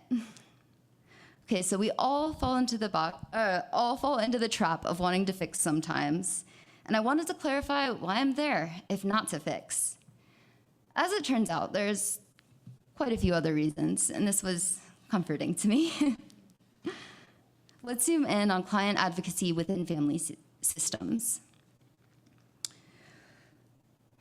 Just as we can fall into the trap of wanting to fix, parents can too, and this is an understandable response to distress. When this shows up, part of our role is helping parents shift a fix the client stance to an accept the client stance. Let's return to the first case example. As I mentioned, this client was demonstrating signs of autistic burnout, and a key part of my role has been working with her parents, such as by helping them bring even more awareness to person-environment mismatches, helping support shifts their expectations, and offering more ideas what kinds of support she might need. 9, consider that therapy might not be the answer. To continue with this case example, we also shifted the therapeutic approach from child sessions to parent support sessions. If or when we fall into the fix the client stance, we're also perpetuating the therapeutic aim of coercing conformity to a socially constructed norm. Clients pick up on this, and it increases the chances that they'll experience therapy as a threat, which can exacerbate neurodivergent or autistic's type of neurodivergent burnout, but yeah, either type.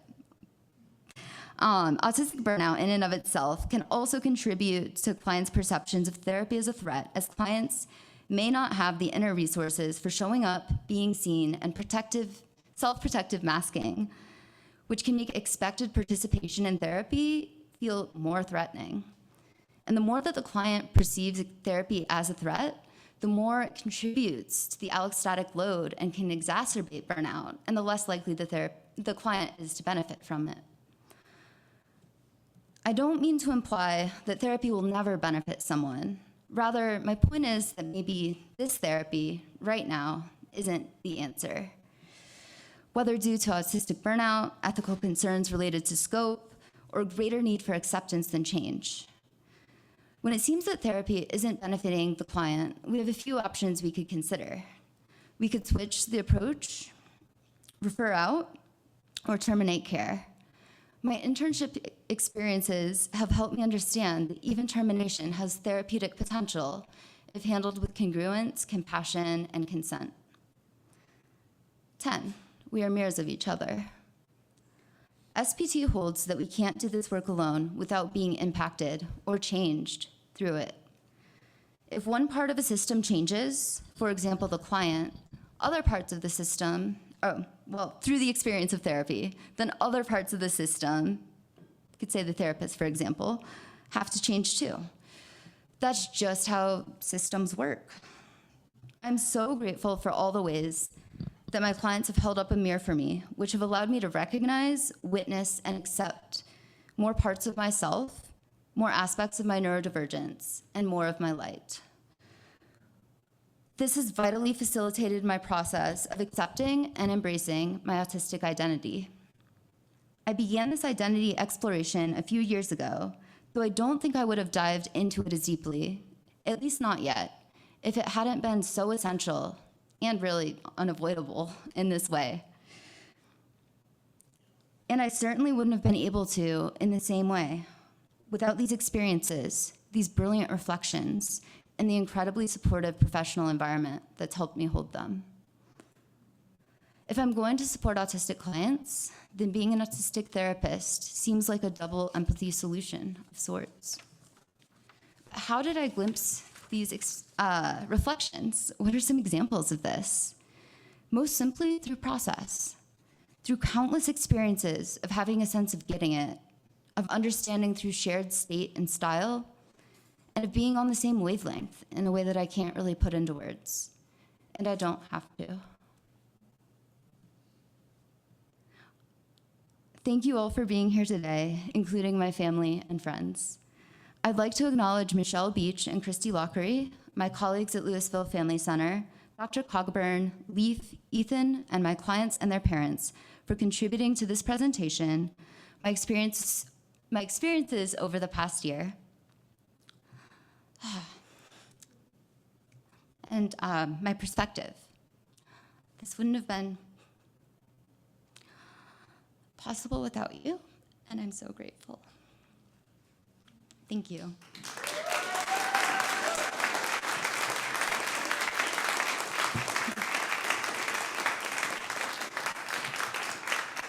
References.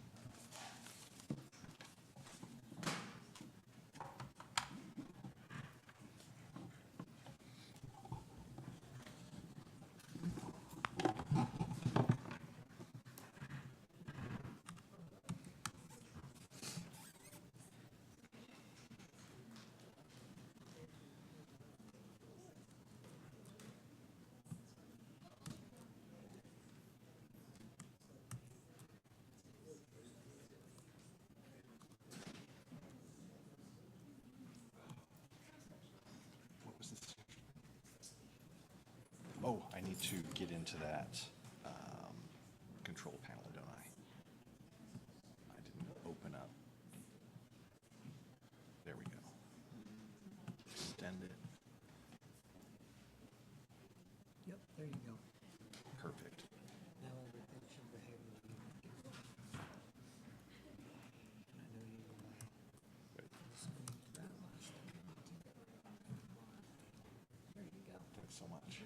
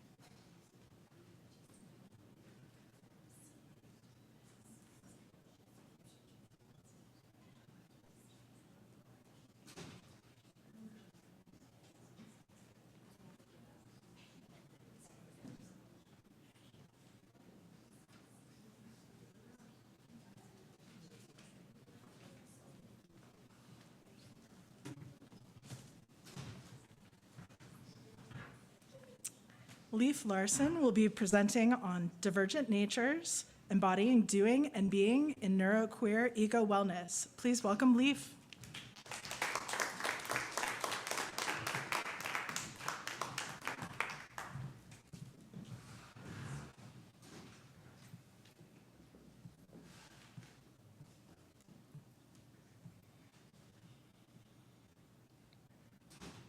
I thakka for Fredemokar. I drek af vis nu thini, ook bith framast mina.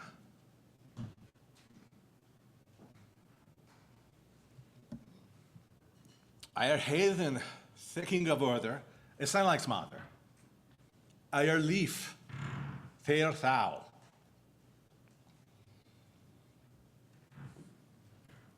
I start with a little bit of a nod to my ancestry. That also explains my garb today. If you were tuned into earlier presentations, you heard pleas to honor indigenous ways of being. And this is one of the ways that I'm tuning into that sort of work. Couple of quick warnings that I want to revisit. We heard first thing this morning that there might be some sensitive material. This presentation is no different. While I won't be going into detail, there will be some mentions of some topics that might bring up something for you. So please do take care of yourself as needed. And something about me may seem a little off. We'll get into that later. Think about thin sliced judgments. And note that this is coming out of the literature. It is something that we've got a lot of evidence about. You probably had a reaction to the way that I move, the way that you heard my voice, before I even opened my mouth, before you had a thought. Now, in terms of in-session work, nature-oriented guided imagery has been found to promote deep relaxation, as assessed by heart rate and subjective self-reports, as according to Segal and Schulquist. All the photos you're going to see today in this presentation are photos that I took during my time in this program, and they're in chronological order. I encourage you to use them as resources, dig into them, focus on these images as a way to keep yourself regulated while I bring up topics that might be uncomfortable. And I would like to offer everyone in attendance an invitation now. Open yourself to the unfamiliar, to possibility, and allow for discomfort. Welcome the sort of compassionate curiosity that steps away from the oblivion of privilege. Resource in images. Do what you can to suspend disbelief. Step willingly into that liminal space, that unknown. And keep breathing, please. Then I'm going to ask that you radically accept, or at least consider radically accepting, something new today. Just as in Emily's presentation, shadow work is an essential part of this. And finally, think about this later. You don't have to make up your mind right now, even though your body might have told you to, but keep engaged. I'm bringing a unique approach to presenting research among my peers today, or prior cohorts, by my understanding, in terms of capstone projects. What I mean by that is I am presenting an autoethnographic research study. Autoethnography tells the story of the presenter in terms of the theory that are being discussed. I also bring a unique approach to describing how I hold various identities, with more of them being marginalized than privileged. That might be hard to believe based on the meat suit you're perceiving right now. The reason I chose autoethnography is because it challenges what counts as knowledge. And this is an essential part of my own growth and healing in autistic identity. During decades of anti-oppression work, Nieto and colleagues defined 9 different dialectics of rank. Now, ranked systems are in play at all times. Oppression is always happening. It's just whether or not we recognize it. The worst of what humans creates tends to tumble down a social location ladder. And according to Stevenson and Moad, Yergo, Chapman, autistic and disabled people are found inhabiting the lowest rungs. As a child, I spent many blissful hours, isolated, lining up toys, building model trains, cars, aircraft, that monotropic focus that Kelly just spoke to. I came of age before modern practices in testing for autism in school-aged youth, and I consider myself to be a part of the lost generation. These are autistics missed entirely by criteria that are built around a normativity that privileges white, cisgender, heterosexual masculinity above everything else. Now, evidence suggests that autistic people experience stressors at a much higher rate than the general population. Autistic people experience negative life events such as abuse, sexual violence at alarmingly high rates.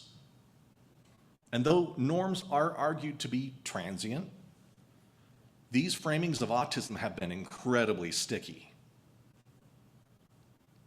They manifest in negative outcomes for people like me in terms of underemployment, heightened risk of bullying, victimization, and higher suicide rates.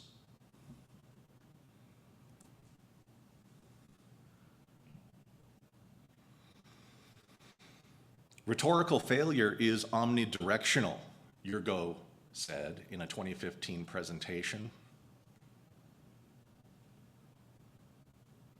This speaks to the double empathy problem Kelly also highlighted.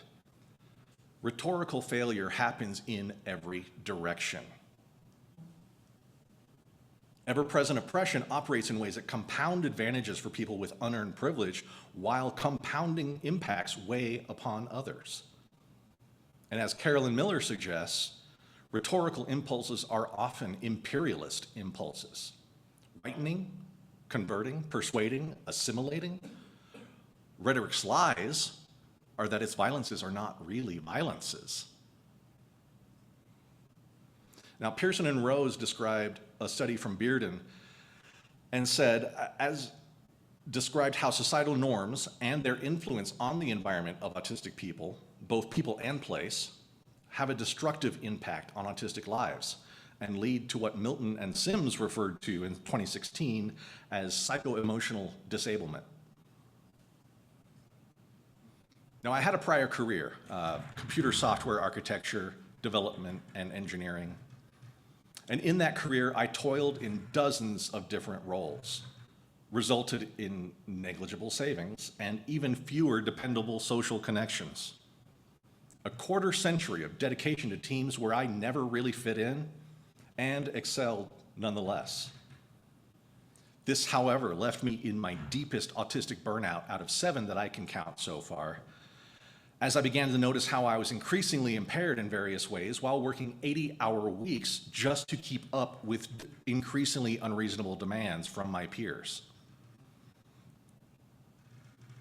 It is an essential part of the American myth, Cohn tells us, that anyone who sets his mind to it can succeed, that diligence eventually pays off. 80-hour weeks and no savings. Assumptions regarding access or capacity for leaning on social networks to meet support needs quickly becomes framed as a cruel joke among populations already facing a marked lack of access to diagnostics, support, therapy, medicine, housing, education, and employment as disabled citizens. Especially true where racism and transphobia come into play. Now, many of the quotes that I read from autistic self-advocates could have spilled from my very own pen. These similarities in perspective and experience are frequent encounters within autistic communities, despite the incredible diversity otherwise represented in these populations. Now, I'm not going to spend much time on this particular quote. Needless to say, these are not therapies. They are demands for compliance. And as Dr. Nick Walker boldly wrote in a chapter titled Guiding Principles for a Course on Autism a few years ago, the present state of autism-related discourse, theory, and praxis in the academic and professional spheres is deplorable. The discourse and theory reflect a level of ignorance and bigotry that would be regarded as scandalous in most academic circles today if it involved any other historically oppressed group.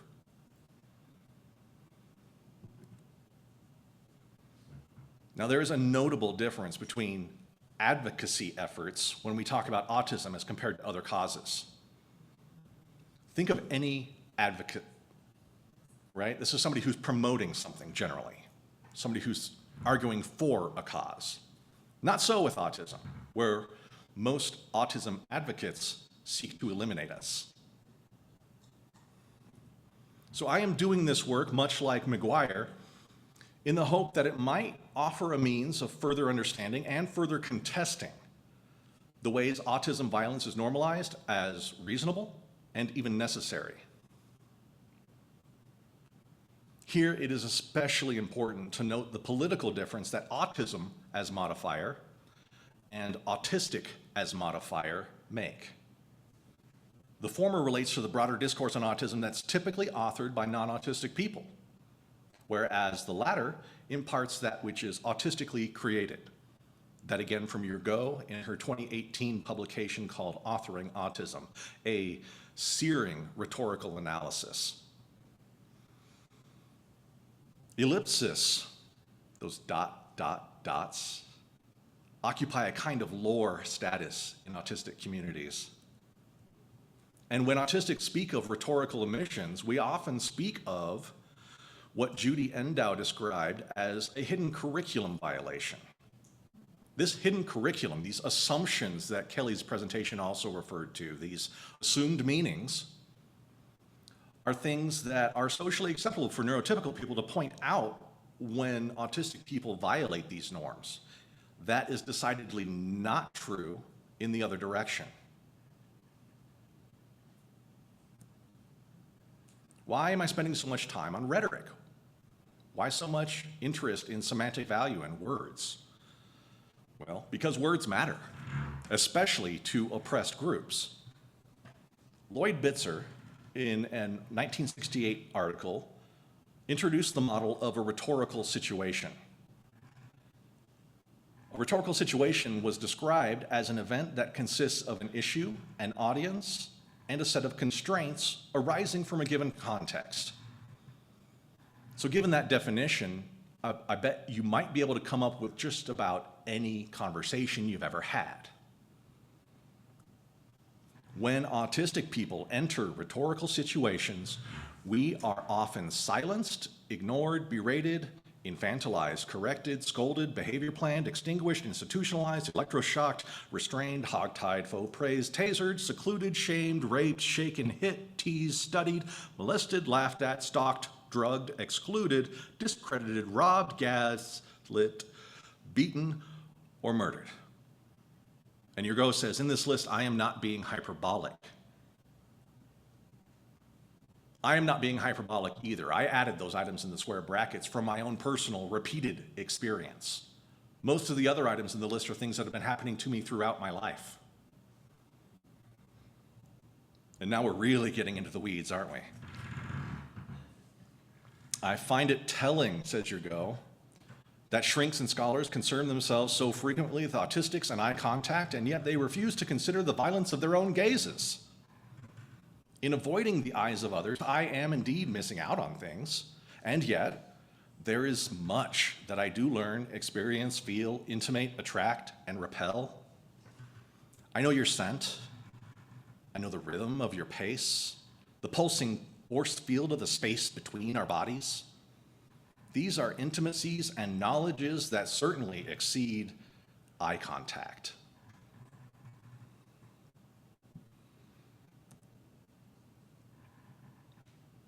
The 9 categories of rank, this system that I mentioned briefly earlier from Nieto and colleagues, is following the work of Pamela Hayes from 2001. And these different categories are age, disability, religious culture, ethnicity, social class culture, sexual orientation, indigenous heritage, national origin, and gender. I refer to that imbalance, that perceptual imbalance in how I look to people and the ways I'm actually disabled. And I, in reading this list, identified more target group memberships than agent group memberships.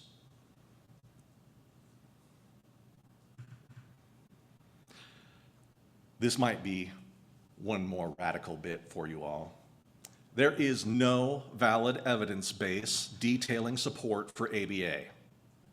So-called evidence-based literature merely cites other literature with the same claims, also lacking evidence. You can find this detailed in Yurgo, Nathan, Schkedy, and Sandoval Norton, or the DoD's own longitudinal study. Our Department of Defense at the federal level studied thousands of autistic people enrolled in long-term intensive ABA programs. We're talking 40-hour weeks for some of these kids. 80% of those cases were unaffected, according to reports of teachers and parents. None of these thousands of autistic subjects were asked to share their opinion.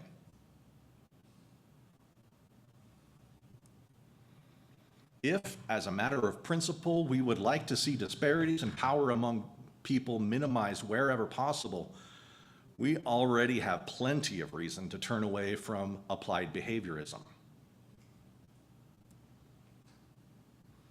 One of the first books that I read as I was coming to embrace my own autistic identity was from John Elder Robison, a book called Look Me in the Eye. When I finished this book, though, I was somewhat dissatisfied because I couldn't help but notice the intensity of the privilege that he spoke to. A little bit later, in 2016, he wrote a publication that invoked George Frankl as the third man at the advent of autism, claiming his work as unifying the discrete views of 2 men who have continued to receive most of the credit for explaining autistic phenomenology. Eugenic thought was foundational to the development of the academic and cultural understanding of autism that we have today. And this good old boys club completely left out Sukareva. She, 12 years earlier than any of their publications, published a description of 6 young boys, and she was also able to identify a group of girls who later, she said, had autistic tendencies. outlining social affective differences, stereotyped mannerisms, and sensory sensitivities. And there's been considerable debate as to whether or not Asperger was aware of Sukareva's work and chose not to credit her because of her Jewish heritage. And Connor certainly cited her later work, but never gave her credit with regard to her conceptualization of autism. Wonder why we had trouble identifying anybody but young white boys for so long. Question for you all. Who gets to decide whether or not you have been harmed?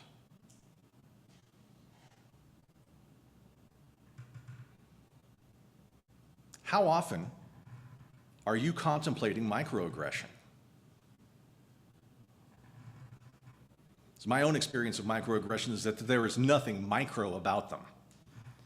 I have received a perpetual onslaught of messages telling me that I am less than, that I am broken. How often do you contemplate identity? Some of you may never have. It's a daily experience from a marginalized perspective. When you tell a person they're sick and ignore the larger context in which their symptoms make sense, not only do you miss leverage points that could be used for transformation, you're producing a passive patient. This is from the creator of Internal Family Systems. Schwartz says, fortunately, people in the field are beginning to view psychiatric diagnosis as unhelpful and unscientific. And since the rank system is a central component of society, we have been socialized to accept it without question as a norm or rule that must not be violated or discussed or even noticed, according to Nato and colleagues. So where does that take us? Dr. Amita Shah worked with notable professionals in autism research, refining theory over decades. And even with nods toward anti-ableist guidance provided by autistic researchers, her text persists in using dehumanizing language throughout. This is a clip from that text, which I didn't find any problem with. Catatonia, according to the DSM, is defined with the presence of at least 3 of the following symptoms. Please go ahead and read those for yourself, noting that 7 of those 12 also, according to the DSM, are autistic features. I've been involved in enough community discourse in autistic spaces to argue that perhaps all of those are autistic features. And one of the other great parts about Shah's work, and the reason I bring it in today, is that she really did isolate some very helpful and foundational guidance that I've been using in my internship at Divergence Mental Health Group with all of my neurodivergent and queerly identifying clients. What we can do is for the individual to feel secure, stable, and calm, include structure at various levels, a good routine, predictability, consistency, individual communication systems where necessary. Often that means providing one-to-one support from a very small group of consistent people. This gives a sense of security, stability, predictability, and consistency that might enable an individual to start recovering from catatonic breakdowns while other changes are being planned and implemented.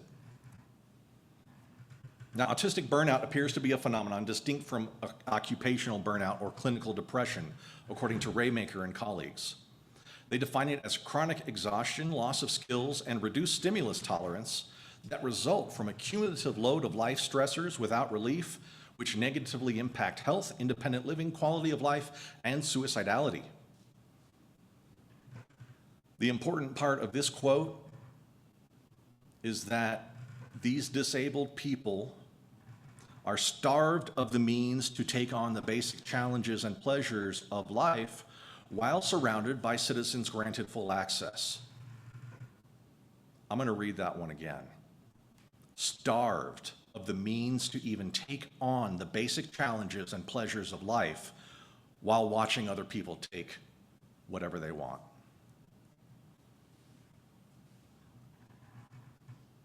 The standards and expectations set by a majority non-autistic society devalues autistic ways of being, describing them as impaired, broken, diseased. And this means that autistic people cannot meaningfully express themselves while feeling that it's safe to do so, according to Pearson and Rose. Taking that a step further, these 4 studies showed that rather than meeting the needs of students, students are expected to meet the needs of the school. This was true for me here at this institution, as well as in every one of my professional roles. Under disciplinary power, Foucault reminds us that proximity to the norm is invariably rewarded, valorized, while deviation from the norm is punished, marginalized, constructed as immoral, undesirable, unnatural, and even criminal, according to McGuire. I've always shown up differently, and this has typically been ascribed to poor choices on my part, poor behavior, not trying hard enough. So you can imagine that once I found literature that told me that autistic people are more likely to be perceived negatively than their non-autistic peers, that came as a relief. It wasn't me. Other studies have shown that autistic people are judged more negatively by non-autistic observers who display a lower interest in future interactions. And this lower interest is sticky. It doesn't matter that I told you that I'm autistic. What matters is that we have a difference in neurotypes and you had that icky feeling before you even had a thought about me. Without intention to move beyond that icky feeling, we're stuck. That an autistic-run autism organization felt the need to create a parent manual on how not to murder one's children is particularly telling. I have been told I'm angry without feeling anger within myself more times than I can count. I have been told I'm aggressive while sitting motionless and calm in a refusal to comply with unreasonable demands. Now, again, from NATO and colleagues, if a person who is socially devalued in an area where I am socially overvalued comes toward me with anger, the best thing that I could do is be receptive and respect this as a courageous act of liberation, even if it feels threatening to me in the agent role. Paulo Freire, in the Pedagogy of the Oppressed, says, "Never in history has violence been initiated by the oppressed. Those reactions that are called too big are very much appropriate." Freire also tells us that the radical committed to human liberation does not become a prisoner of a circle of certainty within which reality is also imprisoned. On the contrary, the more radical a person is, the more fully they enter into reality, so that knowing it better, they can better transform it. The rushing through life that is demanded by Chapman's empire of normality, this race to nowhere which inspires bloody wars and destruction of entire ecosystems in the service of creating novel distractions for bored oligarchs, is perfectly countered by the womanist wisdom in Hersey's nap ministry, Taylor's radical self-love, Mennichen's calls to a commitment to lean into processing clean pain in order to avoid passing along any more dirty pain through traumatic retentions and immature fragility. And Taro Ali said, "The need for confirmation may be the last obstacle to self-empowerment." And it's with that assurance, that knowledge that we are on the right path, that we can really hold this truth, that therapy and psychological theory cannot be neutral, objective, or divorced from cultural imperatives. Even silence is meaningful. Now, turning more into the ways that I found healing and the ways that I've been working with my clients, one of the most effective implementations of client-centered and client-led therapeutic work I've encountered is the neuroaffective relational model from Haller and Kimmer. This features a focus on building agency and deepening awareness while resolving complex trauma. A very common diagnosis among neurodivergent and queerly identifying clients, I'm sure you can imagine. While that wasn't specifically created as a neurodivergence-informed therapy, I have been wrapping it within neurodivergence-informed guidance from Chapman and Botha very effectively with my clients. I've been seeing breakthroughs on the weekly with some of them. And what it does is focus on relationality, focusing on pride in disability and the culture of neurodivergence. And most importantly, as a clinician, a relational epistemic humility. I trust what my clients tell me is their reality, without question. To fully get the reality of target group experiences takes a certain degree of relationship with a person who has had these experiences. And Cooper et al. Found that higher satisfaction with being autistic and autistic solidarity were related to increased psychological well-being. However, only a positive autistic social identity was related to lower social anxiety. When we work with nature outside us, we work with nature inside us, according to Stuart Smith. When we engage in ecotherapy, with thanks to Dr. Cogburn, nature is included as a partner in therapy, opening up a wide variety of tooling.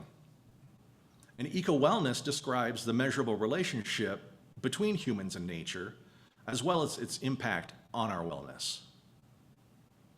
Taking that a step further into the practices that I use in digging myself out of burnout, registered horticultural therapists cite diverse health outcomes arriving in their work, including reduced symptoms of depression, anxiety, stress, mood disturbances, with an enhanced quality of life, cognitive function, physical activity, and a sense of community being reported by clients. Canty tells us transpersonal experiences cannot be explained or comprehended by the rational thinking mind. Rather, they are perceived by the domains of our sensory awareness, our feelings, our dream world, and the unconscious. I know I'm going over time, so I'm going to move a little bit quickly through these last couple notes. I do have a download link on the last slide for you to grab the QR code or type in the address to spend more time with the photographs or dig into these quotes personally. The part of this slide that I really want you to take away is that these transpersonal peak experiences are things that are being reported by autistic people. Not only that, they're not spending decades on the cushion or in a monastery to get there. These are happening spontaneously in many cases. Flow states, autotelic experience, that self-fulfilling and self-reinforcing process. Maybe stimming is a good thing. Now, living in a liberatory way as a target group member means more than anything learning to slow down, to take time and observe and assess. Without extending trust and compassionate action in support of people reporting non-normative experience, one is very likely to be abusing the very same trust so often demanded up front in exchange for establishing or maintaining accommodated access. What I'm talking about here is reactive repair versus prior planning for inclusive environments, begging an apology instead of building consent. There is not any pedagogy in which the oppressor can help the oppressed. These lessons have to come from the oppressed groups themselves. So consider this your personal invitation to neuroqueer every context you inhabit until radical acceptance of differences in capacity, capability, communication, sensation, perception, and impairment becomes a common and natural experience. Because, again, from NATO, real change is much more likely to occur when organizations, individuals, and communities begin to recognize supremacist ideas, words, or practices as part of the context in which we all live and work, rather than as personal expressions of individuals that should be disciplined or curtailed. Remember, I said at the top of the presentation, oppression is ever present.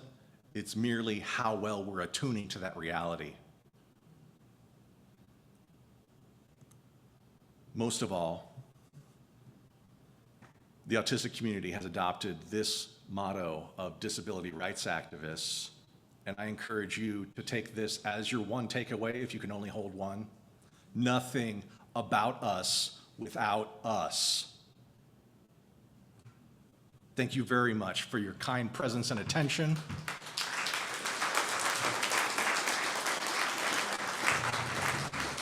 The QR code on the left can be used to get you back into the slideshow and enjoy these photos or the quotes.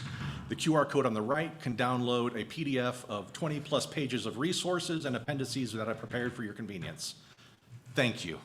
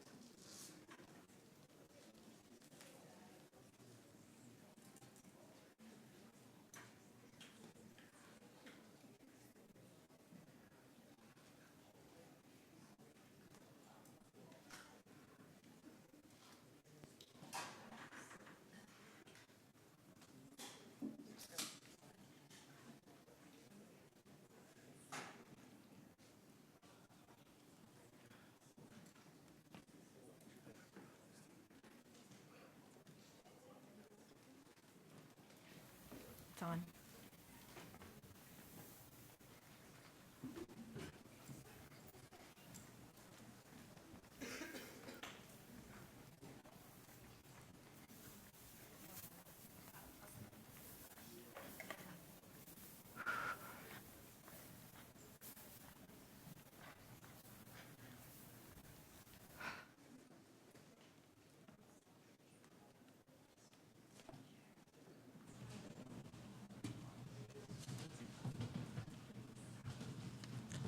And for our final presentation of the day, I'd like to welcome Katie Young, sharing But First Connect, the stress response and its need for connection. Welcome, Katie.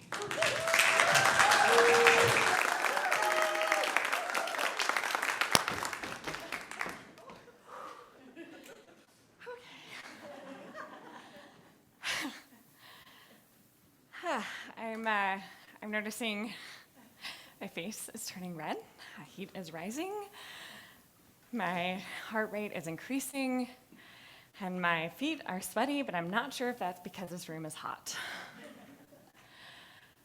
I just tripped.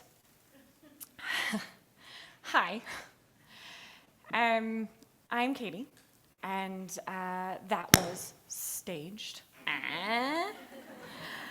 That was intentional. I just wanted, let's check in for a moment. How was that for you? What did you notice? Did you take a deep breath in as you saw me falling? Did you want to laugh? Totally fine. Did any of you want to jump out of your chair and catch me? Thank you. Curious, did any of you feel embarrassed on my behalf or for yourself? Surprised? Scared? Confused? A little alarmed? Totally normal. I wanted you to feel a little bit of that stress response that I'm about to talk about. Let's all take a deep breath together.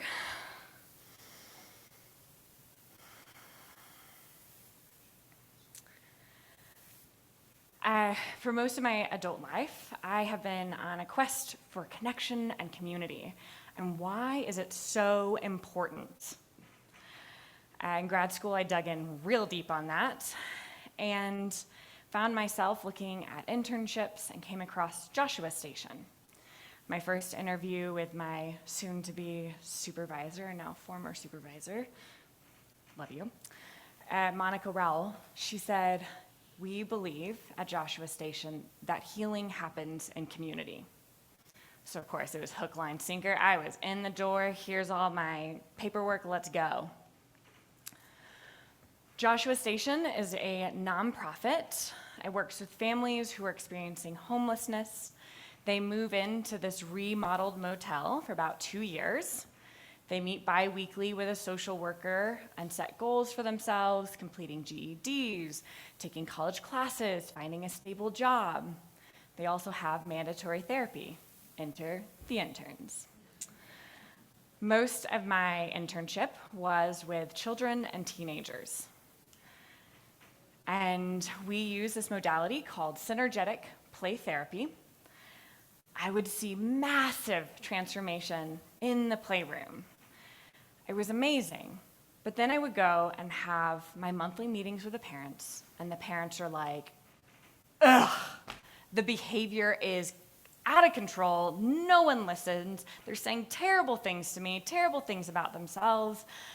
And I'd always just sit in that room going, oh gosh, what do I do? Help this parent better understand what's happening with their kids, especially in these stress response states. So this capstone is it was created out of an effort to bridge that gap of understanding or misunderstanding. So we will discuss what is synergetic play therapy, what's happening in the brain when we perceive danger or feel that stress come on, what do we do with that information, and why does it even matter, really? Let's get into it. So synergetic play therapy, this is a lovely play therapy room at Joshua Station. Shout out to Becca Claggett, one of my fellow interns. This play therapy was created by Lisa Dion, who is a licensed, registered play therapist. It came out of this idea that kids, when they're experiencing big events in their lives or just emotions and any experience really, they process it through play. Now, in the playroom, how this looks is that the kid comes in and they start playing with things. And maybe it's a Jenga tower, and we're just putting pieces. But if you've ever played with a Jenga tower, you know eventually that thing's gonna fall over. And here comes the setup. The kid is setting me up in the playroom through their play to experience what they are experiencing. They're basically going, so what do I do with this? What is this? So here we are, we're setting up the Jenga tower. It's getting real tall and real precarious. And I am noticing that nervous energy of like, it is going to fall on this plastic table and the pieces are gonna come down and it's gonna be really loud and disruptive and we just don't know when. And my heart rate is increasing and I'm getting a little shortness of breath. Maybe my fists are clenching, preparing for this loud noise on its way. They have set me up to feel this way. I am connecting to that felt sense in that moment. So then I start saying all this out loud. Whoo, boy, there goes my heart rate. Okay, and it's in my shoulders. And then I'm gonna take some moments to regulate. Okay, you know what? What do I need? I need to roll out my shoulders. I need to take a deep breath. Okay, that wasn't deep. All right, and maybe I need to shake it out. Or maybe I need to rub my legs. What do I need? So I'm saying all this out. I was like, while I am processing this felt sense and trying to regulate through it. The goal is that they will integrate all of these things that I am saying and that experience that we are experiencing together, and it will integrate. It will go into their body, and the next time they come across that, maybe they take a deep breath. Maybe they just build the tower higher. Who knows? We find out every week in the playroom. But the goal is more integration and more when opening the window of tolerance. All of this might sound like magic to you, but it works. Let's explore it a little bit more. All right, one of my favorite parts. Dr. Dan Siegel created this hand model for the brain to better explain what's going on.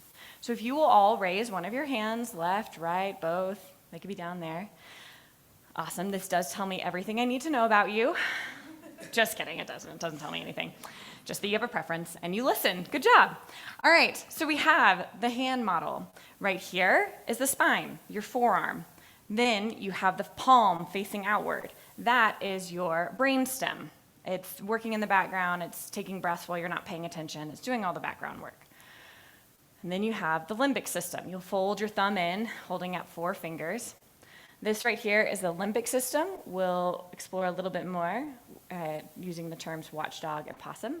But here's where the emotions are held. It's our scanning the area for safety. Its main goal is to keep us safe. Then you fold over your fingers on top of that thumb. And now we have the outer cortex. This outer part of the brain, the green and the blues that you see on there. We're specifically going to talk about the prefrontal cortex. This area is where your logic is. It's our thinking part of our brain, this part. You can drop your hands if you'd like, or you can keep it up as like a workout. Go for it. So let's unpack that even more. Here's the limbic system again, the thumb. In the limbic system, as I said, this is where our emotions are held. It monitors danger. Its job is to keep us safe. When a threat happens, we go into fight, flight, freeze, fawn, collapse, and this baby is online. The threats that it is constantly scanning for are maybe threats to physical safety or physical pain, perception in the unknown. Many of you walked in here today, and I wonder how many of you thought, oh my gosh, who am I going to have to sit next to? What are they going to talk about? Are there good snacks? A lot of unknown that we're constantly processing. Could be a threat, could be a challenge. Then there's the incongruence in the environment. I am smiling, and yet you probably feel I am not happy at this moment. Shoulds and unrealistic expectations. All right, Katie, you gotta make this the best talk you've ever given in your life. No mistakes, know everything you're gonna say, and just go. Completely unrealistic. I actually don't have that for myself. But that is a threat that we put on ourselves, those shoulds and those setting high expectations. All right. Something happens, and some threat is perceived in the environment, be it physical or one of those relational things. Our brain doesn't know the difference of a bear attacking us or having to go into a room full of people and it's hot and smelly and you have no idea what to expect. It's still a threat.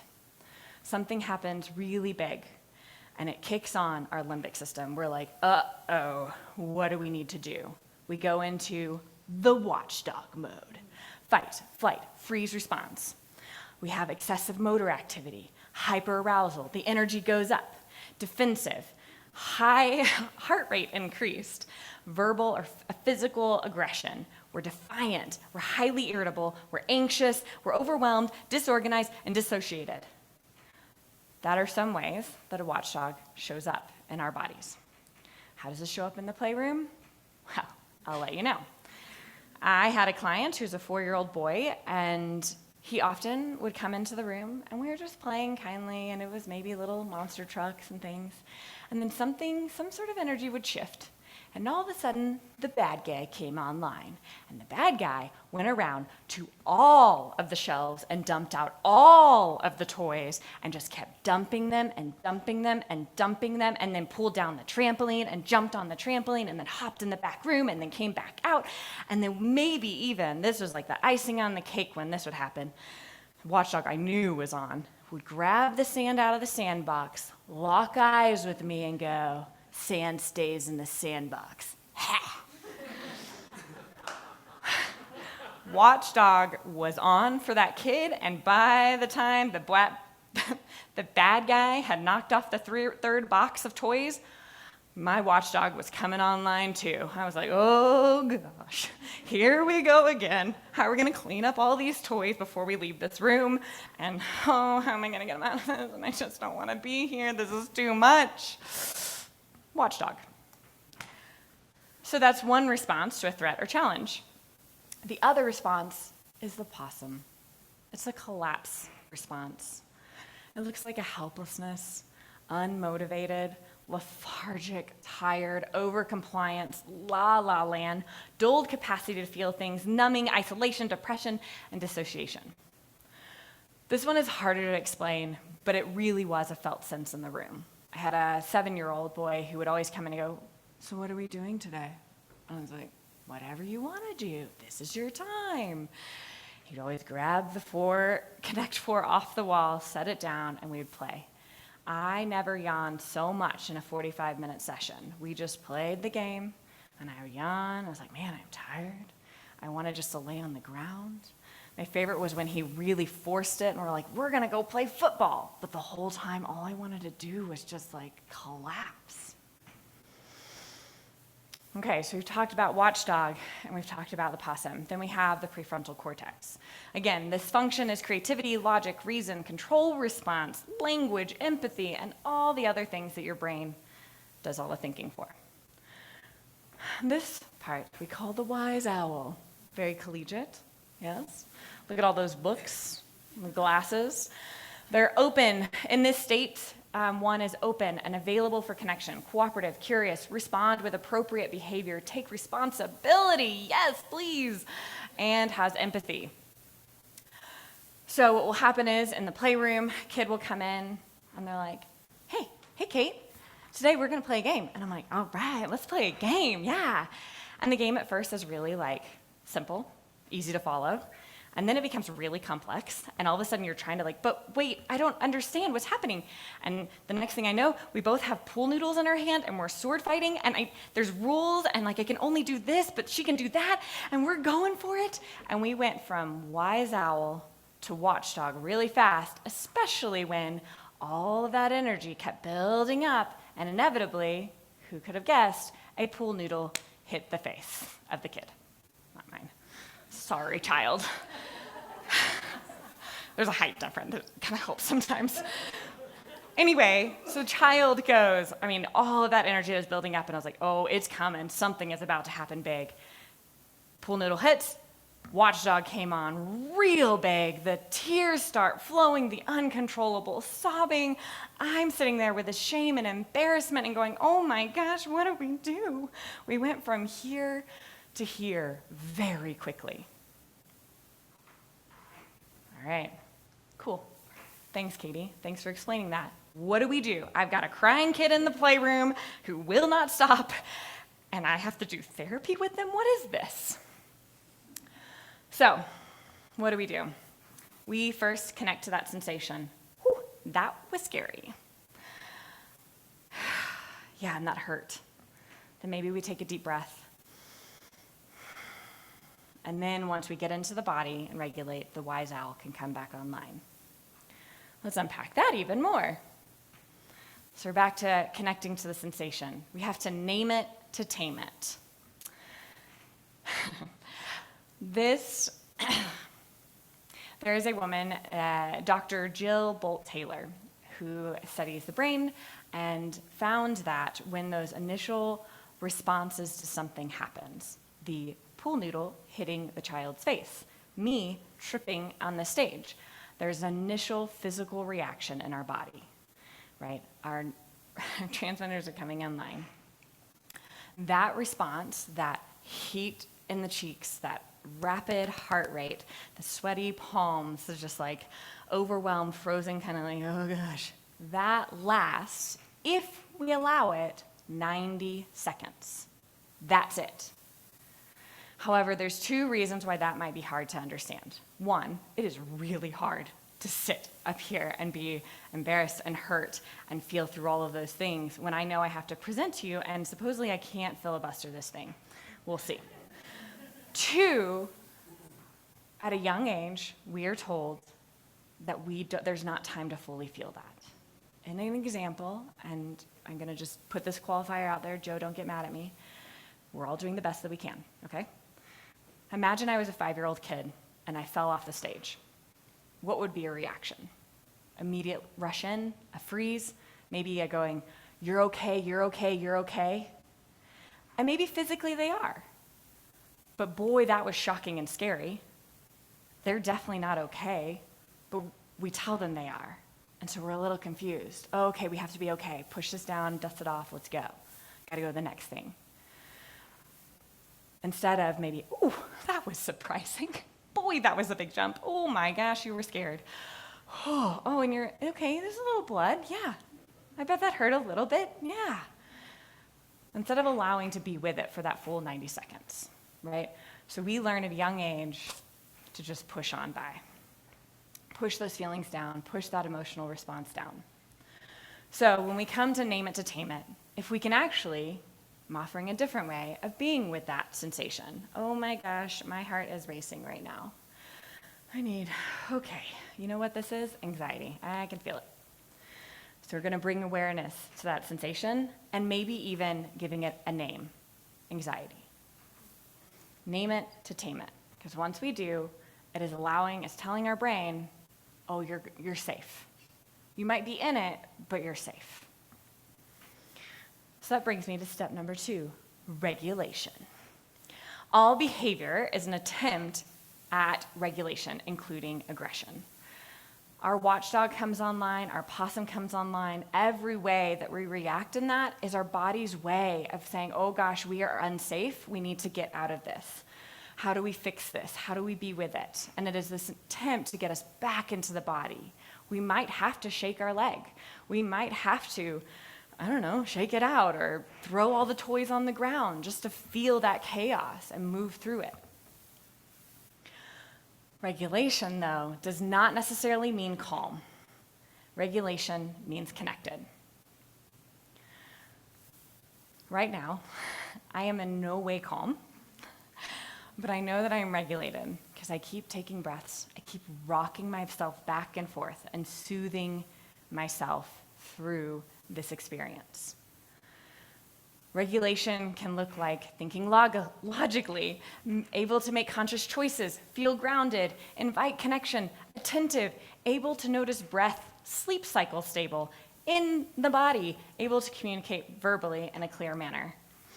I did a thing earlier this week where I was kind of polling people of like, hey, how's your stress showing up? And by people, I mean my cohort members who are preparing for this day. And we got back, oh yeah, I haven't slept in weeks. I'm waking up at 4 a.m. I'm having digestive issues. My skin is breaking out. I'm not able to eat. All of these things because our stress was staying in there and we were not allowing for the full completion, the full being with the experience and regulating through it. Because inevitably in this time of the year, it was like, oh, we got through one. Oh, here we go again. And we're going, right? Here's a list of regulation activities. It is a small list, even though it looks extensive. To go back to the kid with the pool noodle, ultimately she is okay. But, so we'll go back to that moment. We fight, the pool noodle hits her, the tears start coming, the overwhelm is on, she's crying uncontrollably, and I'm sitting going, oh, I'm feeling all these things. And she turns away from me and goes over into a corner. And she's just crying, and think of the biggest cry you've ever given or witnessed. That was her. So I decide, okay, this is becoming really overwhelming for me. So I sit down on the ground and I just start rocking back and forth and I take deep breaths and I'm like, oh boy, that hurt. That hurt a lot. And that was so surprising. I was like, it hurt, didn't it? She goes, it hurt. I was like, yeah. Oh, I'm gonna take some deep breaths. Oh, and I'm gonna rock back and forth because I'm feeling overwhelmed. And as I'm doing this, the sweet little girl turned in the corner, starts playing with the desktop, and I'm like, oh, she's coming back online. But she's whimpering still, and I'm like, okay, all right. So we just sit with it a little longer. We're sitting there, and then finally I was like, I wonder if you want to play in the sandbox that's next to you. She's like, no. I was like, okay. So I get up, and I move over to the sandbox, and I take the lid off, and she, very carefully, I come over here, and she's like, I was like, okay. Take the lid off, I move away, and then inevitably that hand goes in there. And the hand and picking up the sand and the soothingness of that experience, and she's feeling it on her fingers, and I'm like, oh, you're picking it up, and you're dropping it, and it's going through your fingers. Inevitably, as this child always does, she starts playing games. She starts making jokes. She turns to me, and she's like, okay, so next thing, what are we doing? The switch flipped. We went through the whole experience of the pain, the whole experience of the shock, and regulated back into it. Some of these regulation activities will be helpful for you. Some of them you might not connect to. For me right now, I'm going to take a cold drink of water, well, LaCroix, to bring myself into it. Breathing, one of my favorites. We have biking, butterfly tapping, taking a drink of water, 20-second hug. Baby, that resets your nervous system. Bare feet on the ground, hang upside down on a couch or a chair. Have you ever noticed kids like bumping into you or bumping into a couch? They're trying to regulate themselves. So we can redirect that in a way, say, hey, what would it be like to hang upside down? Or to jump on a trampoline rather than jumping on my couch that I just bought. All right, cool. So we've connected to the sensation. We know how to regulate. What does this mean for you, especially those of you who don't have children and are not play therapists in the room with a sand tray? Let's get into it. And why does this work? So Dr. Stephen Porges, who came up with polyvagal theory, wrote that it is our biological imperative to connect. And I could not agree more.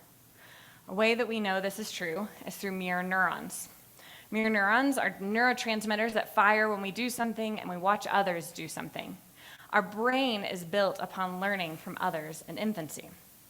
How many of you have taken a sip of water today, or saw someone take a sip of water and then you took a sip of water? Or maybe someone yawned and then you yawned. Those are your mirror neurons firing off at each other. They are constantly scanning the room, paying attention to what's happening, and we are connecting to them. We are literally connecting to each other. When we are infants, and this is one of the best feelings in life, holding a baby and making faces at the baby, and the baby starts to like try to make a smile back, and your heart melts. Yeah, can any of you experience? Yeah. That is their mirror neurons picking up on what you're doing. Their brain is firing, going, oh, that's something, I think I can do that. Let me see if I can do that. That is how a baby learns. That is how we learn. This is where imitation comes in. This is where language comes in, empathy. Even what do we do with these emotions? Our parents become overwhelmed, and maybe they shut down. And so we're going to learn to do that. I'm not saying this is a bad thing. This is just how we work. We are constantly taking in what other people are doing and bringing it into ourselves. We are literally wired for connection.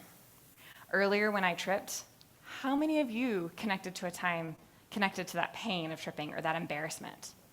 Yeah, it probably came up real clear for you. That was our mirror neurons communicating. We are connecting to the other person's experience, and we are creating empathy. And we are learning how to be in the world. All right, last big thing. Window of tolerance. The window of tolerance is the optimal range of emotional arousal when people can effectively manage stress and function well, according to Dr. Siegel. So we have this window of tolerance. When I'll speak for myself, have slept, which is not today. I have slept, I have ate, I maybe even went on a walk this morning. I got all of my homework done the last week and my progress notes for my clients. I'm winning. I don't have a lot of stress, right? I am open. I have worked through, I've let all of the stress cycle go through. We've completed them, and my window of tolerance is big. I can take in problem solving. I can take in whatever may come at me, any other stressors, and then I can complete it. I will go from our wise brain to like, oh, this is a little overwhelming. Okay, we're bringing it back down. I am taking that wave of arousal to regulation over and over and over all day. We all are. These stressors happen all the time. So maybe, not today, but in other times, my window of tolerance is really big. However, when you have experienced trauma, when you're experiencing chronic stress, when you're in a constant state of a stress cycle that never completes, your window of tolerance is really narrow. You're going from here to here every second. The littlest thing sets you off. Your receptors in your brain, your possum and your watchdog are like, let's go. What's coming at me next? It's going from up and down like this all the time. And it's harder and harder to get back into your wise owl. You're very reactive. So With the mirror neurons in the playroom, that shows up with me naming what I am doing and what I'm experiencing and what it is. Ooh, yeah, this is stress. So then the kid later on goes, oh yeah, this is stress. I'm gonna slow down and take a breath. When we look at the window of tolerance, that is showing us this variability. When my kids came in, we did an assessment. When I first met them some of them a year and a half ago. And their stress response was super high. Lots of whining, lots of behavior issues, lots of negative self-talk, lots of just really big reactive behavior. When we did it again 2 weeks ago, all of that was significantly less after the last year. I watched it happen with that 4-year-old, with the bad guy that would come into the room often.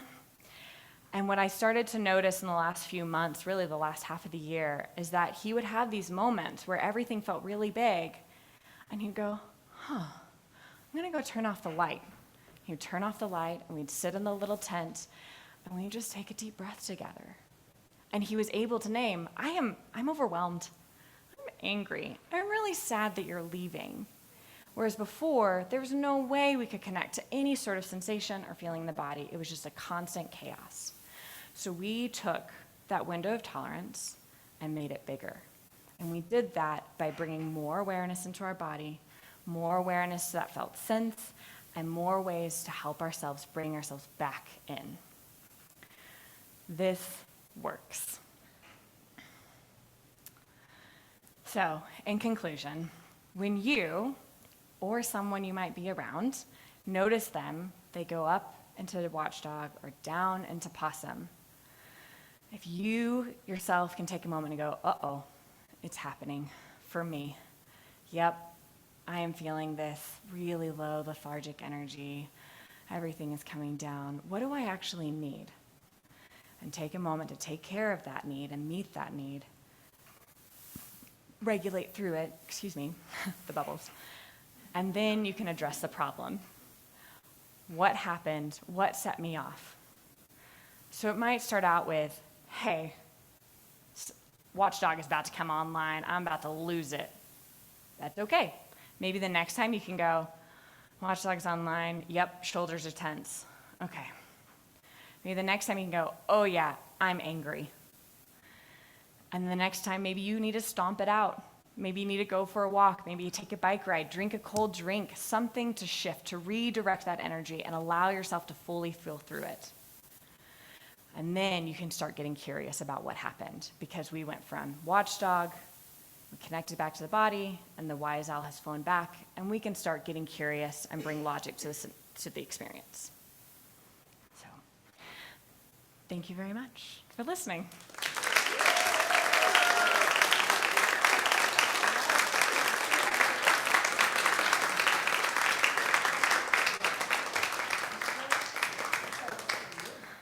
As many of my classmates have said, thank you so much for being here today. Thank you for all the support you have given us in the last 3 years.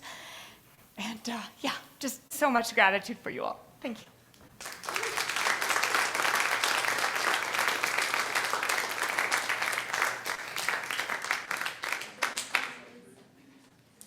Do you have any questions or comments? All right.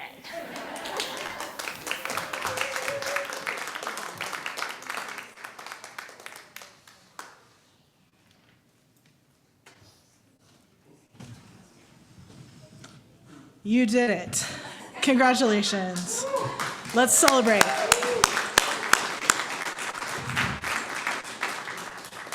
I would love to bring up this graduating class of 2025. And just to reiterate all the gratitude, thank you to our audiovisual team. Thank you to family, friends, really anyone who helped these students along and helped support them through this process. Specifically, this is a big deal to be up here and be presenting about their internship, about their passions. So just really want to celebrate them. So let's bring them up to celebrate them.